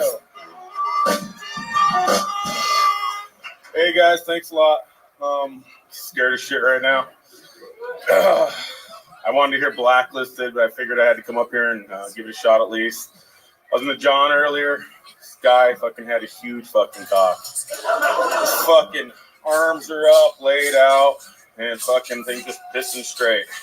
Well, what the fuck? Is there an anchor at the end of that thing or what? Tell myself, shit, let's give it a shot. A little pressure behind it, fucking like a propeller. Jesus Christ. Thinking about getting my first tattoo. I was thinking about getting some hair tattooed on my ass. Just for when I shave it, still there. Wax it. That's all I got, guys. Thank you so much. I get it. I know what's up. Fuck yeah. How you doing? So that's the first ever comedy set, correct? There you go. His first set, everybody. The sheep of the first time. There's your minute, and there is your sheep. Welcome to stand-up comedy. You fucking did it. I did it. Scared as shit still. So when did you decide that you were going to sign up for tonight? About a month ago. About a month ago. And you said, I'm not going to write anything until I get there. Exactly. And then you got here and you went and peed. Yep. Next to me.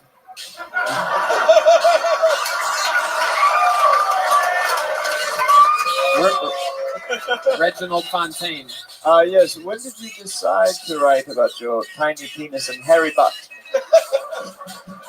Right when we got here.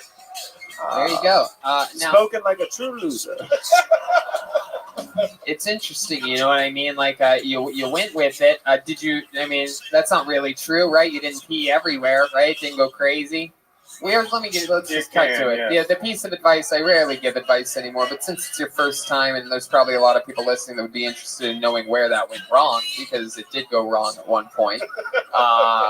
But you did a little thing with your arm, to explain what your penis did compared to what the guy in the setup, the huge cock, the anchor cock, or whatever, what he did.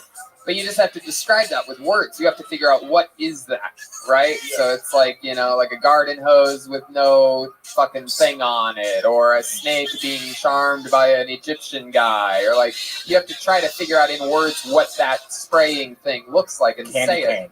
You can't just, you know what I mean? I thought a propeller. Yeah, that would have been fine. It looked like a fucking propeller. My piss looked like a fucking propeller. If you really believe it and you say it like that, yeah. You know what I mean? You gotta figure it out. Now, let me just describe you to the podcast listeners here. This is what the Ultimate Warrior looked like right before he died. You seem like you used to do some bodybuilding or some real man shit or something like that. You have a fucking man head. Just work.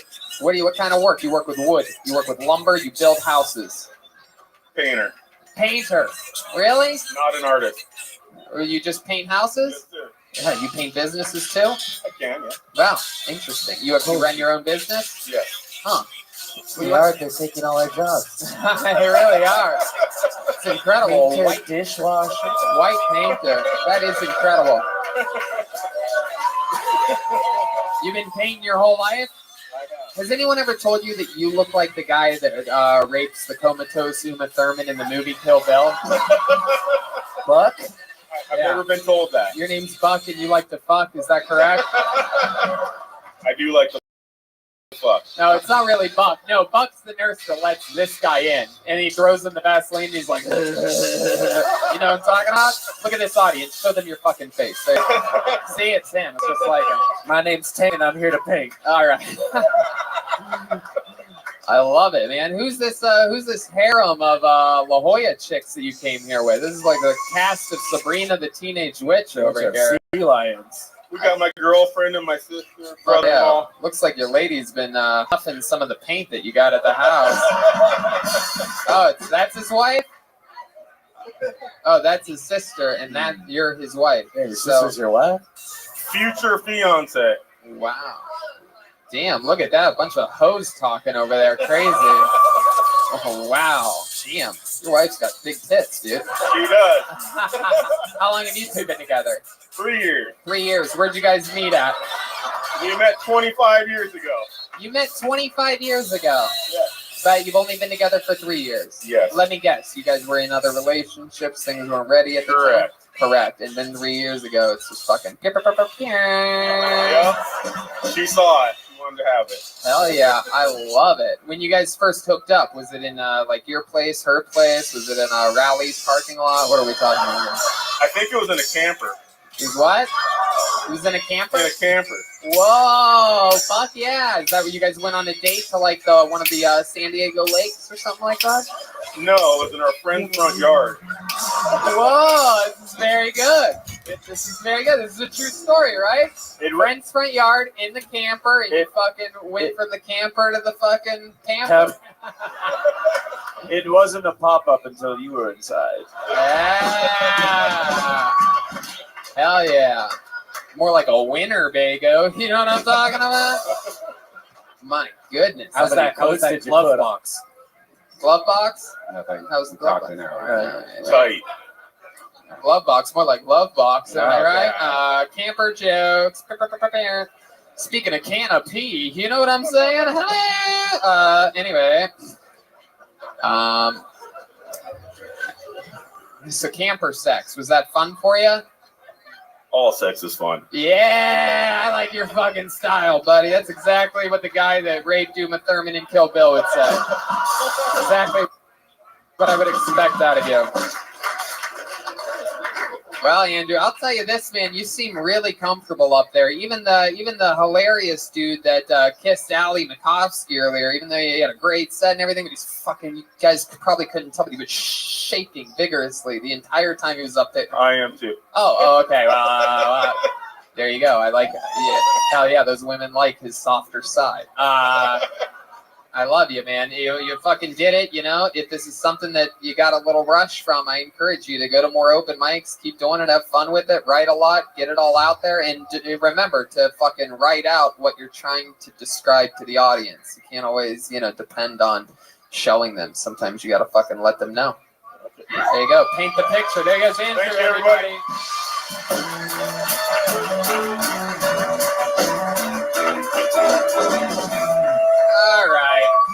All right. This place is in chaos right now. Whoa, look at that. A real standing kiss. Fuck yeah. Oh, damn. He just kissed his sister, too. Look at that. Holy shit. You Welcome to podcast Texas. listeners. This is fucking. Wow. My goodness. I want to put a hidden camera on their camper. You know what I'm talking about? I would like to pay to watch you two have sex later. All right. Well, how many of you are fans of Kill Tony?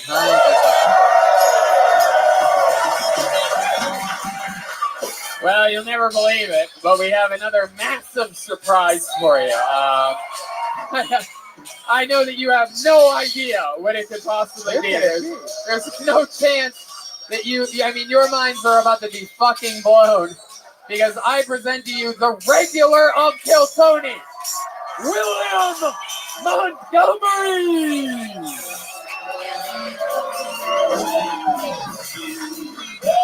Come on, one more time. It's the real William Montgomery, everybody. It's so weird. I was actually the actor. I was the only male actor in an all-female soccer team movie. It was called Ladybugs. I don't know if last time I got a response like that, it was at the Oscar screening for Ladybugs. At the time, I was heavily addicted to a drug called ephedrine. So I had to stop doing cocaine with Ja Rule, because every time we do it, he wouldn't stop saying, "Holla, holla." I'd be like, "Ja Rule, we're at the Applebee's bathroom. Are you sure? Gonna do it. Keep it down, man." And he'd be like, "Holla, holla." Ja Rule, it's Easter. We're at my Episcopal church. There you go, William Montgomery. Wow. It's so nice to be here. Who in the fuck just put their head back when I said that? I'm trying to have fun tonight. It's my Thursday. I open up with something like that, and I see some motherfucker in the back putting their head. What's going on? William, it's okay. It's all right. I'm sure you didn't mean anything by it. But that reminds me, have you had any trouble on the internet lately? Any of those people bothering you? I had trouble with a phone number on my phone last Monday. I was on some ephedrine. It was late night. I was calling old buddies and my cell phone, and I called a guy named Norman Brown, who I thought was a comic friend from Boulder, Colorado. Turned out it was the narc from Texas. He answered the phone. I was like, hey, please take this number down, 901-489-2987. It's my aunt. Tell her I love her. I'm stuck in an underwater cabin system, probably a mile and a half in, just Tennessee. I don't know where my buddy Tony Chin is. My glow sticks are going out. Wow. And literally 30 minutes later, I'm getting calls from my mother, her cell phone. I pick it up. It is an African-American lady police officer from Memphis asking me if I was in a cavern. All right, William. Let's straighten it out over here. Crowd goes wild. They love you. They get it. We all love seeing how far you can take this crazy shit. I like how William blew his cover earlier. Like he heard Icon. He's like, "Yep, let's do this." And then Tony's like, "No, the other Icon. Get out of here later, William. You're ruining the surprise." I have Legionnaires' disease. I have 4 years left to live. I can't swim. I can't open up my eyes in a pool. I have 4 years left. You have 4 years left of life? Wait.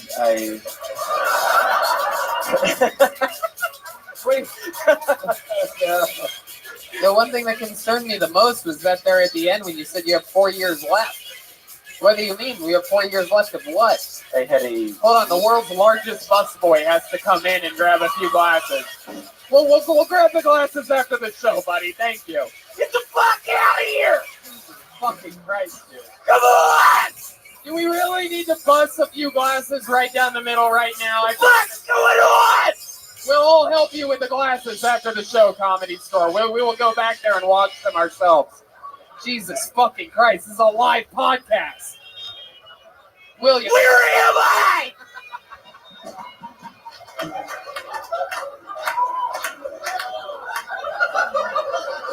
Oh, I love this. This might be my favorite appearance of you on this show ever.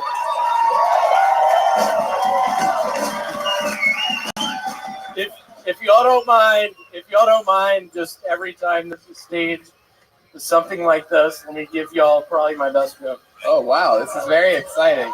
This is going to be something physical. I told him it was his best performance so far, and then he decided to push it to the limit. Let's see what happens here.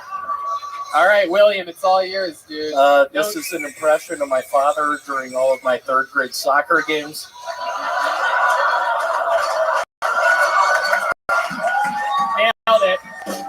Nailed it. He went behind the curtain for you podcast listeners. He disappeared. All right. I mean, what can I say? There he is, the real fucking deal. William Montgomery, everybody. All the way from beautiful Los Angeles, California. Crowd's going crazy. I don't know how we can top anything that's happened, but I mean, maybe we should try. Should we go to the bucket one more time, huh? All right, let's do it. Why not? I mean, anytime I've ever asked that, I've done it. So, I mean, who would have guessed? We're going to the bucket one more time. All right. So, seems like an interesting name. Put your hands together for Caroline B. Caroline B. Oh, wow, here she comes. From the real audience, everybody, from row number 3.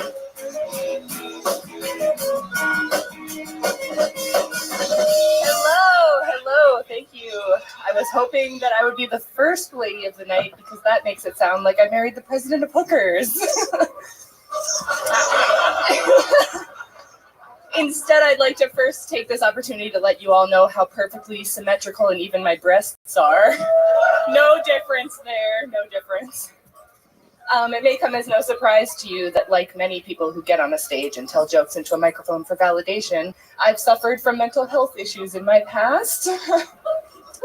I've even been briefly hospitalized because it turns out that preferring a nice cozy dirt nap to all of this bullshit is problematic. But I've learned to cheer up. I'm better now. I've even written some jokes that I'd like to share with you guys. Here we go. Why is everyone in hell black? Nobody, why? It's all the soot from the eternal hellfire. That's all it is, you guys. That's all it is.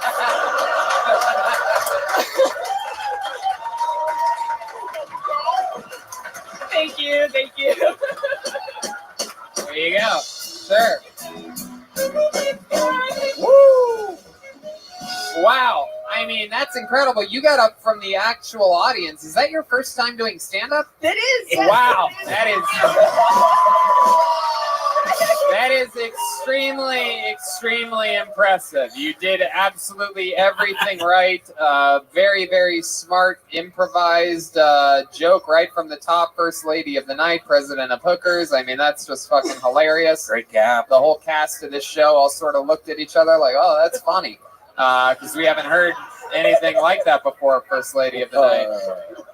And very smart stuff. And then you even rolled with something that happened earlier in the night, the lady talking about her lopsided boobs. You acknowledged that, and then you did an edgy joke to close it out. I can't believe that's your first time. Did you write more jokes in preparation for this, and you just sort of? I wrote a single follow-up joke. Right. Go ahead. Oh, why? Why are all black people, not soot-covered individuals, but actual people of color, black people, why are they all so afraid of Satan's lake of fire? Why? It's eternal damnation, you guys. That's scary. Oh, I thought it was going to be because they can't swim. Gotcha. You could do that, and you could tag it with that. You could be like, I know you all thought it's because they can't swim. Gotcha. You could say that part. You get the same laugh that I just got. So I can confirm they are symmetrical. Indeed.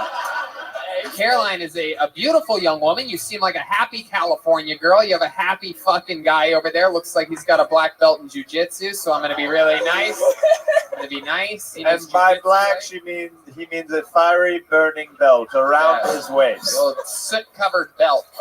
Caroline, this is your first time doing stand-up. Really great stuff.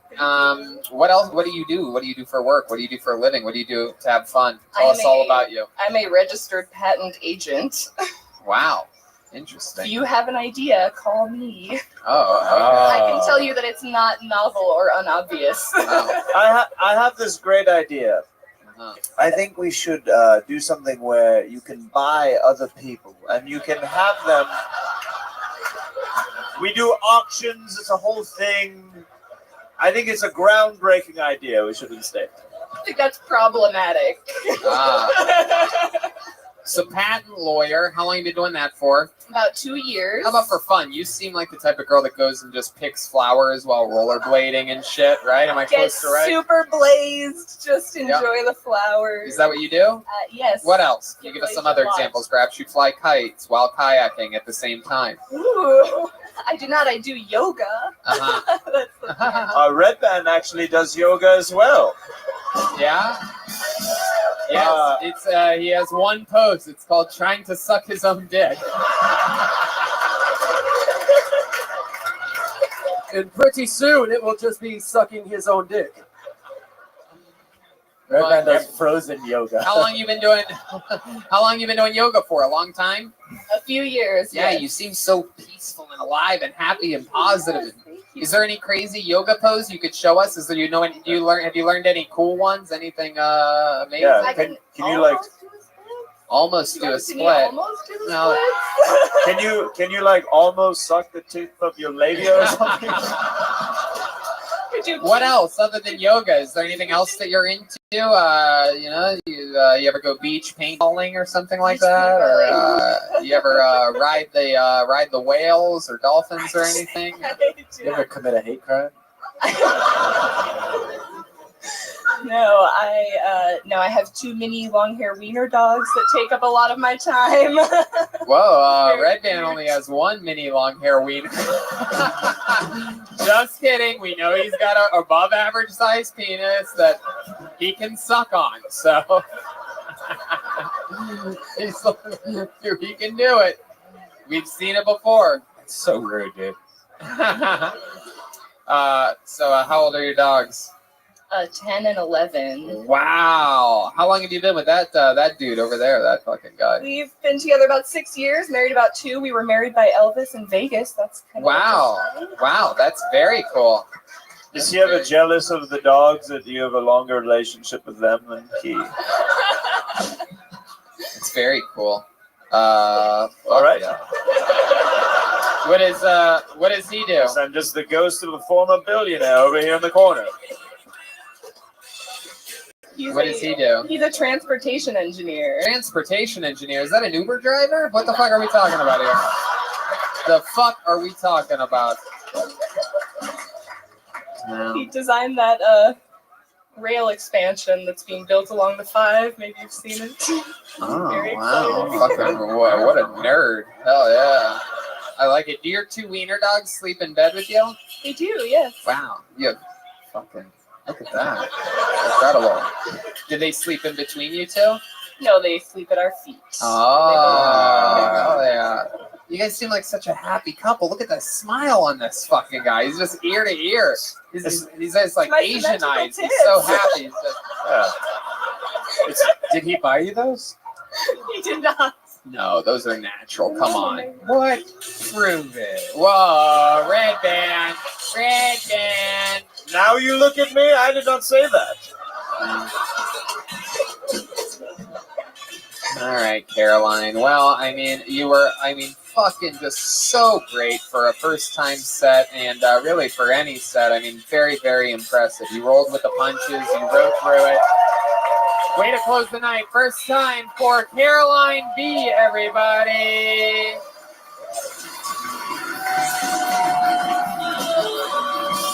And there you have it. How about a hand for Ryan J. Ebelt, everybody? Look at this drawing. Hello. There it is. He drew that while you all sat there and did absolutely nothing. He drew that. We have new Kill Tony posters that made for the road, especially that will be being sold right out there in that lobby right after the show. If you get one, we'll sign them for you. We'll take a picture with you if you want. And we'll see you out there. But we will be moving quickly. So, if there's a message that you want to tell us, write it to us via social media or something like that. Don't tell us in person now because we want to get home. How about another hand for the great and powerful Jeremiah Watkins, everybody? Jeremiah's got a new album coming out June 7th, available on all platforms, as is his podcast, Jeremiah Wonders. It's all great. Anything else, Jeremiah? Follow me on social media at Jeremiah Stand Up, and then also I'll be back here at the La Jolla Comedy Store, May 24th through 26th, featuring Ben Glebe. How about another hand for the great and powerful Chroma Chris? Chroma, what did you think of tonight's episode? It was rich, Tony. How about another hand for the great and powerful Joelberg Joel Jimenez, huh? Joelberg's that mostly. Sorry, on all social media platforms. Anything else, Joel? I love you guys. Peace. La Jolla, thank you so fucking much. Thank you for coming out. We love you. We're going to see you again soon. Thanks, guys. Good night.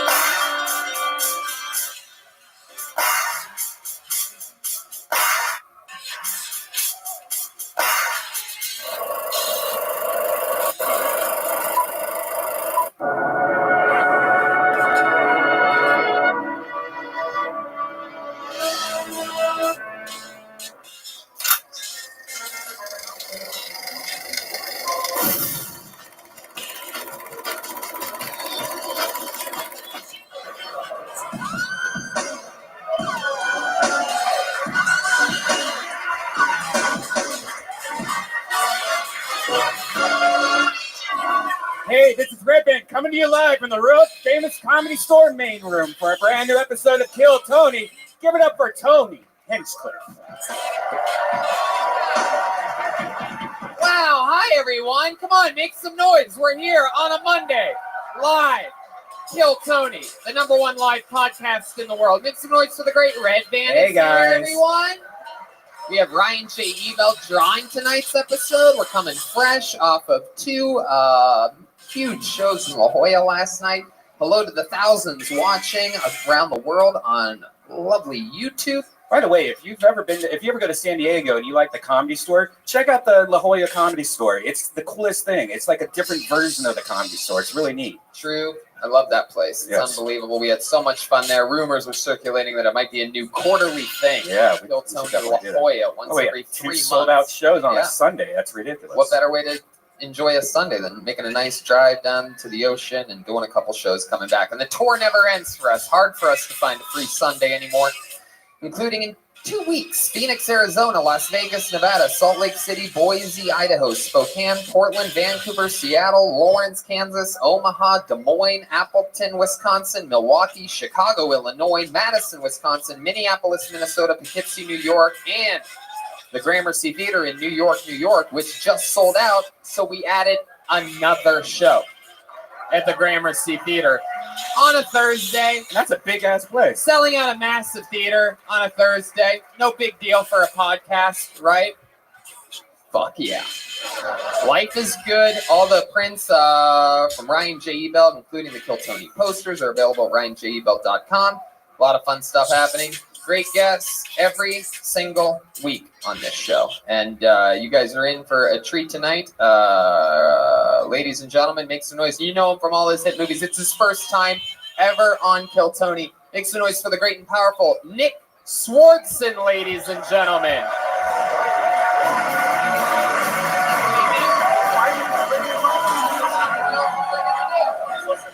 Yeah, no, it's perfect.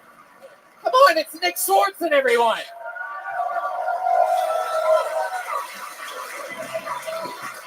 Hi, everybody. It's Nick's first time on the show. Oh, my God. How's everybody doing?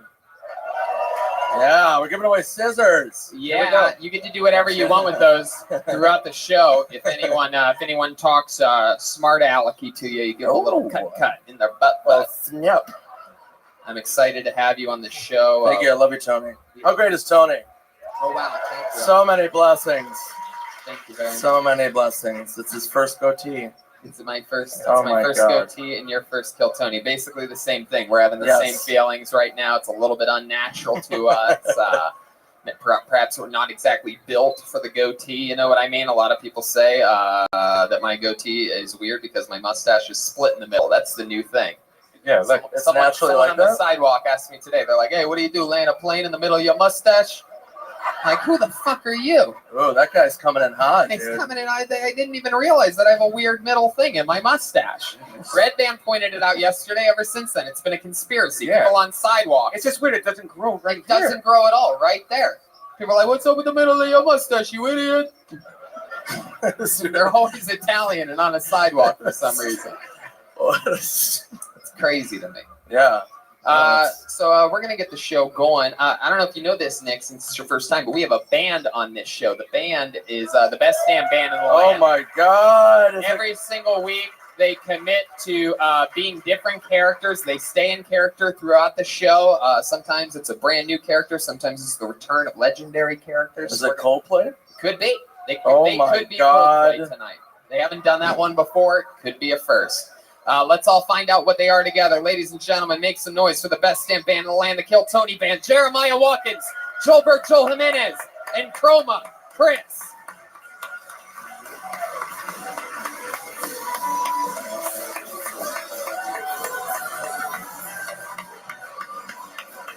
Wow. Oh, we know these guys. Oh, we know these guys for sure. These are the emos, everybody. We've had them on before. Some of the most famous characters in the history of Kill Tony. They are emotional. Am I correct? Do I have that right? Oh, my God. I'm gonna kill myself, Tony! Oh, oh my goodness. My name's Darwin! Wow. That's awesome. Jeremiah in his iconic emo character. He's got a lot of stuff in his hoodie pockets for some reason. What's going on down there? What's in that? Whoa. Oh. Whoa, that's a little baby. Wow. Someone came ready to party. Look at that. Even your saxophone's emotional tonight. I sold my soul for this. Wow. Whoa, that was deep. And then we have there goes Chroma Chris, everybody. He's done tonight. His job here is done. And then back here on drums, clearly we have what appears to be some type of I don't know, transgender gardener or something like that. Oh, really funny, Tony.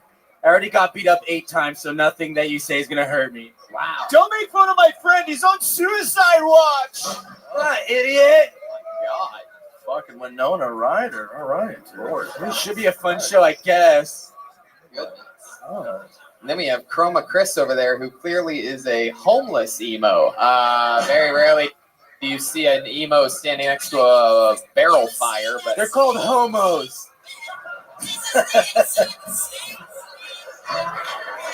Wow. All right. Well, I love it. I'll tell you, we have the emos, we have Nick Swartz in red bands here, and right here I have a bucket filled with comedians' names who signed up for the opportunity to get 60 seconds on this stage. If I pull your name out of the bucket, that means you get to go up to that microphone and do your version of stand-up for 60 seconds. You know your time is up when you hear the sound of a kitten. That means wrap it up then, or else you're going to bring out the angry West Hollywood bear. Right. There you go. Wow. Okay. There's a moose there at the end. A very long, loud moose. And a rat, it appears, as well. So you guys ready to start this thing? It's Kill Tony live from the main room of the Comedy Store. Here we go. I'm excited about this. Anything can happen here tonight. So let's see. Foreshadowing. The show will start with 60 interrupted seconds by Andrew Koopa. Andrew Koopa. Ah, Koopa. Koopa. Andrew Koopa. Oh, that's so fucking funny. One more time for Andrew Koopa. It's like a champion. So a lot of people give shit to people who are like jacked, who try to stay in shape. They're like, "Oh, that guy's so into himself. You know, that guy's so sad." No one's ever put up 400 pounds and been like, "My dad loved me so much." That's never happened. It's always like, "I told you I'm not gay, Dad. And here I am. It's 2019. Get over it. And how come I drink so many protein shakes and I still feel so empty inside?" It's crazy. Like, you have any idea what type of like serious depression it takes to look at yourself in the mirror and hate that person enough that you build an exoskeleton of muscle so no one ever sees that person again?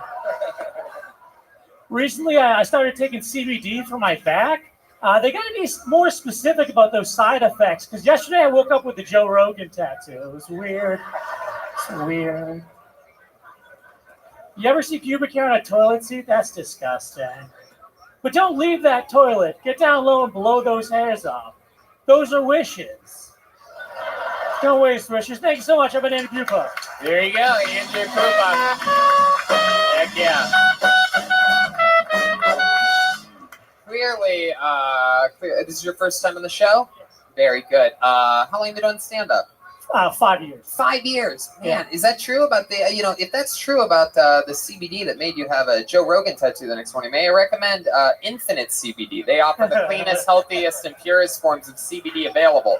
It's the month of April. We use it. We use the Freezing Point topical cream. And me and Tony use it together. Yeah, it's great for injuries and insomnia. I use the CBD gummies that help you fall asleep. They're very calming. You might hear about CBD a lot, but there's a lot of different CBD companies popping up. A lot of them are bullshit. That's why this is the purest CBD you can find. And they actually have a third party that tests it for its purity. It's very pure. Other companies just, throw together some creams and call it CBD, but not Infinite CBD. It's true. Go to infinitecbd.com. You can see which one of their products is going to help you live a healthier life. Go to infinitecbd.com and use the promo code Tony15, and they will give you 15% off. That's right. Infinite CBD, Tony15, 15% off. I'm on it right now. Yes, emotional Jeremiah. Yeah, it's Darwin. You know what else is infinite? Yes.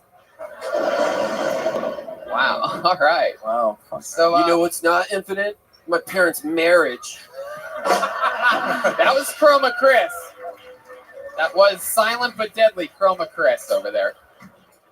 So Andrew Pupa. Travi. What a cute little last name you got. What's Pupa? What is that? What ethnicity is that? It's pupa, but it's Italian. Pupa. Yeah. You're Italian. Mm-hmm.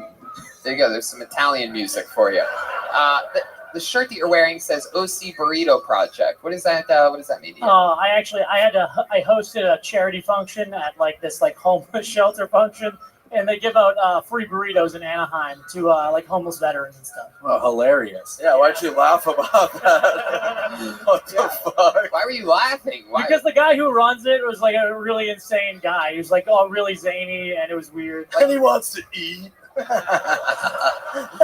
When you say zany, what do you mean? Well, can you give us an impression of him? I think he called himself Jim the Bucket Man or something. The guy who ran it called himself that. Jim the Bucket Man? Yeah, he was a weird guy. They canceled this since. It's been canceled. Oh. The city didn't allow them to give out burritos anymore. So. Wow. That was nice of them. Where are you from, Andrew? Boston. Boston. How long have you been in LA? 6 years now. Wow, 6 years. What do you do for a living? I work. This is boring. I work for a nephrology corporation, like DaVita Dialysis. What? It's people with failed kidneys. I do medical stuff. Oh, you help people with failed kidneys. Yes. What do? You plug tube? So you help them with catheters and things like that? Yeah. More needle, putting in needles and cleaning their blood and all that. Where do you put the needles into? Describe it for us. Their veins, they basically take a vein and make it gigantic, and then they put giant needles in it. Oh, I thought it was going to be penis or balls or something like that. What? I don't know. A needle penis? Yeah. Well, that's all really fucking awesome, dude. Yeah. It's great. It's a lot of Holy fun. shit, dude. Great job. I mean, you have good stage presence for sure. Thanks. Yeah. That wasn't a diss. That was actually a was nice thing to say. Yeah. I have a fashion question. I always notice people that have their pants rolled up like that. Do you always buy the pants longer and then you roll them up on purpose, or do you just these pants are a little long, I'm gonna roll them up? Yeah, between your jeans and the burrito on your shirt, everything's rolled up. You know what I'm saying? Whoa!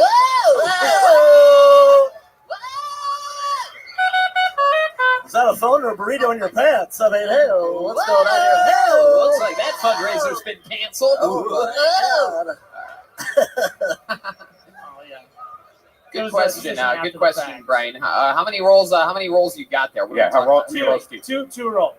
2 rolls. Yeah. So you buy them longer on purpose? No, I just did it because they were long. I just got 2 rolls and a burrito. What is this, a buffet? Whoa! What am I, the 80s comedian tonight? Whoa! All right.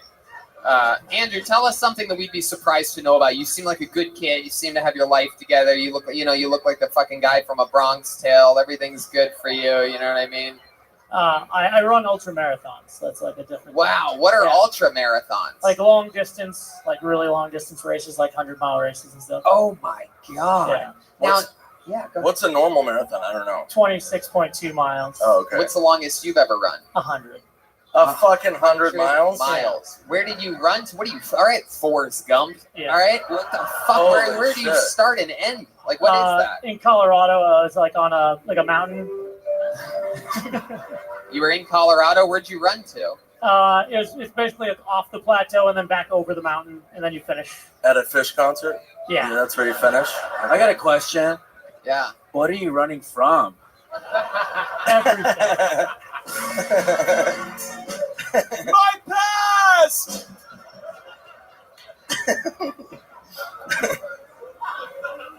I love it. So what are you running from? During that race, I ran from a bear at 4 a.m. I got chased by a giant brown bear. Never mind. Holy shit. Is that true? Yeah. Oh my god. Yeah. 86 miles into the race, it just was across a playing field, and it was like 1,000-pound brown bear. She like growled at me, stood up, and I just ran.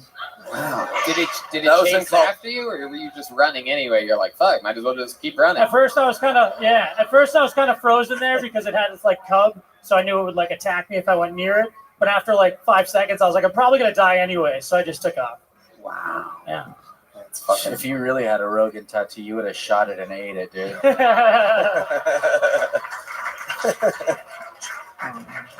Do you have any tattoos? Yeah. Here. What is that? I went to Thailand when I was 16, and I just got a tattoo while I was there. It's nothing fantastic. Ziggy or something? What is it? You're right. It's definitely nothing fantastic. Any other fun facts about you, Andrew, that we'd be surprised to know? You in love? Yeah, I've been with a girlfriend for 6 years. You've been with a wait, what? My girlfriend for 6 years. Must be nice. Wow, where'd you meet her at? We actually, this is lame. We met at the gym like 6 years ago. Jesus Christ, Andrew. God. What workout were you doing? Oh, I'm just doing my pant rolls, you know what I mean? This is like 10 sets for me today, just rolling pants, dude. Takes concentration. You guys met at the gym? Yeah. She's like, oh my God, I noticed you were on the treadmill for like 7 hours today. You must run like ultra marathons or something. Pretty much. That's pretty spot on, actually. Wow. Why is there a bear behind you? Well, Andrew, it was nice to meet you, dude. Yeah. You got the show kick-started today. Yeah, man. Great job, Andrew. There he goes, Andrew Pupa, everyone. Great job, dude. Yeah. Because There you you go. killed me. You know you do. You killed me well. Can I just say, Darwin, I have never seen a stronger hairline in my entire life than what you are rocking. I mean, that thing basically really starts at your eyebrows. Yeah, that's low, dude. Just a compliment. Look how pouty you look. Yeah, you don't seem like you take compliments well at all. It's my first one. Back to the bucket we go. You guys get the show? You having fun? We're meeting people. It could have been you that signed up. Who knows? You could be next.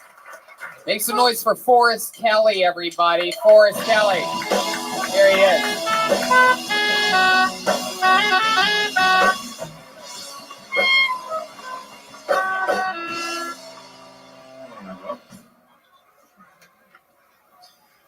That's right. My name is Forrest Kelly. That's 2 shades of green.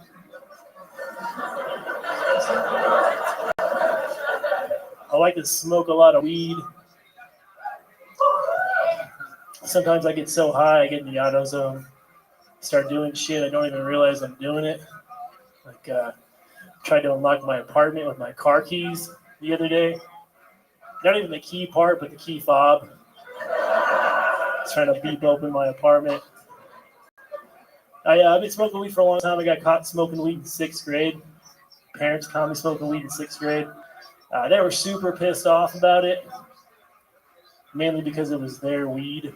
I had like a really strange drug talk with my dad. He's like, Forrest, you're fucking smoking weed in 6th grade, man. He's like, if you're going to be smoking weed in 6th grade, you should be smoking weed with me. But then he offered me acid. There you go, Forrest Kelly.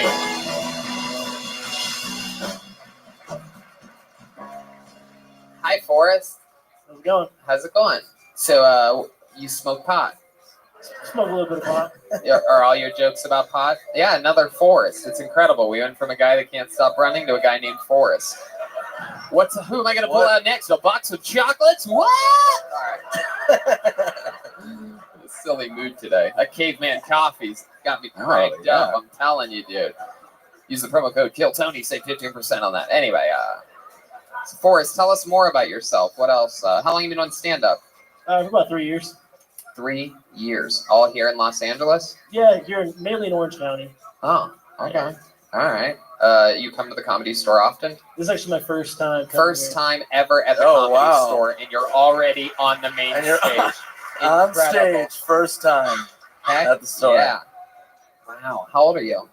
29. 29. What do you do for a living? Uh, Uber or Lyft? And besides solving mysteries with Scooby Doo. Latter. No, I help. You look like if one of Trump's sons gave up. He's just like, fuck my dad, dude. I'm fucking done with this bullshit. What I say. Wow, look at that. It's very fast on the soundboard tonight. Somebody's been drinking vodka Red Bulls. That's that infinite CBD. Oh, there you go. Focus, calm, alert. You help what? I help drug rehabs get clients. Like I do all their online marketing. You help drug rehabs get clients? Is that true? Yeah. Really? Yeah, That's true? Yeah, and when you're not doing that, you're talking about doing drugs on stage? Pretty much. That's incredible. My mind is completely... Do you get drug tested for that or no? No. They don't drug test at drug rehab places? Well, I mean, I'm usually an independent contractor, so I don't actually work. And you just do online? Oh, okay. Yeah, I just do like their Most of the people in rehab are onlines too. Yeah. It's a cocaine joke. They do lines of cocaine. For you confused podcast listeners around the world. There you go. Hell yeah. Tell us more about yourself, Forrest. What else? You ever go to rehab yourself? No. You ever been like, you know what, I think I need this shit? No, I've never been to rehab. I really like to play disc golf. Wow, really? Yeah. My goodness, I never in one guess would have guessed that. Yeah. It's incredible. Oh wow, I like football. Wait, you do? Who's your your team? It was a joke. Oh. Jesus. Sensitive. My goodness. I like sports.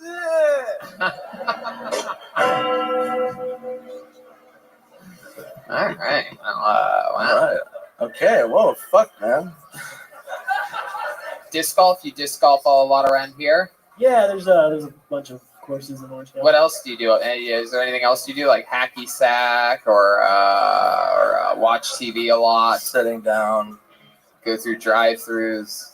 Go through a lot of drive-throughs. Yeah. Yeah, I like jiu-jitsu. Mm-hmm. You like jiu-jitsu? Really? Let's have a jiu-jitsu off. Oh, wait a second. What? Oh, We've done this before. That's a crazy thing. Is that you, Chroma? Yes, Chroma Chris wants to do it. Joel takes jiu-jitsu. Wow. Chroma Chris. Joel, what's happening here? It looks like these emos want to roll around with this guy, huh? That's My name's Jeremy, and I'm wrestling with my sexuality, so yeah, sure. Put me in a triangle. What type of jujitsu do you know? Like, how long you been doing jujitsu? What level are you at? I just got my blue belt. I've been doing it for about 3 years. Wow. What are you at, Joel? Not there. Hey, quick question. Have you ever killed a man? No. Wow. Would you like to? My goodness. Do you want to put Joel in a jujitsu move? The crowd will probably go crazy. You guys want to see that, huh? Here we go. A little bit of jujitsu off. This is a blue belt versus brown face live from the comedy store. Oh, they're planning it out. This is very pro wrestling. Wow. Oh my God, this is incredible. This is perhaps some of the wow. This is incredible. This show gets a little bit sillier every week, doesn't it? So they ended up basically butt fucking just then. For you, Tony, I've never came harder, dude. Listen. All right, well, Forrest. I've never seen jujitsu. Is that jujitsu? Yeah, pretty much. It's goo-jitsu, dude. Usually there's less clothes, no gi, right? Do you do gi or no gi? Gi or no gi? No gi. Yeah, see. What would we? So you're a stoner. You do disc golf. You do jujitsu. Is there anything that we'd be surprised to know about you? Like, is there something that you, other than the fact that you work at a drug rehab facility as a freelancer, Is there something that we'd be surprised to know about you? Like something that you do that's... I went to prison. Oh, wow. Okay. I guess All right. different answer, but I'll roll with it. That escalated. Should have been more comfortable with those moves then, dude. It's true. Stolberg. Yeah. Wow.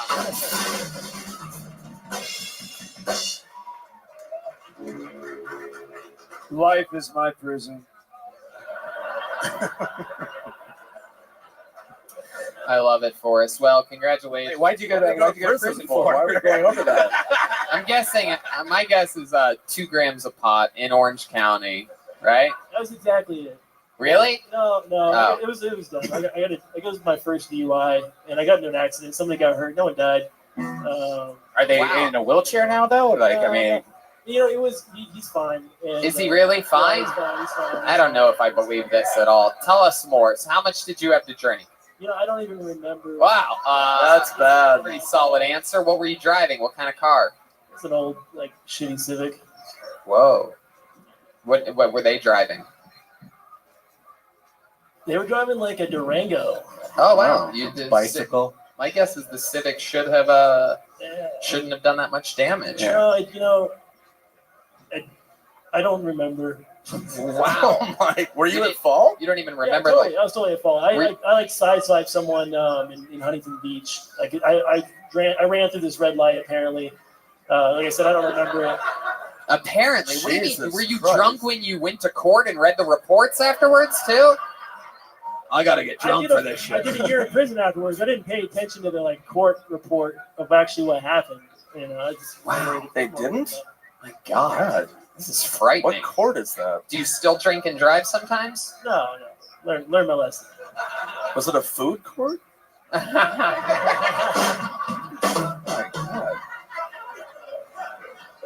Unbelievable. All right. Well, I mean, Wait, how much time did you serve? That was for the year. Wow. in actual prison. In actual prison. Yeah. A year. You. Corcoran. Yeah, I don't know the different prisons, bro. I'm not that up there. Charles Manson's there. It's like in middle. It's like in the middle of California. Wow. He was there?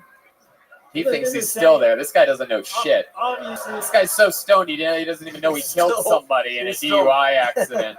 He's still writing, Manson. Yeah. yeah, the other guy's fine. He's highly functional.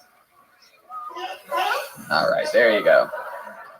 All right, Forrest. Well, congratulations on being on the show. Congratulations on not being in prison anymore. Hopefully some of these memories come back to you. Hopefully you remember this. Welcome. Hopefully you remember tomorrow. All right.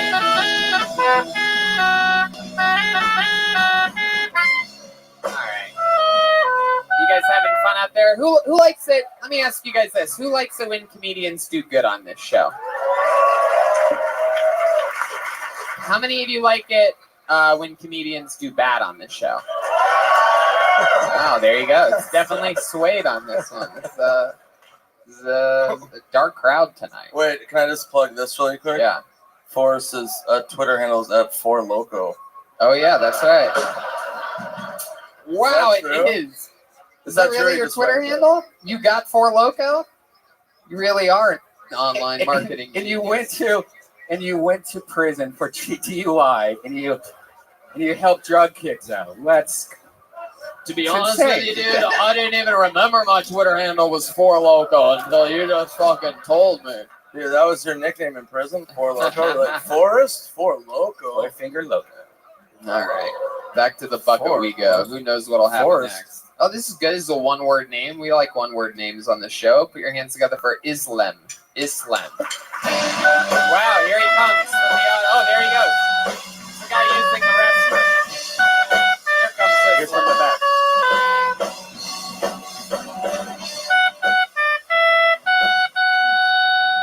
One more time for Islam, everybody. Hi, how are you tonight? Good. My name is Islam. I'm from France. I'm here in January, okay?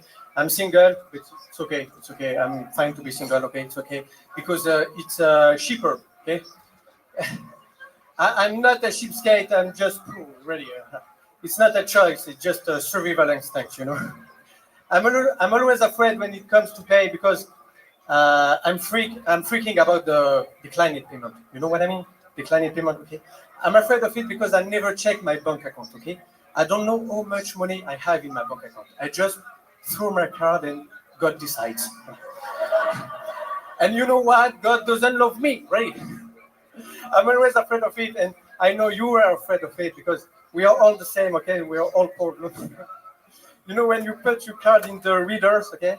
And it's that authorizing moment. Okay? Authorizing moment. You're freaking out. Okay. And that when finally the payment is declined, we all have the same reaction, okay? We all become great actors and perform. What? Oh, is that possible?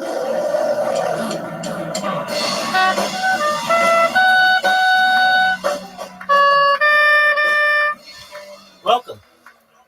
How are you? I didn't realize how funny you were until the set was over. Like it was like I was like waiting for something, and then I realized the funny in you is that it's like not. How are you? Hello, brother. How are you? How's your day going? Bro. I'm fine, bro. And you? Well, it's going well. How'd you guys find out about me? Bro, I'm from Ukraine. My English so. Okay? Okay. Where are you from? United States. Just for a moment.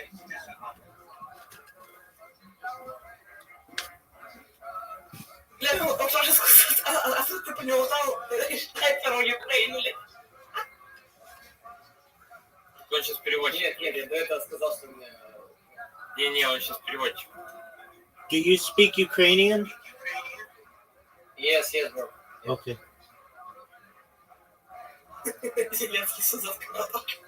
How did you find out about me?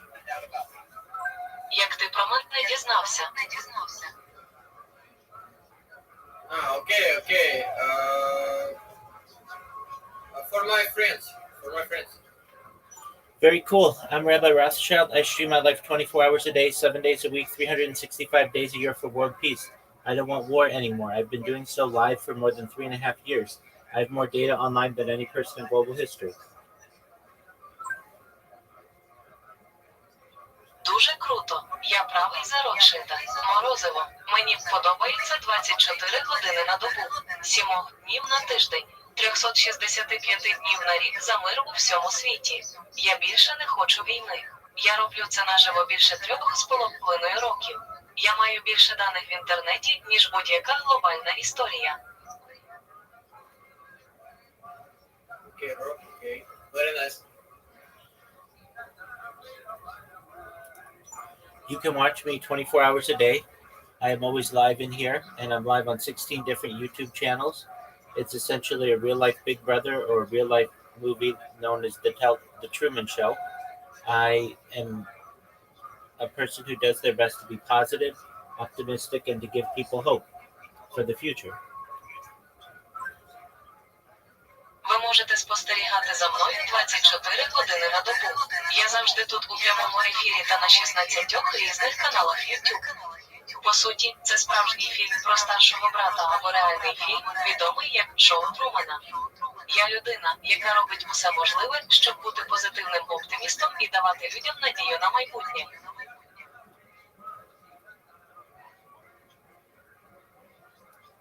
Please let me know if you have any questions on what I do. Будь ласка, дайте мені знати, якщо у вас виникнуть запитання. Я роблю.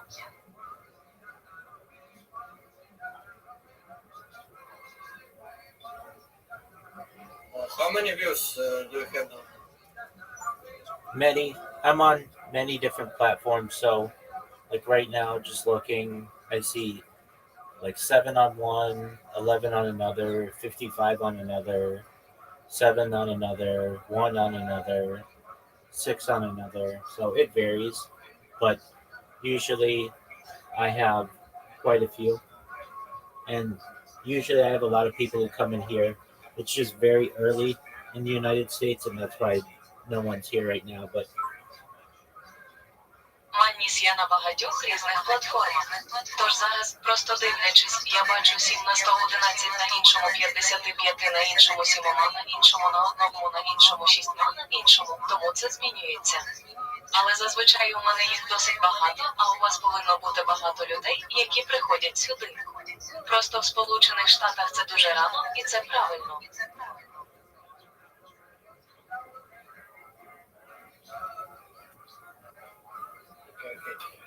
Do you sit at home all the time? Yeah. No, I go outside. I drive. I have streamed as far north as Santa Barbara, as far south as San Diego, as far west as the Pacific Ocean, as far east as the mountains and desert. I've streamed in Beverly Hills. I've streamed at Disneyland. Basically every major attraction in Southern California. Ні, я виходжу на вулицю. Я їду, мене стрімують так далеко. На північ, як Санта-Барбара, далеко на південь від Сан-Дієго, на захід, як Тихий океан, на схід, як гори та пустеля, пряма трансляція до Беверлі-Гілз, пряма трансляція до Діснейленду. Практично всі головні пам'ятки Південної Каліфорнії.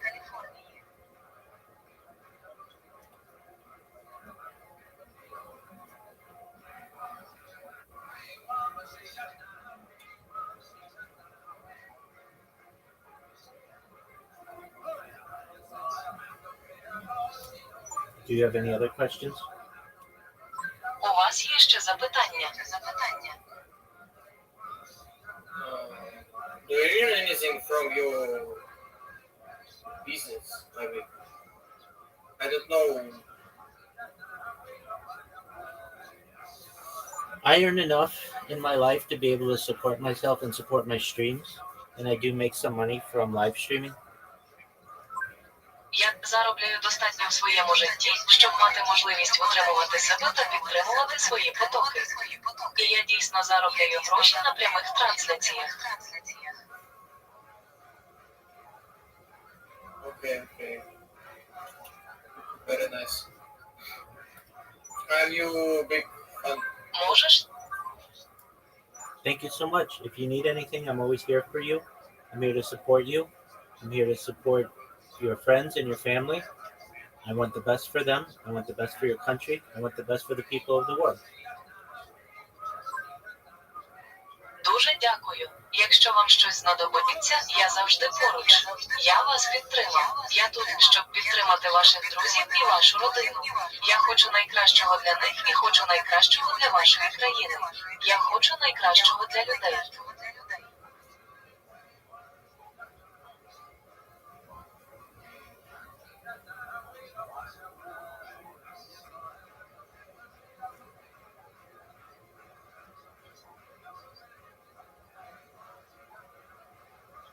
Can I sit in the channel, watch you, or is it only for questions?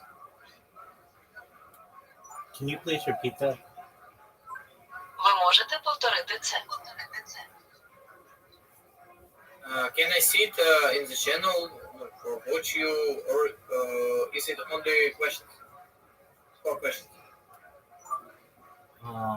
You can watch me as long as you want. You don't have to ask me questions. We're just watching some stand-up comedy. It's in English, so I don't know if you'll be able to understand it. But you can stay here as long as you want.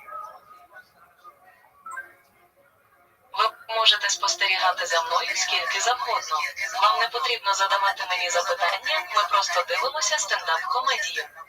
Це англійська, тому я не знаю, чи ви зможете це зрозуміти, але ви можете залишатися тут скільки завгодно.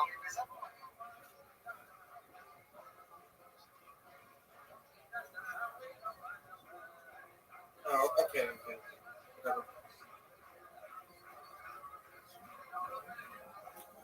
I appreciate you guys being here. If you need anything from me, please ask. In the meantime, I'll just be working on my computers and watching stand-up comedy. I'm happy that you're here. Я ціную, що ви тут. Якщо вам щось для мене знадобиться, будь ласка, запитайте тим часом, я буду просто працювати за комп'ютером і дивитися стендап-комедію. Я щасливий, що ти тут.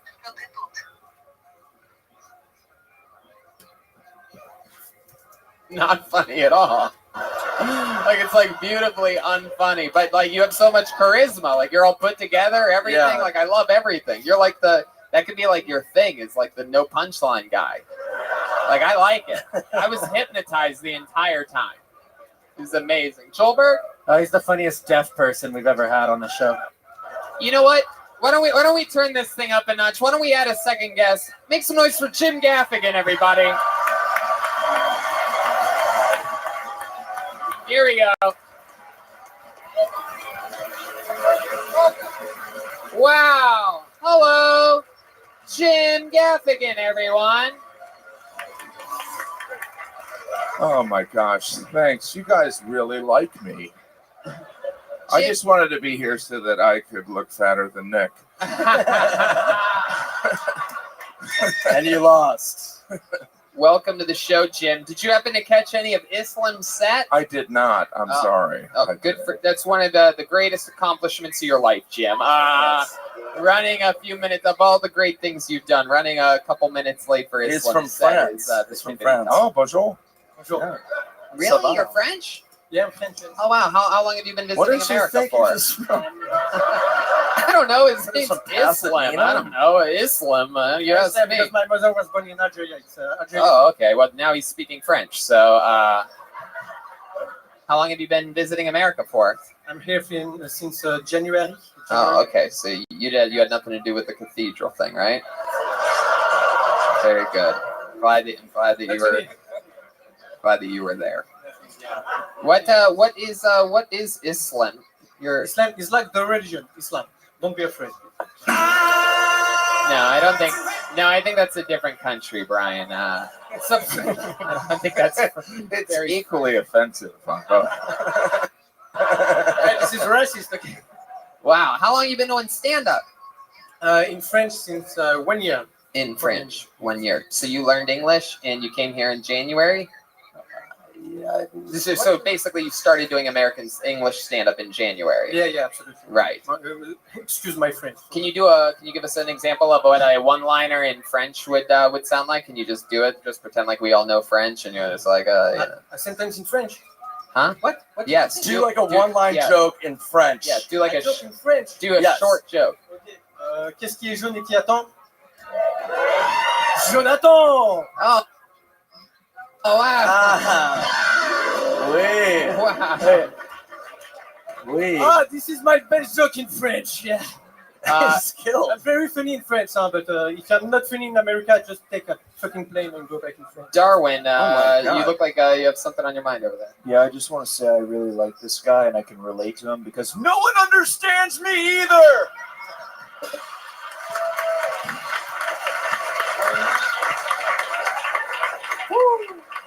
Wow. What are some of your favorite things that you've seen or that have happened to you since coming to America, Islam? Maybe the people. Yeah, the people. Like what? What's different about us? They're warmer, more nicer. Are they really? Yeah, because I'm from Paris. In Paris, people are mean. Yeah, What do they say to you in Paris? What? What do they say to you that's mean in Paris? I don't understand. I'm sorry. What's a mean thing they say in Paris? Main thing. Like something. What's something nasty or bad? Something not nice, something bad. Sorry. Something not as warm. Merde. No, you know, like This, Merde, shit. they say something merde to you. Something merde for me in Paris. Température. De time. What is that? Tabernacle. What is- Wither. Wither in Paris. They call you that. They say that you wither. That's fucking harsh, man. I'm not going to France now, dude. Fuck. Just out of curiosity, that one-liner you did in French, how does that translate to English? What was that joke? What was that? Well, okay. It's a famous joke in French because it's not funny. It's A little bit slower. Okay. It's a famous joke in French because you know the yellow jacket. What thing yellow is watching is Jonathan. But it's a pun. You can understand. You're not French. Holy shit! So wait a minute. The yellow jacket, does it have to? So the people that protest in the yellow jackets. Yeah. That's what it's about. But we're human. We can understand. What is the idea of Yellow jacket. the yellow jacket? Like, how are they making fun of the yellow jackets? Yeah. Are they saying that they look like they've been peed on? What are they saying? Are they anti-mustard? Are they a bunch of vacky bananas? A banana, how do you say? A banana. Banana. Banana? You know the banana? Yeah, You do know. yeah, yes, I do. Banana. Banana. French banana. How do you eat a banana? What would be the first thing that you would do? With a fork? What? How do you eat banana? He's not from Mars. What the fuck? I'm still gonna wait for an answer here. I don't know if we're on the same page. Did you just ask this guy if he eats bananas with forks? Is that how you eat That's how bananas you'll with get fork? them. I'm convinced he still doesn't know what I'm talking about. How do you eat a banana? I'm gonna wait for an answer here. Yeah. Like everyone in the room. How? He's not fucking saying it. It's like You guys Anakin. think he knows? There's no fucking way. What's the first thing? Oh, I eat a banana. He just got it right now. What is it? How would you eat a banana? What? How do you eat a banana? Oh, I eat a banana. I eat like a what? Like a banana. Like a banana. Yeah, how do you eat a? Show us. Act like the microphone's a banana. How do you eat a banana? No.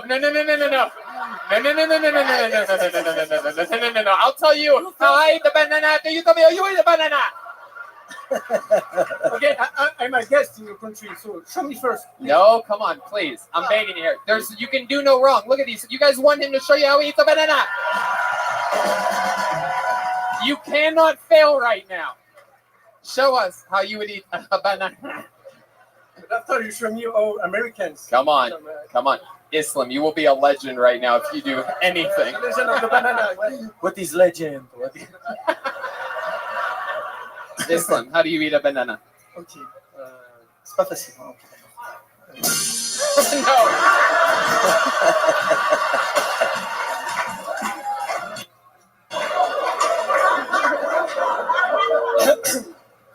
How would you do it? So, I take the banana. Uh-huh.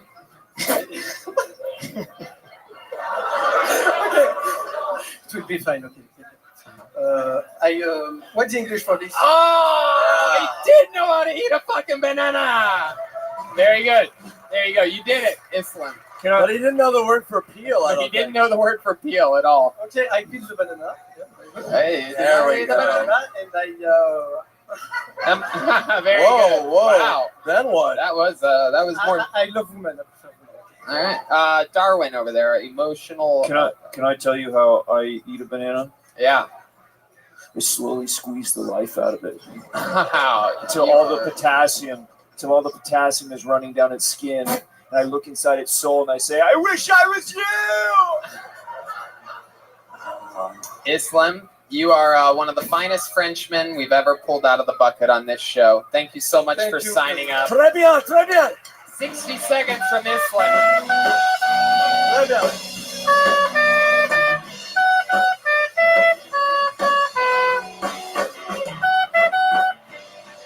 Jim, we're so excited that you're I'm joining so us. excited. Thank you for letting me come on. Anything fun? Oh, you have anything crazy coming up or coming out? Well, I eat a banana. I actually sit on it. Is that weird? Jim, you tour a lot. Have you ever performed in France or no? I have in Paris. You notice anything different over there? Performing there? Different language. Yeah. Very different. No, there's a lot of. That's what's great about international shows is things are different, and it makes you appreciate America. That guy was confident. He had that European confidence. He had fun. He was fun, man. He like fucking Texas Hold'em style bluffed me on that banana thing all the way to the finish line. He just didn't know the word peel. But when he went like that, my heart broke. I'm gonna be honest with you. I was really hoping he was gonna fucking. I eat the banana like you American eat banana. I was dying for him to pull out the Mary fork and knife, but So brave to. I didn't see a set. I was busy making love to someone, to a banana, but so brave to do stand up in a language he obviously doesn't know. Yeah.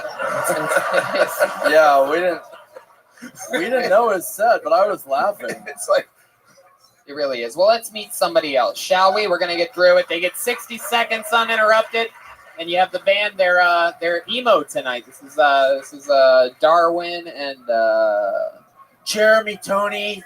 All right, Jeremy, Tony, and Travie, Tony.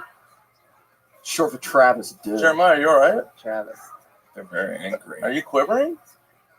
That's not Jeremiah. That's Darwin tonight. No, I know. Jeremiah's in the back. It's a different Jeremiah. It's a different Jeremiah.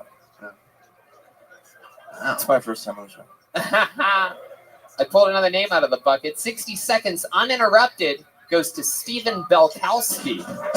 Stephen Belkowski. Oh, here it goes. Yeah. Wow, here he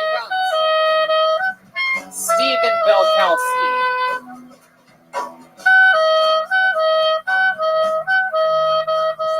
One more time for Stephen, everybody.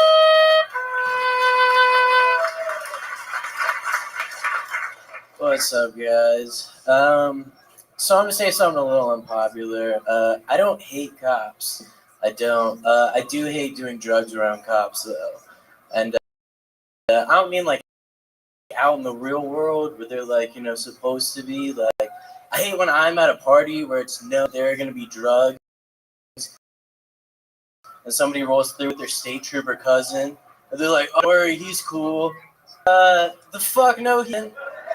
Like, nowadays, all cool means that he is not a cop. Just because the dog is not currently biting you does not mean the dog does not bite, I love smoking weed the most of all the drugs, I hate when people are like, smoking weed isn't going to solve all your problems. Bullshit. This time last year, I was debating whether or not I wanted to major in business econ or business administration. So I smoked some pot about it, and I dropped out of school. Wow. Look at that. Tight set. Heck yeah. That was good, dude. That's a good 60-second stoner set. You nailed the timing. You fucking wrapped up like a blunt there, right on point. Can I ask a quick question? Yeah. Have you ever done drugs? No, actually, I haven't. Okay. This is a character that I do. Okay. What part of Colorado are you from? Originally the northern part near the Dakotas. My goodness. You're like if Robert Plant was an actual weed plant. Who's Robert Plant? Heck yeah. Now let me get this right. You're not the guy that killed a guy in a Dodge Durango with your Honda Civic, right? That was someone else. Yeah, when I was sitting down there and he came up and he was like, I love smoking pot, and then his whole thing was about pot, I was like, fuck me. I'm so glad that I wasn't the next person. It was like that nice. No, you did good, man. That was great. The other guy forgot. Yeah, and I got a DUI too, so I was like, "Fuck me!" Wow, damn. But, my parents paid for the lawyer. That dude obviously got the fucking state whatever. Right. Yeah. Hell yeah, your parents paid for the lawyer. You from Connecticut? Am I? No, Virginia. Virginia, that's close. You see that? I know what kind of parents pay for DUI lawyers. You know what I'm talking about? It's a certain pocket. Other places, the parents are like, no, you're going to fucking make this happen yourself. I guess all I can think is I wish you were my son. If you met my dad, it would probably be pretty scary. Is he good looking like me? I don't know. I feel like your first words as a baby were whatever. Like you came out of the womb and we're just like, yeah, whatever. Okay. So Steven, how long have you been doing stand up? 5 years in March. Darwin, you got something you want to say with him? Yeah, I just want to make a request. If Jim, could you tell me what you just told him? Don't do it, Jim. Don't do it. I can't. Why? Darwin, I wish you were my brother. Oh, you're not famous.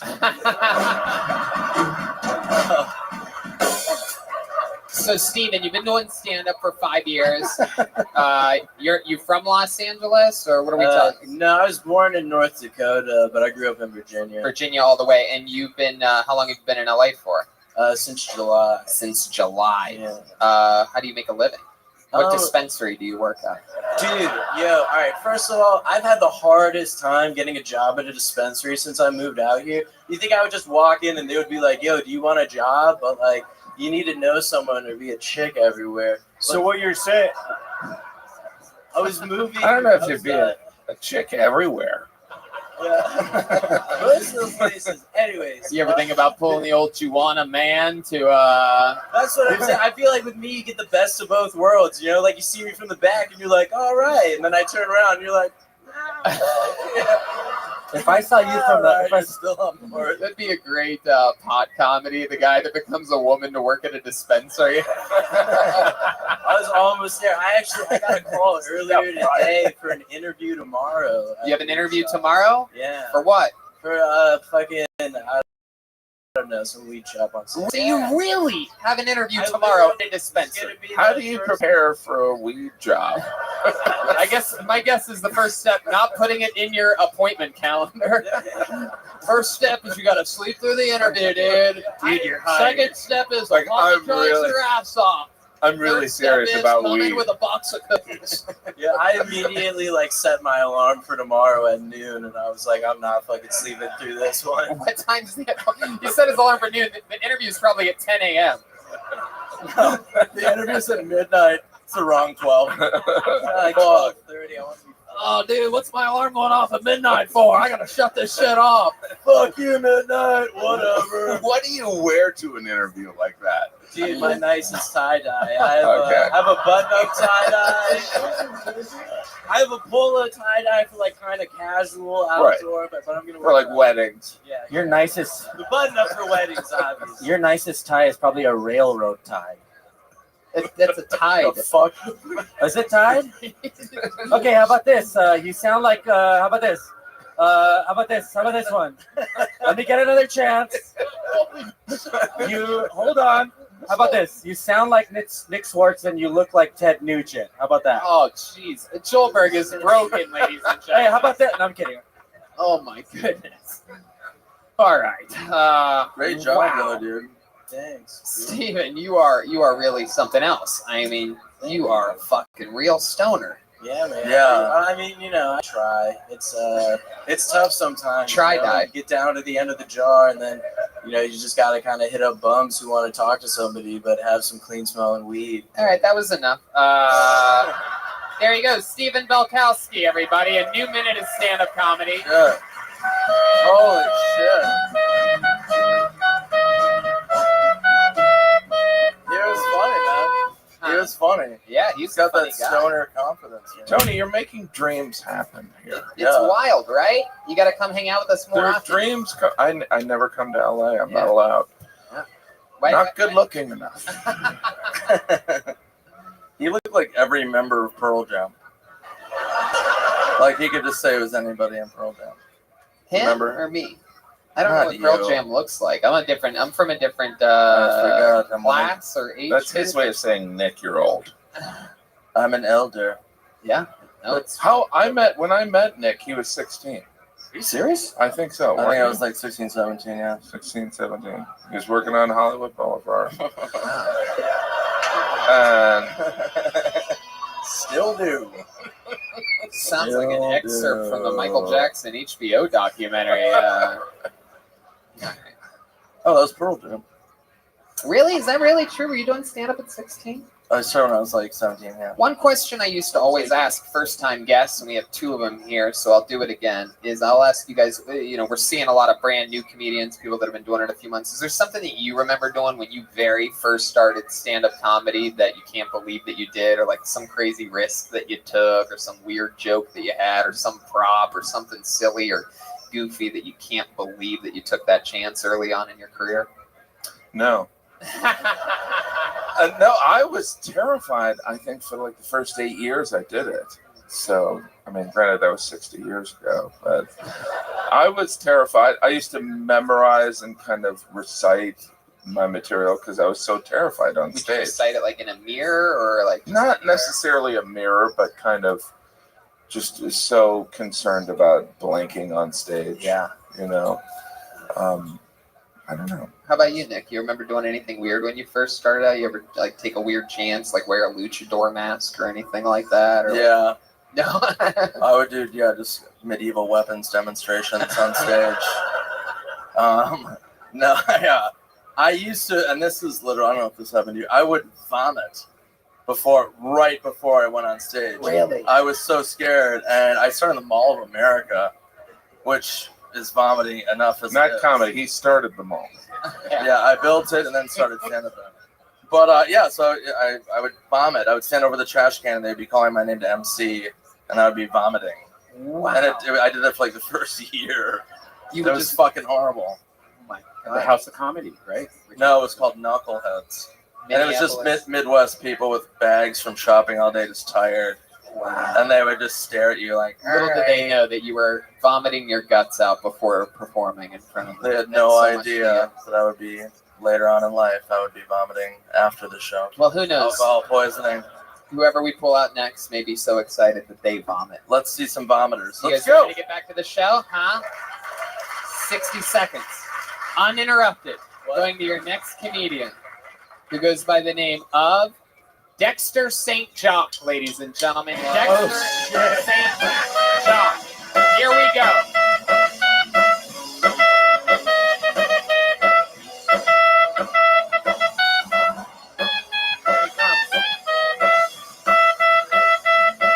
Here he is.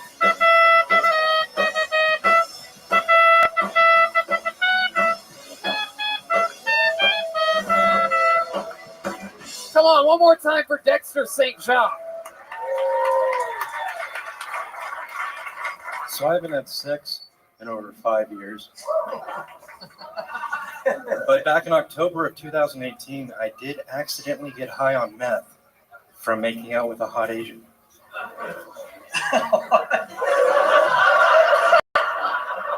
This is a true story. I kissed her, my lips started to burn. I experienced a sudden loss of appetite. I asked her what was going on. Ends up she had been eating meth. I didn't even know that was an option. You can't just make out with hot Asian girls anymore. You have to check them for meth first. Yeah, the struggle is real. It's hard being single. There's Instagram. No, wait, not Instagram. Tinder, that's the one. There's Tinder. But being on Tinder is kind of like going to an animal shelter where you know they're going to put all the animals down the next day. Wow. Dexter St. John. Wow. For those of you just listening to the podcast, let me tell you something. Dexter St. John looks like 10 million fucking bucks right now. Yeah. Holy shit. Like Steve Martin from the 70s. Sick, dude. If Gandalf were on Miami Vice. Holy fuck. Wow. And he has his eyes tattooed black. Yes, his eyeballs are completely tattooed, completely black. How long ago did you do that, Dexter? How long have you? 2 years. And that's permanent tattoo. Is that correct? No, that's not a tattoo. Yeah. That's fucking a tattoo. Yeah. They use a hypodermic needle and they inject ink into the whites of your eyes and it spreads out. So Oh it's my not like God. a tattoo where they're running a machine over. Right. Oh, they did it the easier way. Oh my God. Can I just say that you look like the least approachable BG of the group? I like how you're freaked out by fan the of Barry. Asian Oh my girl. God, who's that? Did your girlfriend go, I said I like black guys, not black eyes?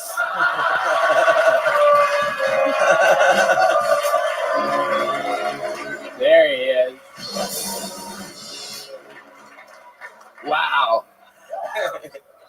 Good Lord. Wow. Yeah, I mean, you do have black eyes as they are in your skull. And So it can't hurt your vision at all. There was any risk to getting that done? It is risky if you don't go to a good artist. Right. You can blow up your So- I go to artists so- for my So surgery. someone who injects ink to cover up all the white of your eye is an artist. Is that a surgeon? Or they're a surgeon. Yeah, body modification art. Is that the same guy that trims down the horns when they grow out of the top of your head? Is this doctor's office in a haunted house? Wait a fucking minute. You like, at what point do you sit there and go, you know what? What if I just made my eyes completely black? Like, I mean, you make it sound like, some people get piercing, some people get their eyes completely black. How often have you? I've never met anyone who would. And by the way, I'm frightened of you. but so do you have friends who are like, oh, another fellow person that dyed their eyes black, right? No. If there are, There can only be one, Jim. Like, do you just walk into churches and freak people out? No, if anyone asks, I just tell them it's an allergic reaction to shellfish and run. Wow, that's incredible. Oh my God. Dexter. Yeah, he looks like The zombie hellfish? Dave Grohl on prom night. Dexter, where are you from? Galveston? Galveston, Texas, and your eyeball's clearly from Compton.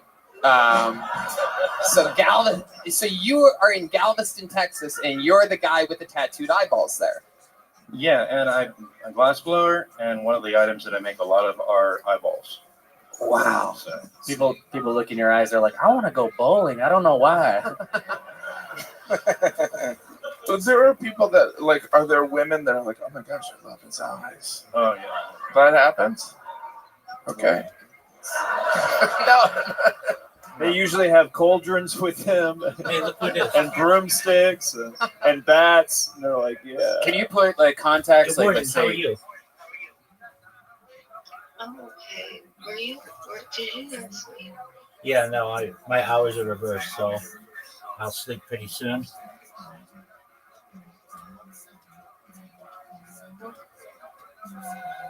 Yeah, it happens, especially when I have friends who come in. Like we had friends from Australia come in and Ukraine come in, and when that happens, it just throws me off. So what I have to end up doing is either staying up all day and being like super, super tired, or I just sleep during the day.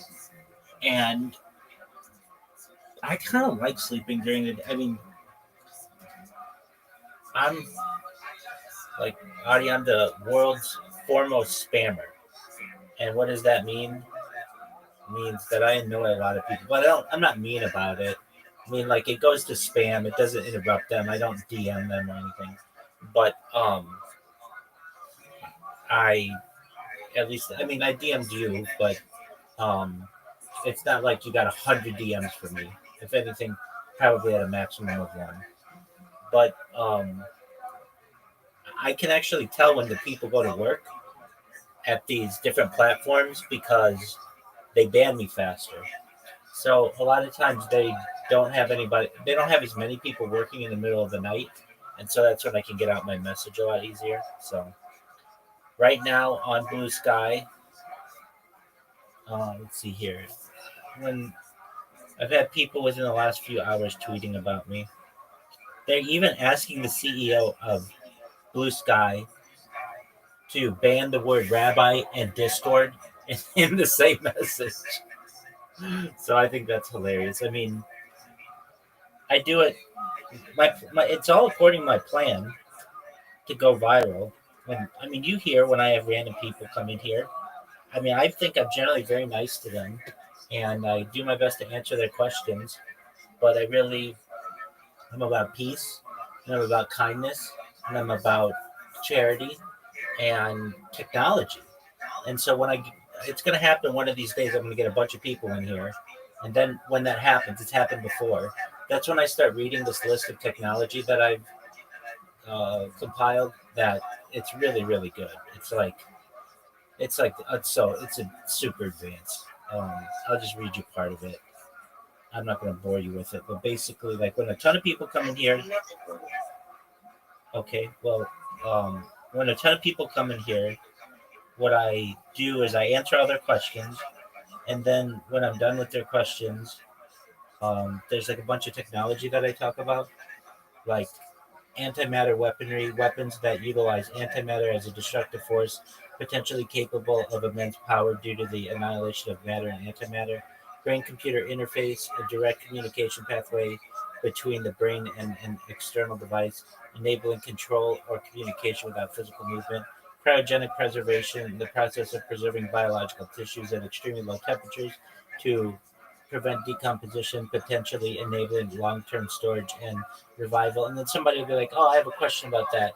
And like, I mean, I'm not an expert on any of these. No one on earth really is like a super expert on such a wide variety of things. But I supplement that with just going to AI, and we find out all the answers they need from AI. So force fields, an energy barrier or shield that deflects or absorbs incoming threats, commonly depicted in television and movies as protective technology. Fusion power, a form of power generation that harnesses the energy released by nuclear fusion reactions, potentially providing abundant and clean energy. Gravity control, the ability to manipulate gravitational fields, potentially enabling propulsion systems, artificial gravity, and other advanced technologies. Hyperspace travel, travel through higher dimensional space and alternate dimensions, potentially allowing for faster than light travel and exploration of distant regions. Invisibility cloak, a technology that renders objects invisible or camouflaged by bending light around them, often depicted in fiction as a stealth device. Like, I've just got just lists of these things. And then when people come in, they're really interested by that. And I can basically keep their attention for hours. And then at the end, they're like, wow, like that's a lot. And that's what I basically teach on. And I'm in no any more an expert than some people, you know what I mean? Like basically someone has fiction. But whenever anybody has questions about them and I don't know the answer, we find out the answer using AI. So like here's one, like let's just say a force field. Like okay, it's like a cool thing. We've all seen it in comic books and movies and stuff. But like how does a force field like does it come out like a remote control like like a like a like a radio waves or I mean like I guess it could be a bunch of ways, but we'll go to ChatGPT. So let's say somebody asks, Rabbi, the force field you talk about, is it like a cloak or is it like a beam that comes out of a remote or something? And we would ask, yo, dog, can you please tell me how a force field works coming out? Like, does it come out like a remote control infrared beam or is it like a cloak? Please explain this to me for a college age audience.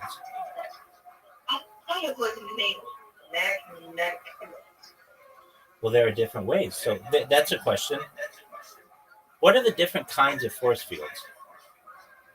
Please name 25 different kinds of force fields with a little excerpt about each of them. And so we have electromagnetic force field, a force field that uses electromagnetic forces, electric and magnetic fields to create a protective barrier. It could deflect charged particles to disrupt electrical systems. Then there's a gravitational force field, manipulates gravitational forces to either repel or attract objects, potentially creating a shield by altering the gravitational pull around an object. A plasma shield, using ionized gas or plasma to create a protective barrier that could absorb or deflect energy, such as high energy radiation or laser beams. A cloaking force field. We have plasma. We do have plasma. That's what the sun's made out of. Cloaking force field, a field that bends light around an object to make it invisible or cloak it from detection, essentially hiding it from sight, radar, and other sensors. Kinetic force field, a force field that absorbs or redirects kinetic energy, potentially allowing it to stop or slow down moving objects, like projectiles or impacts. A quantum force field uses quantum mechanics to create protective barriers that manipulate probabilities, possibly protecting from atomic or subatomic particles. Now, this is what you were talking about. A magnetic force field generates strong magnetic fields that can deflect or repel metallic objects or electromagnetic radiation. Could be used for shielding against certain forms of attack.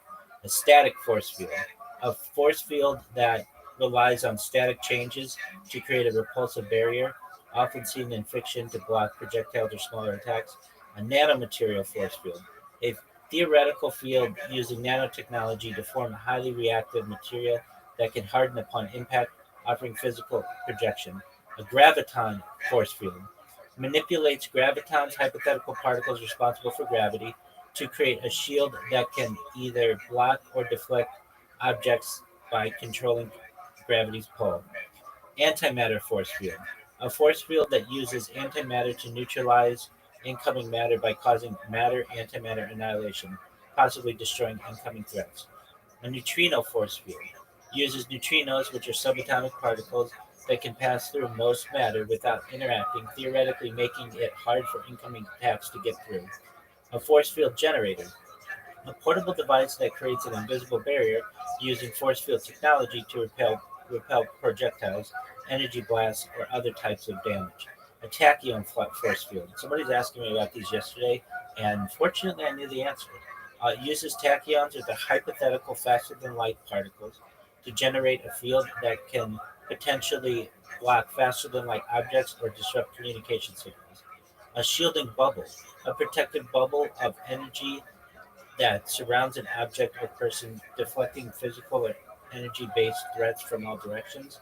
An electrostatic shield, a field that uses electrostatic forces, possibly oppositely charged particles, to either attract or repel objects or energy, offering a way to protect them from electrical interference. A radiation shield, a type of force field that blocks harmful radiation such as gamma rays or cosmic radiation by absorbing or redirecting radiation waves. A holographic force field, a projection of light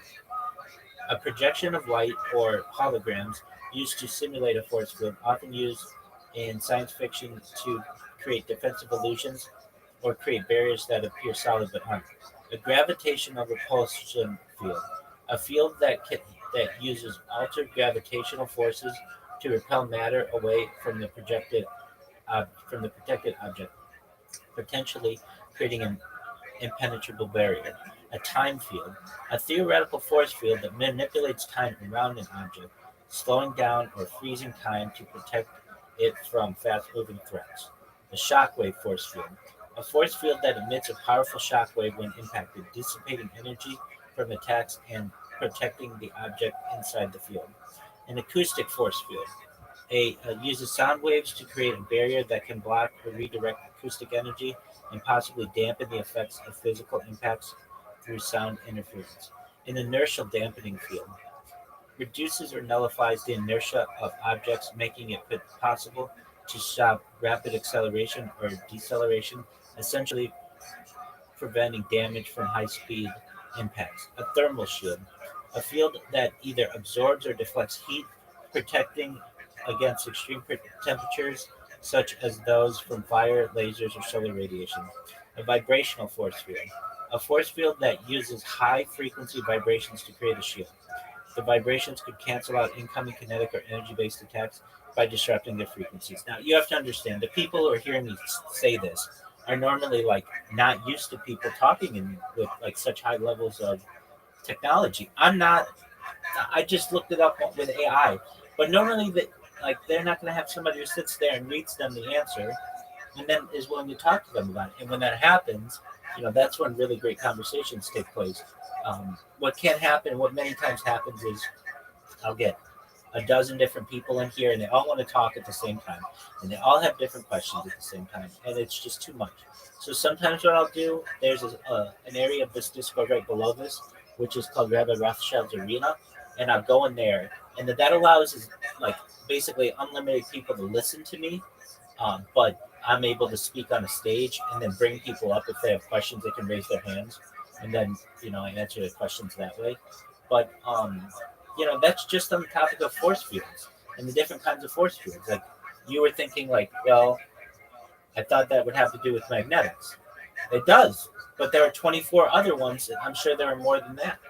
So I'm excited for people to learn about what I do, what I talk about. I mean, I'm not that smart. It's just I'm willing to do the work to go to AI and ask it the question, and I am taken seriously because the answers that I give are smarter than any answers that a human can provide and faster.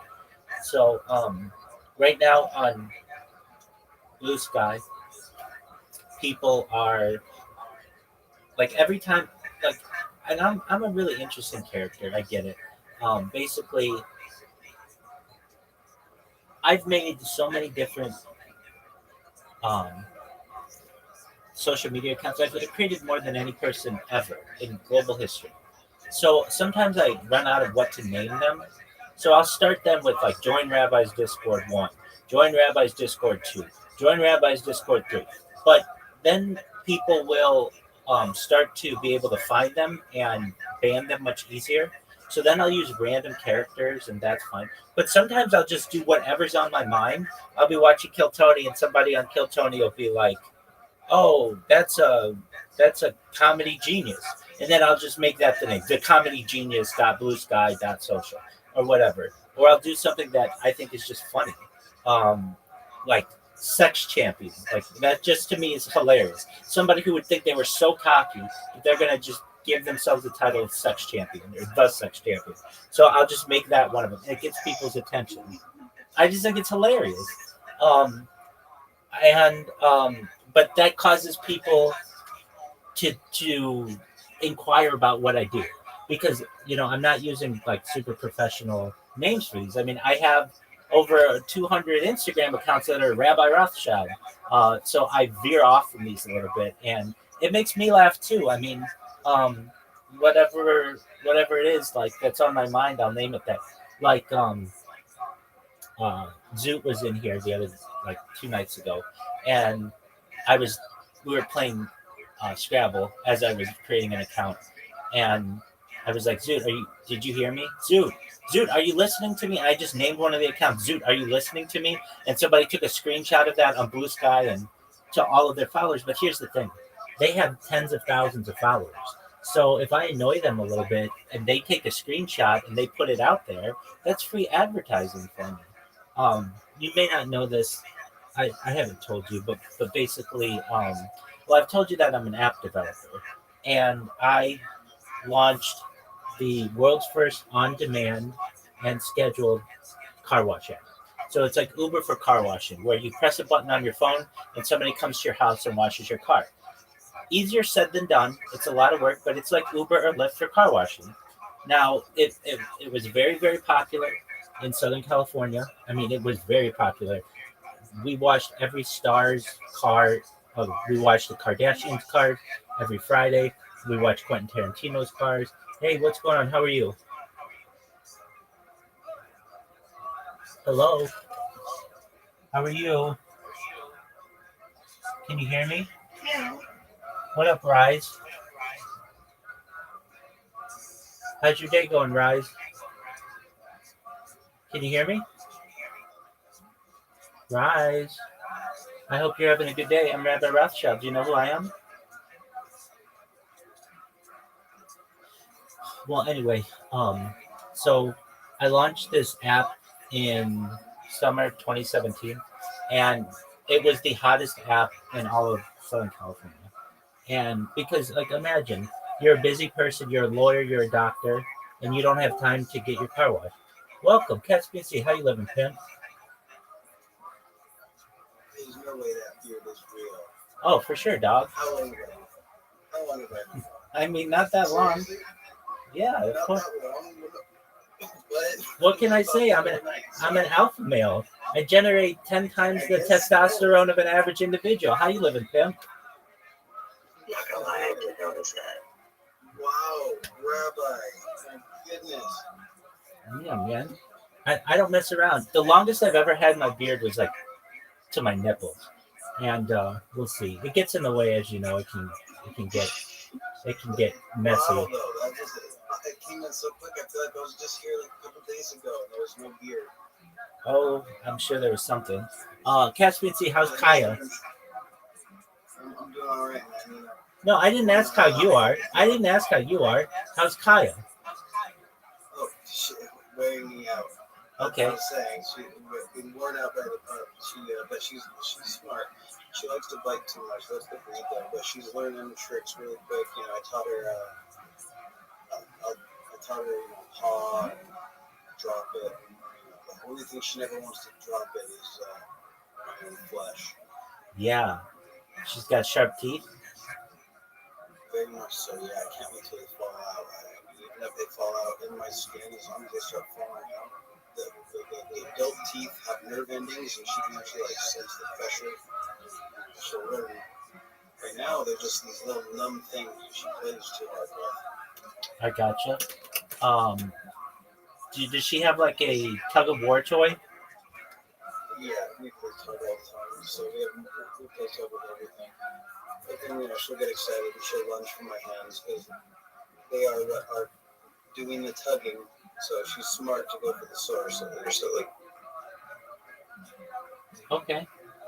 Yeah, I mean, that is smart. Okay, so now that I know how Kai is doing, how is Caspian C? Excellent. What's new in your neck of the woods? Sleep, but doing all right. Why are you losing sleep? Sorry, pop in.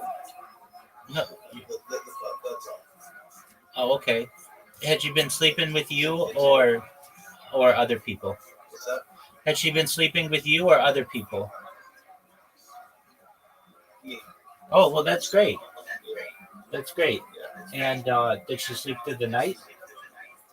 No. She'll wake up and we'll play a little bit and then we get some more sleep. Sometimes she didn't like to, so I'm trying to figure out her schedule and adjust it. Dude, congratulations on creating that Instagram account. It's looking good. I looked at it yesterday. I mean, I don't use Instagram that much. Well, I have, but just like recently I haven't. But I did check her out and just seeing. I'm really glad that you made that because I think you're going to be able to track her growth really well. And, she's going to grow really, really. I can already tell she's doubled in size since you've had her. Yeah, I have it's funny because I got like all the, she started chewing. I got like a little tag that has her face on it, like when she was a puppy, and her ears are so small. What are you crying about?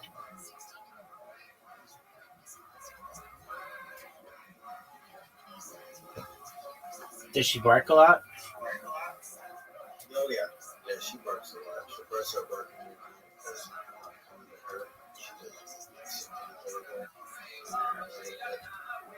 Does she go on walks? But yeah, so this is funny little card here. It says that she's a service dog. It's got a picture of her when she's a puppy. It's like, really probably should have waited to get a picture when she's not. So, puppy. Does she go on walks? Yeah. Yeah, she goes on walks. She's not great. Adam is a moment there. She's learning. Is she very inquisitive? Very much so, yeah. She jumps up. She likes to chew up stuff with buttons. So remotes. Had she avoided all cell phones and such? She has no voice. She tries to provide them at least when the attention is on them instead of her. I imagine so. So she understands some things, but Has she taken out anything of importance? she destroyed my bank card. Oh no. Okay, that is of importance. But How she got it? She must have like hit the table.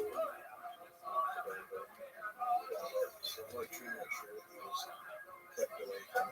Yeah, is she going after chords?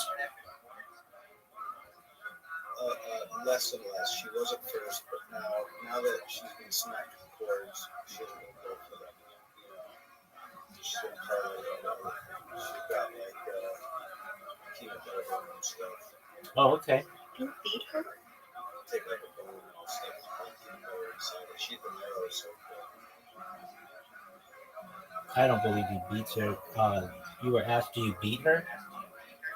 No, I don't beat her. I give her a, go whack with it so she would know that they're toys. You better.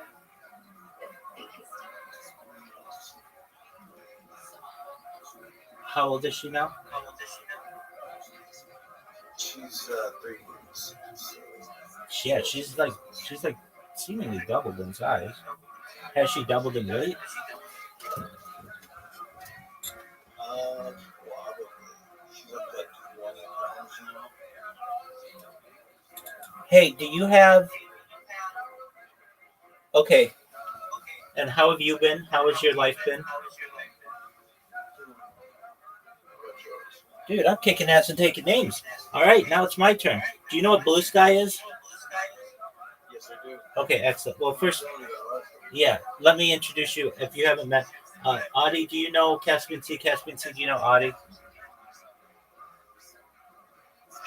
I've seen him in here. Okay. So Caspian C is a friend of mine. We met like years ago, almost more than a year ago, essentially through a man who was a pretty big streamer. He's at least a medium-sized streamer, and this streamer has since passed, but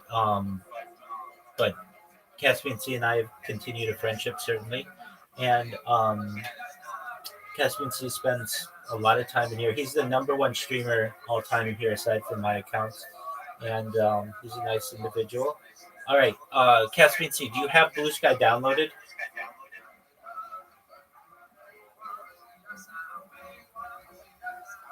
I will in just a couple minutes. It's done listening at the moment, so as long as it takes to get it. Excellent.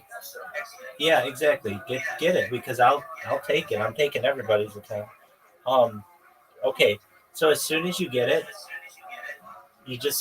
all I have to do is say type Rabbi Rothschild into the search and just read all the people who are talking about me. You know, I was always saying that like I thought I would go viral on Twitter. Not even close to the amount. I mean, it took me 2,000 accounts to get the same amount of social media buzz as, I don't know, maybe people are keeping track of the accounts for me. I don't even remember, but I'm at 45 accounts now. That's how like obsessed these people are about me.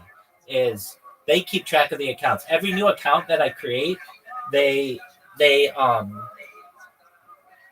shout it out, not like in a bad way. They're like, "Hey, scammer alert!" Even though they know I'm not scamming anyone, it's really spammer alert. But everybody like there's like this team of people. This is like super liberal people who are I would say like really protective of this platform. They don't have anything to do except for like find people who they think are messing up the platform, and I get it. But the thing is, I'm not spamming people. It's not like showing up on people's feeds. It only shows up under like show spammy results, and then it shows up. So it's not even like taking up people's like time. They wouldn't even normally see it unless they're inquisitive. And it's so much different than Twitter. Twitter, I made all the conservative people mad, and on Blue Sky, I'm making all the liberal people mad, and it's absolutely hilarious. I mean, it's hilarious to me. I read these things, and as I like close my eyes to go to bed, it's all I think about. It's just like I know that like I'm gonna go viral from this. Like you can tell. I mean, like whenever I awake, I look and see, and it's like a new person posted about it and 25 comments. I mean, that's a lot for me. You know that like I was struggling to get people to react to me on Twitter and on, I mean, Kick a little bit. I got some juice going, and but like the one that I never really was able to get too much on is Twitch. However, people from Blue Sky are like, oh yeah, I saw this guy spamming people on Twitch, and so it's like, okay, like like it's starting to come together. So if you once it downloads or once you create your account, it's really an easy account sign up. You put in your email, you put in a password, you put in your birth date, then you choose your screen name. Then you have certainly take your time.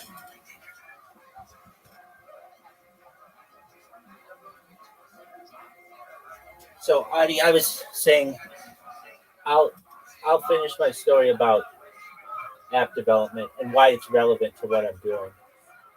Just one moment. I'm just restarting some of my streams. Adi, do you have any pets?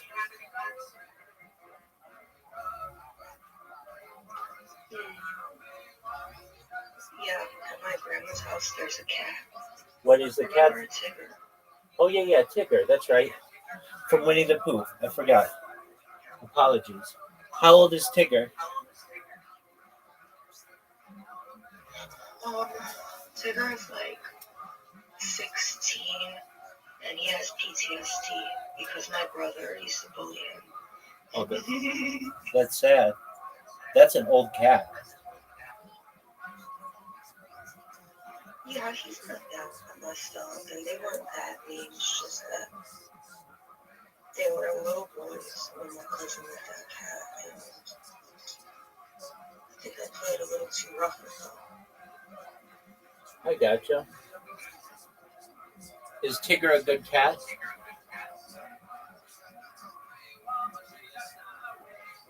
He's very smart. He's a great cat, but he's aggressive and he scratches me and bites. But he's getting better because I'm showing him that it doesn't hurt that bad.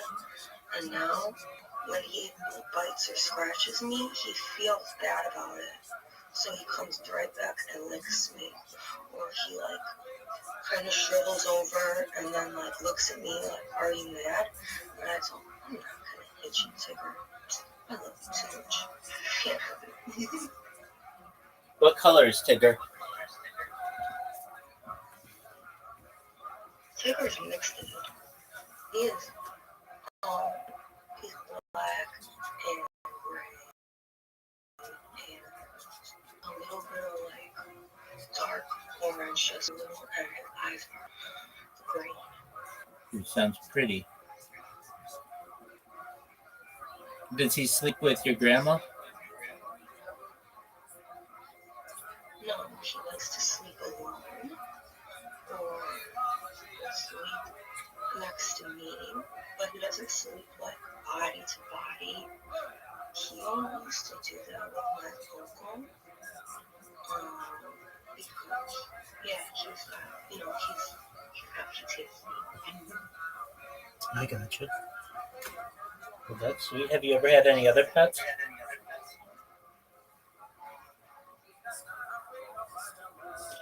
I used to have a dog named Shrimp. He died, but I got a tattoo of him, and I'll never have another dog because he'll think that he was not my favorite dog. He doesn't necessarily have to think that, but that's very sweet. What kind of dog was he? He was terrier and chihuahua, and he was orange. Okay, we don't have to talk about him. Well, he sounds like he was very important to you. Very well. Well, Caspian just got a dog. Her name is Kaya, and she's a puppy. Obviously, she's 3 months old, and he's been taking care of her. And he just created an Instagram account for her. Anyway, I was talking about app development, and so this app was really, really hot. I mean, it was they were like summers of hot apps. In like 2014 or 2014, there was like Tinder that was really hot, at least in LA. 2015, there was Weed Maps that was really hot. Uh, 2016, there was like the WAG app, which is like a dog walking app that was really big. And 2017 was our app. It was called Mobile Watch. And it was an amazing service. And Wait, you made those? yes. So Could you repeat them again? I was thinking about sure. sure, absolutely. So basically, every year, at least in LA, but globally, there are like big apps that kind of rise up, or at least like what we were doing. And so I would say like 2014, Tinder became in and around big. 2015, it was like Weed Maps. 2016, there was an app called the WAG app for like walking with dogs. And 2017 was the year of our app. It's called Mobile Watch. And basically, you could just push a button on your phone, like Uber or Lyft. Have you ever taken an Uber or a Lyft, Audie? Yeah. Okay. So, in the same way that somebody would come to your house to pick you up or wherever, somebody would come to your house and wash your car. And it was just a very convenient service, extremely convenient. And people loved it. And so, they have to when we launched this app, well, when I first got to it was a tech startup. I didn't know that it was an app. I just knew that I was interviewing for a managerial position, and it was called Mobile Watch, but I didn't know anything about it. And in my interview, I interviewed with like a really unique individual. This guy, he was murdered. Um, it's a long story. We'll go into it, but basically, he was a very wealthy man, and he was able to finance a tech company, but he was having trouble finding someone to lead it. And I was hired, and within like a month, it all started as a telephone number. So you would actually call a telephone number and we'd make arrangements to have somebody come and wash your car. And then we launched it into a website. And then within 6 months, we launched it into an app. And so I launched an app on the App Store and Google Play, which, everybody wants to launch an app. Everybody who I ever talk to about this is like, oh, I have the best idea for an app. But very few people actually do it. And I'm one of the people that successfully launched an app, a very successful app, one that grossed millions of dollars. And at the beginning, we didn't necessarily know what we were doing. In the tech industry, it's just kind of a startup mentality. We worked really, really hard. I worked 6 days a week. I worked like Sunday to Friday to get this thing off the ground. And we launched it in the summer of 2017. And it was a very hot app. Very hot. Very few times do people have a problem with a business with too much business. That's like the dream of any business owner. But we had too much business. We couldn't satisfy it all because so many people want to take advantage of the app. Imagine, you're a busy person and you don't want to have to leave work to go get your car washed or leave your house to go get your car washed. So somebody would come to your house and wash your car for like $20. It was very inexpensive. Really a great service. So when we did this, we needed to market it. So when we launched the app, we needed to let people know what we were doing. And I very quickly became an expert in marketing, both digital marketing and traditional marketing. So I would design billboards, and I wrote radio jingles, and I signed spokespeople, very well-known sports figures. We sponsored the Los Angeles Lakers. We sponsored the Super Bowl. We sponsored this was a big-time app. And it was run, though, like the owner of the app was very, very difficult to work for. But I could handle him, fortunately. I'm not amazing with people, but I was like if you ever you know the story of like the sword and the stone with like Excalibur, and everybody tries to pull out the sword and nobody can do it. Do you know that story? Of course. Excellent. Well, I was the person who was able to pull the sword out. Essentially, I was the person to be able to launch the app successfully. They had tried for 2.5 years and they weren't able to do it. And like I said, within 6 months we had done it. I starred in a commercial in Southern California, something that aired, regionally, but still, it was very cool. And I got all this knowledge of how social media worked and how marketing worked. And I learned a very important word, and that is impression, the word impression.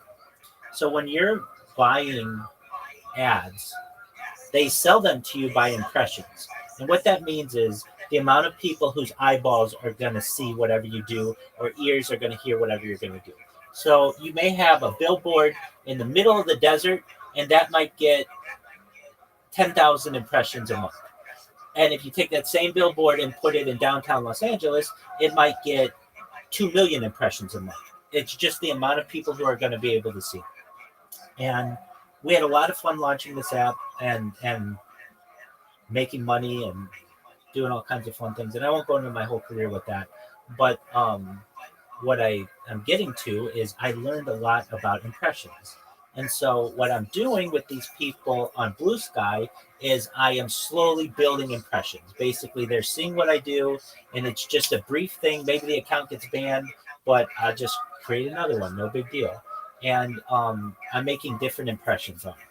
So long story short, the app was very successful, and COVID hit, and it became even more successful. And but one thing that I anticipated was the state of California passed a law called AB5 that changed the way that a person was classified as a worker. So it made all of the Uber and Lyft drivers employees of Uber and Lyft technically, and all of our washers employees.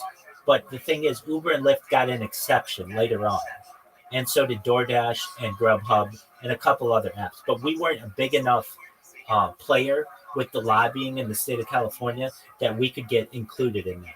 So they made it illegal to. I worked for Lyft, and various situations where your app was allowed them because I know that. Oh yeah, no, it was just in the state of California. It was just in the state of California. Everywhere else, they're still not. Yeah, no. But in the state of California, they actually.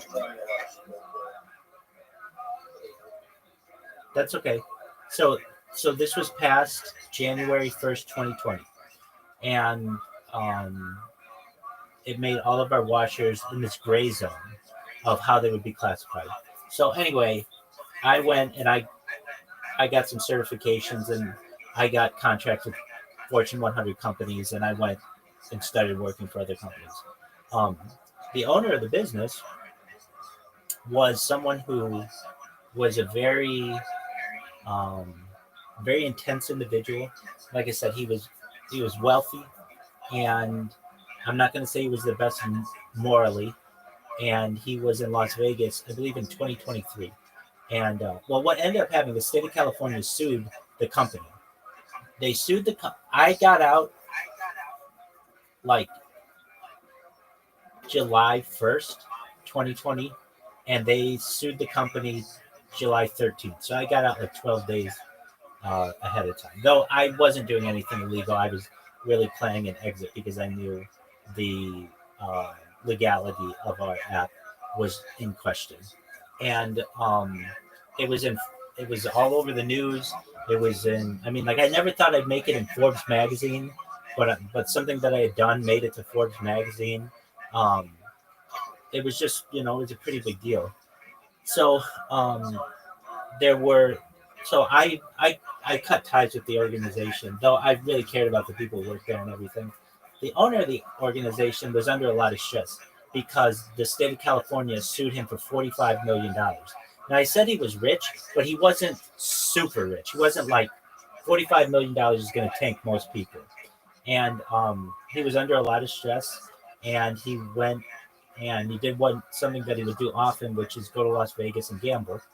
And he was married and had children, and so I'm not endorsing this type of behavior, but he went and he got a prostitute and um, cocaine, and or she procured that, and basically he overdosed in his hotel room, and they charged the prostitute and yeah, it's not good, two of her acquaintances with murder. And so this was in the Las Vegas Review Journal, and um, so it's a really sad ending to it. But and I mean, frankly, we had plans to take it nationally. We had in Florida. I mean, I know a lot about the state of Florida just from the research that we had done and the SEO, the search engine optimization that we've done. Anyway, long story short, it allowed me to learn a lot about digital marketing and about social media. And I mean, it doesn't take an expert to be like, just create an account, spam a bunch of people, and then, have the account get banned and go do it again. But I know the more and more I do this, the more and more it works, the more and more people I see reacting to it. With that said, Caspian Sea, have you downloaded Blue Sky? Yeah, I created the account in a second.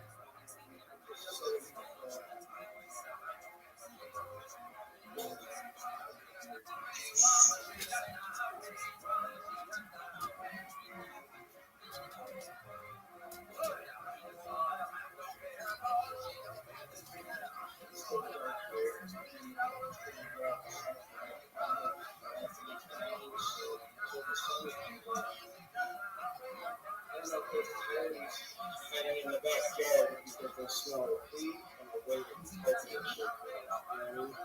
Oh, yeah. And then when the sun comes out, and you go around the backyard and you coyotes. She gets mad about that. I don't think she's seen one yet. I want her to.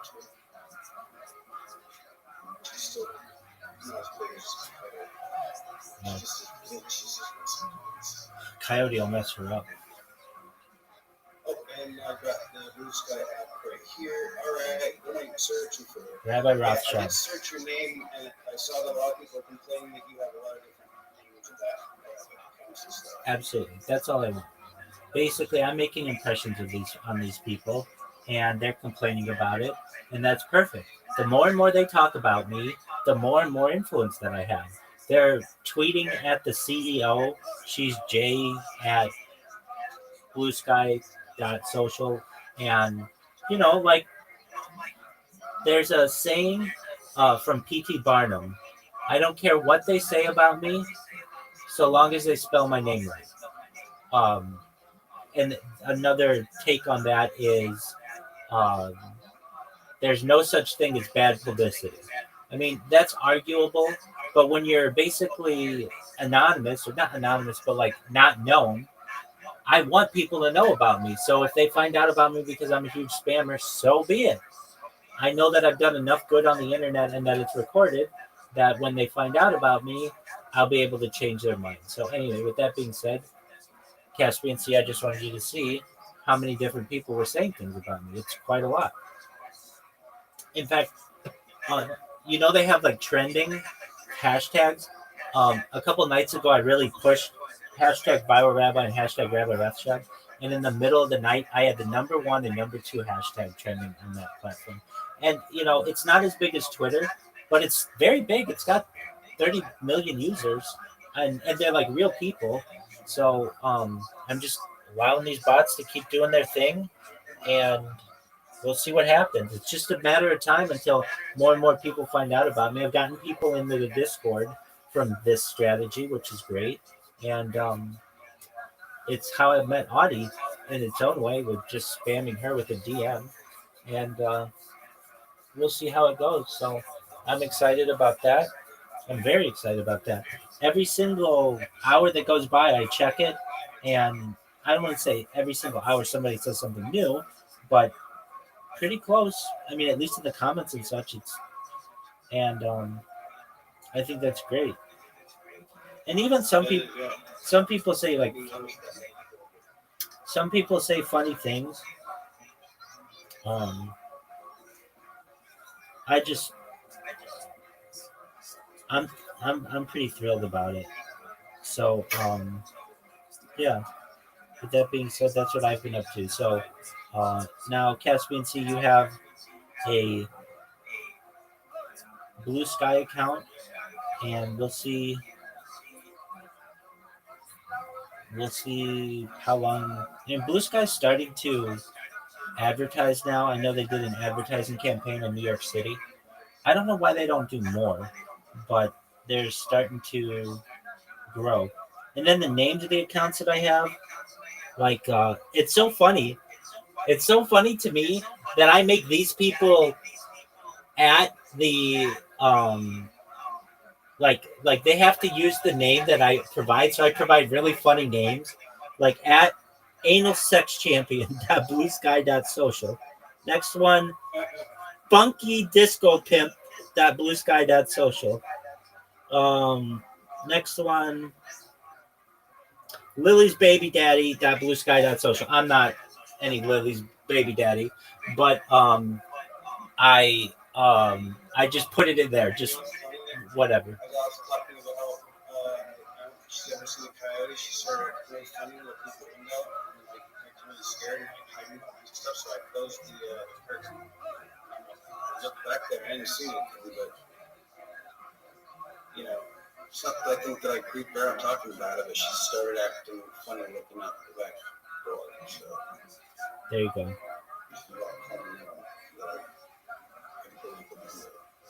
You know, there's a gate and the glass. You know, it's like another door, so like, there was something up there that could go in. Still, though, I don't want her to be worried. Last time, right as I was talking about it, she started acting really funny.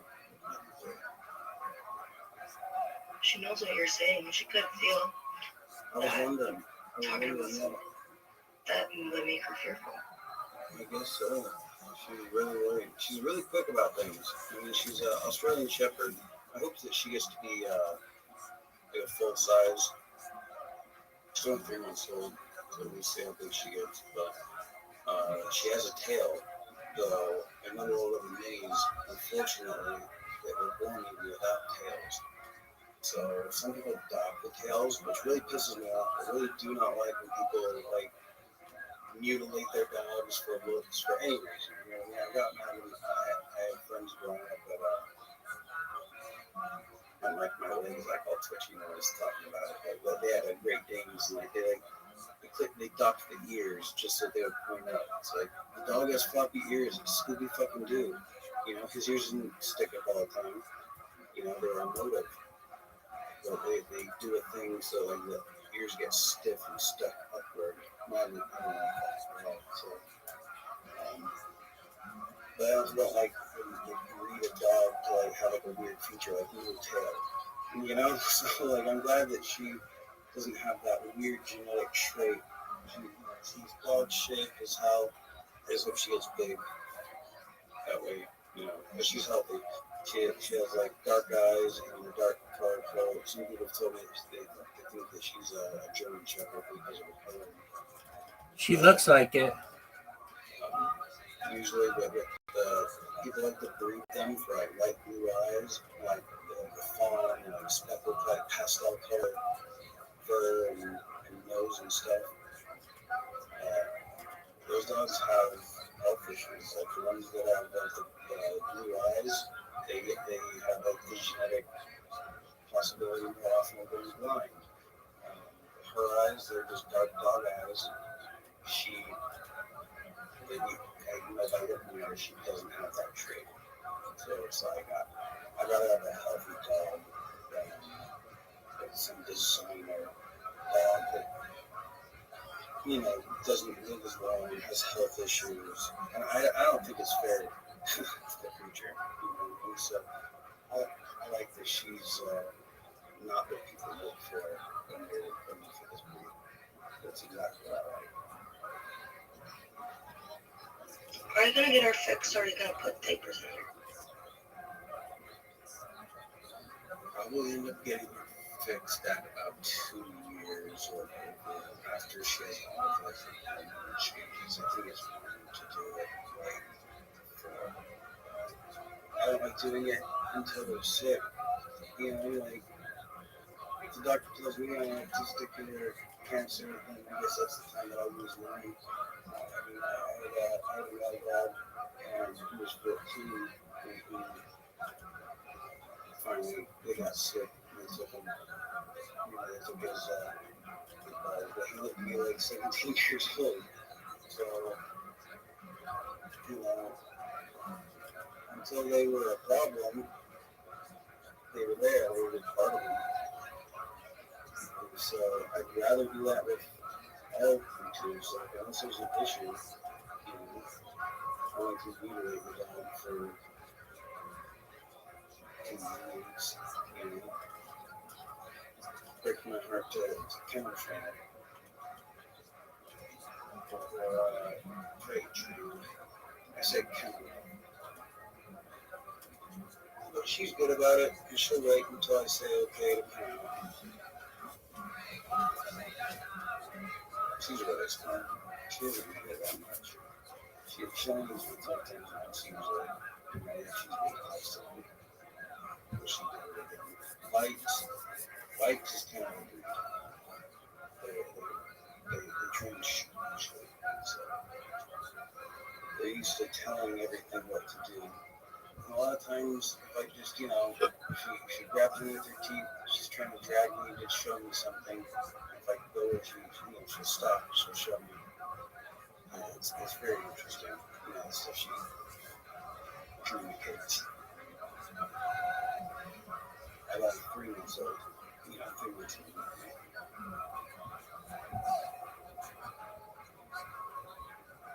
Maybe we think about getting a fix, okay? Just think about it. Well, I'm thinking about it. I think that it wouldn't be an issue if people were more responsible, and I've always been responsible with my dogs, So she has like a whole outdoor area that is gated off in the woods, so she can go. If I were coyotes and she wanted to take a look at them, she could go in her part of the backyard and never have to actually even get close to the gate. She would look at them if she were getting bored. So, there's no way.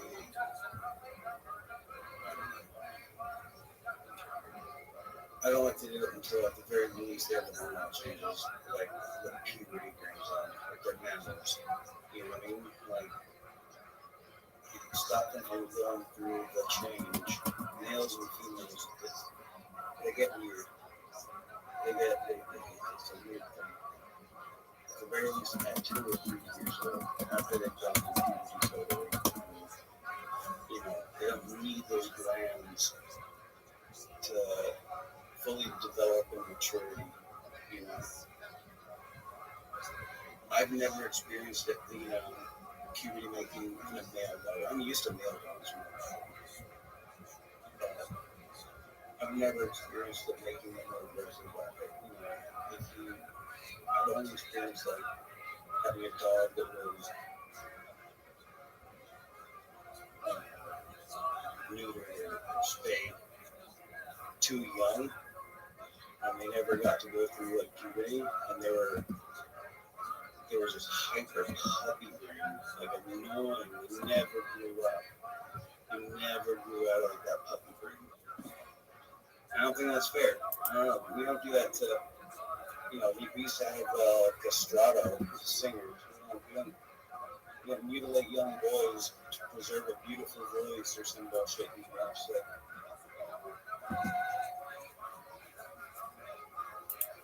I prefer to just wait until it becomes an issue.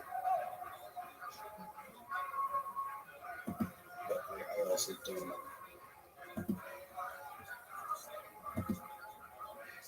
Right, that's the same as cutting a hotel off. Yeah, I know. It's I don't know. It's just as invasive. It's surgery for me. I don't know. I've never had an issue. I've always been very thankful.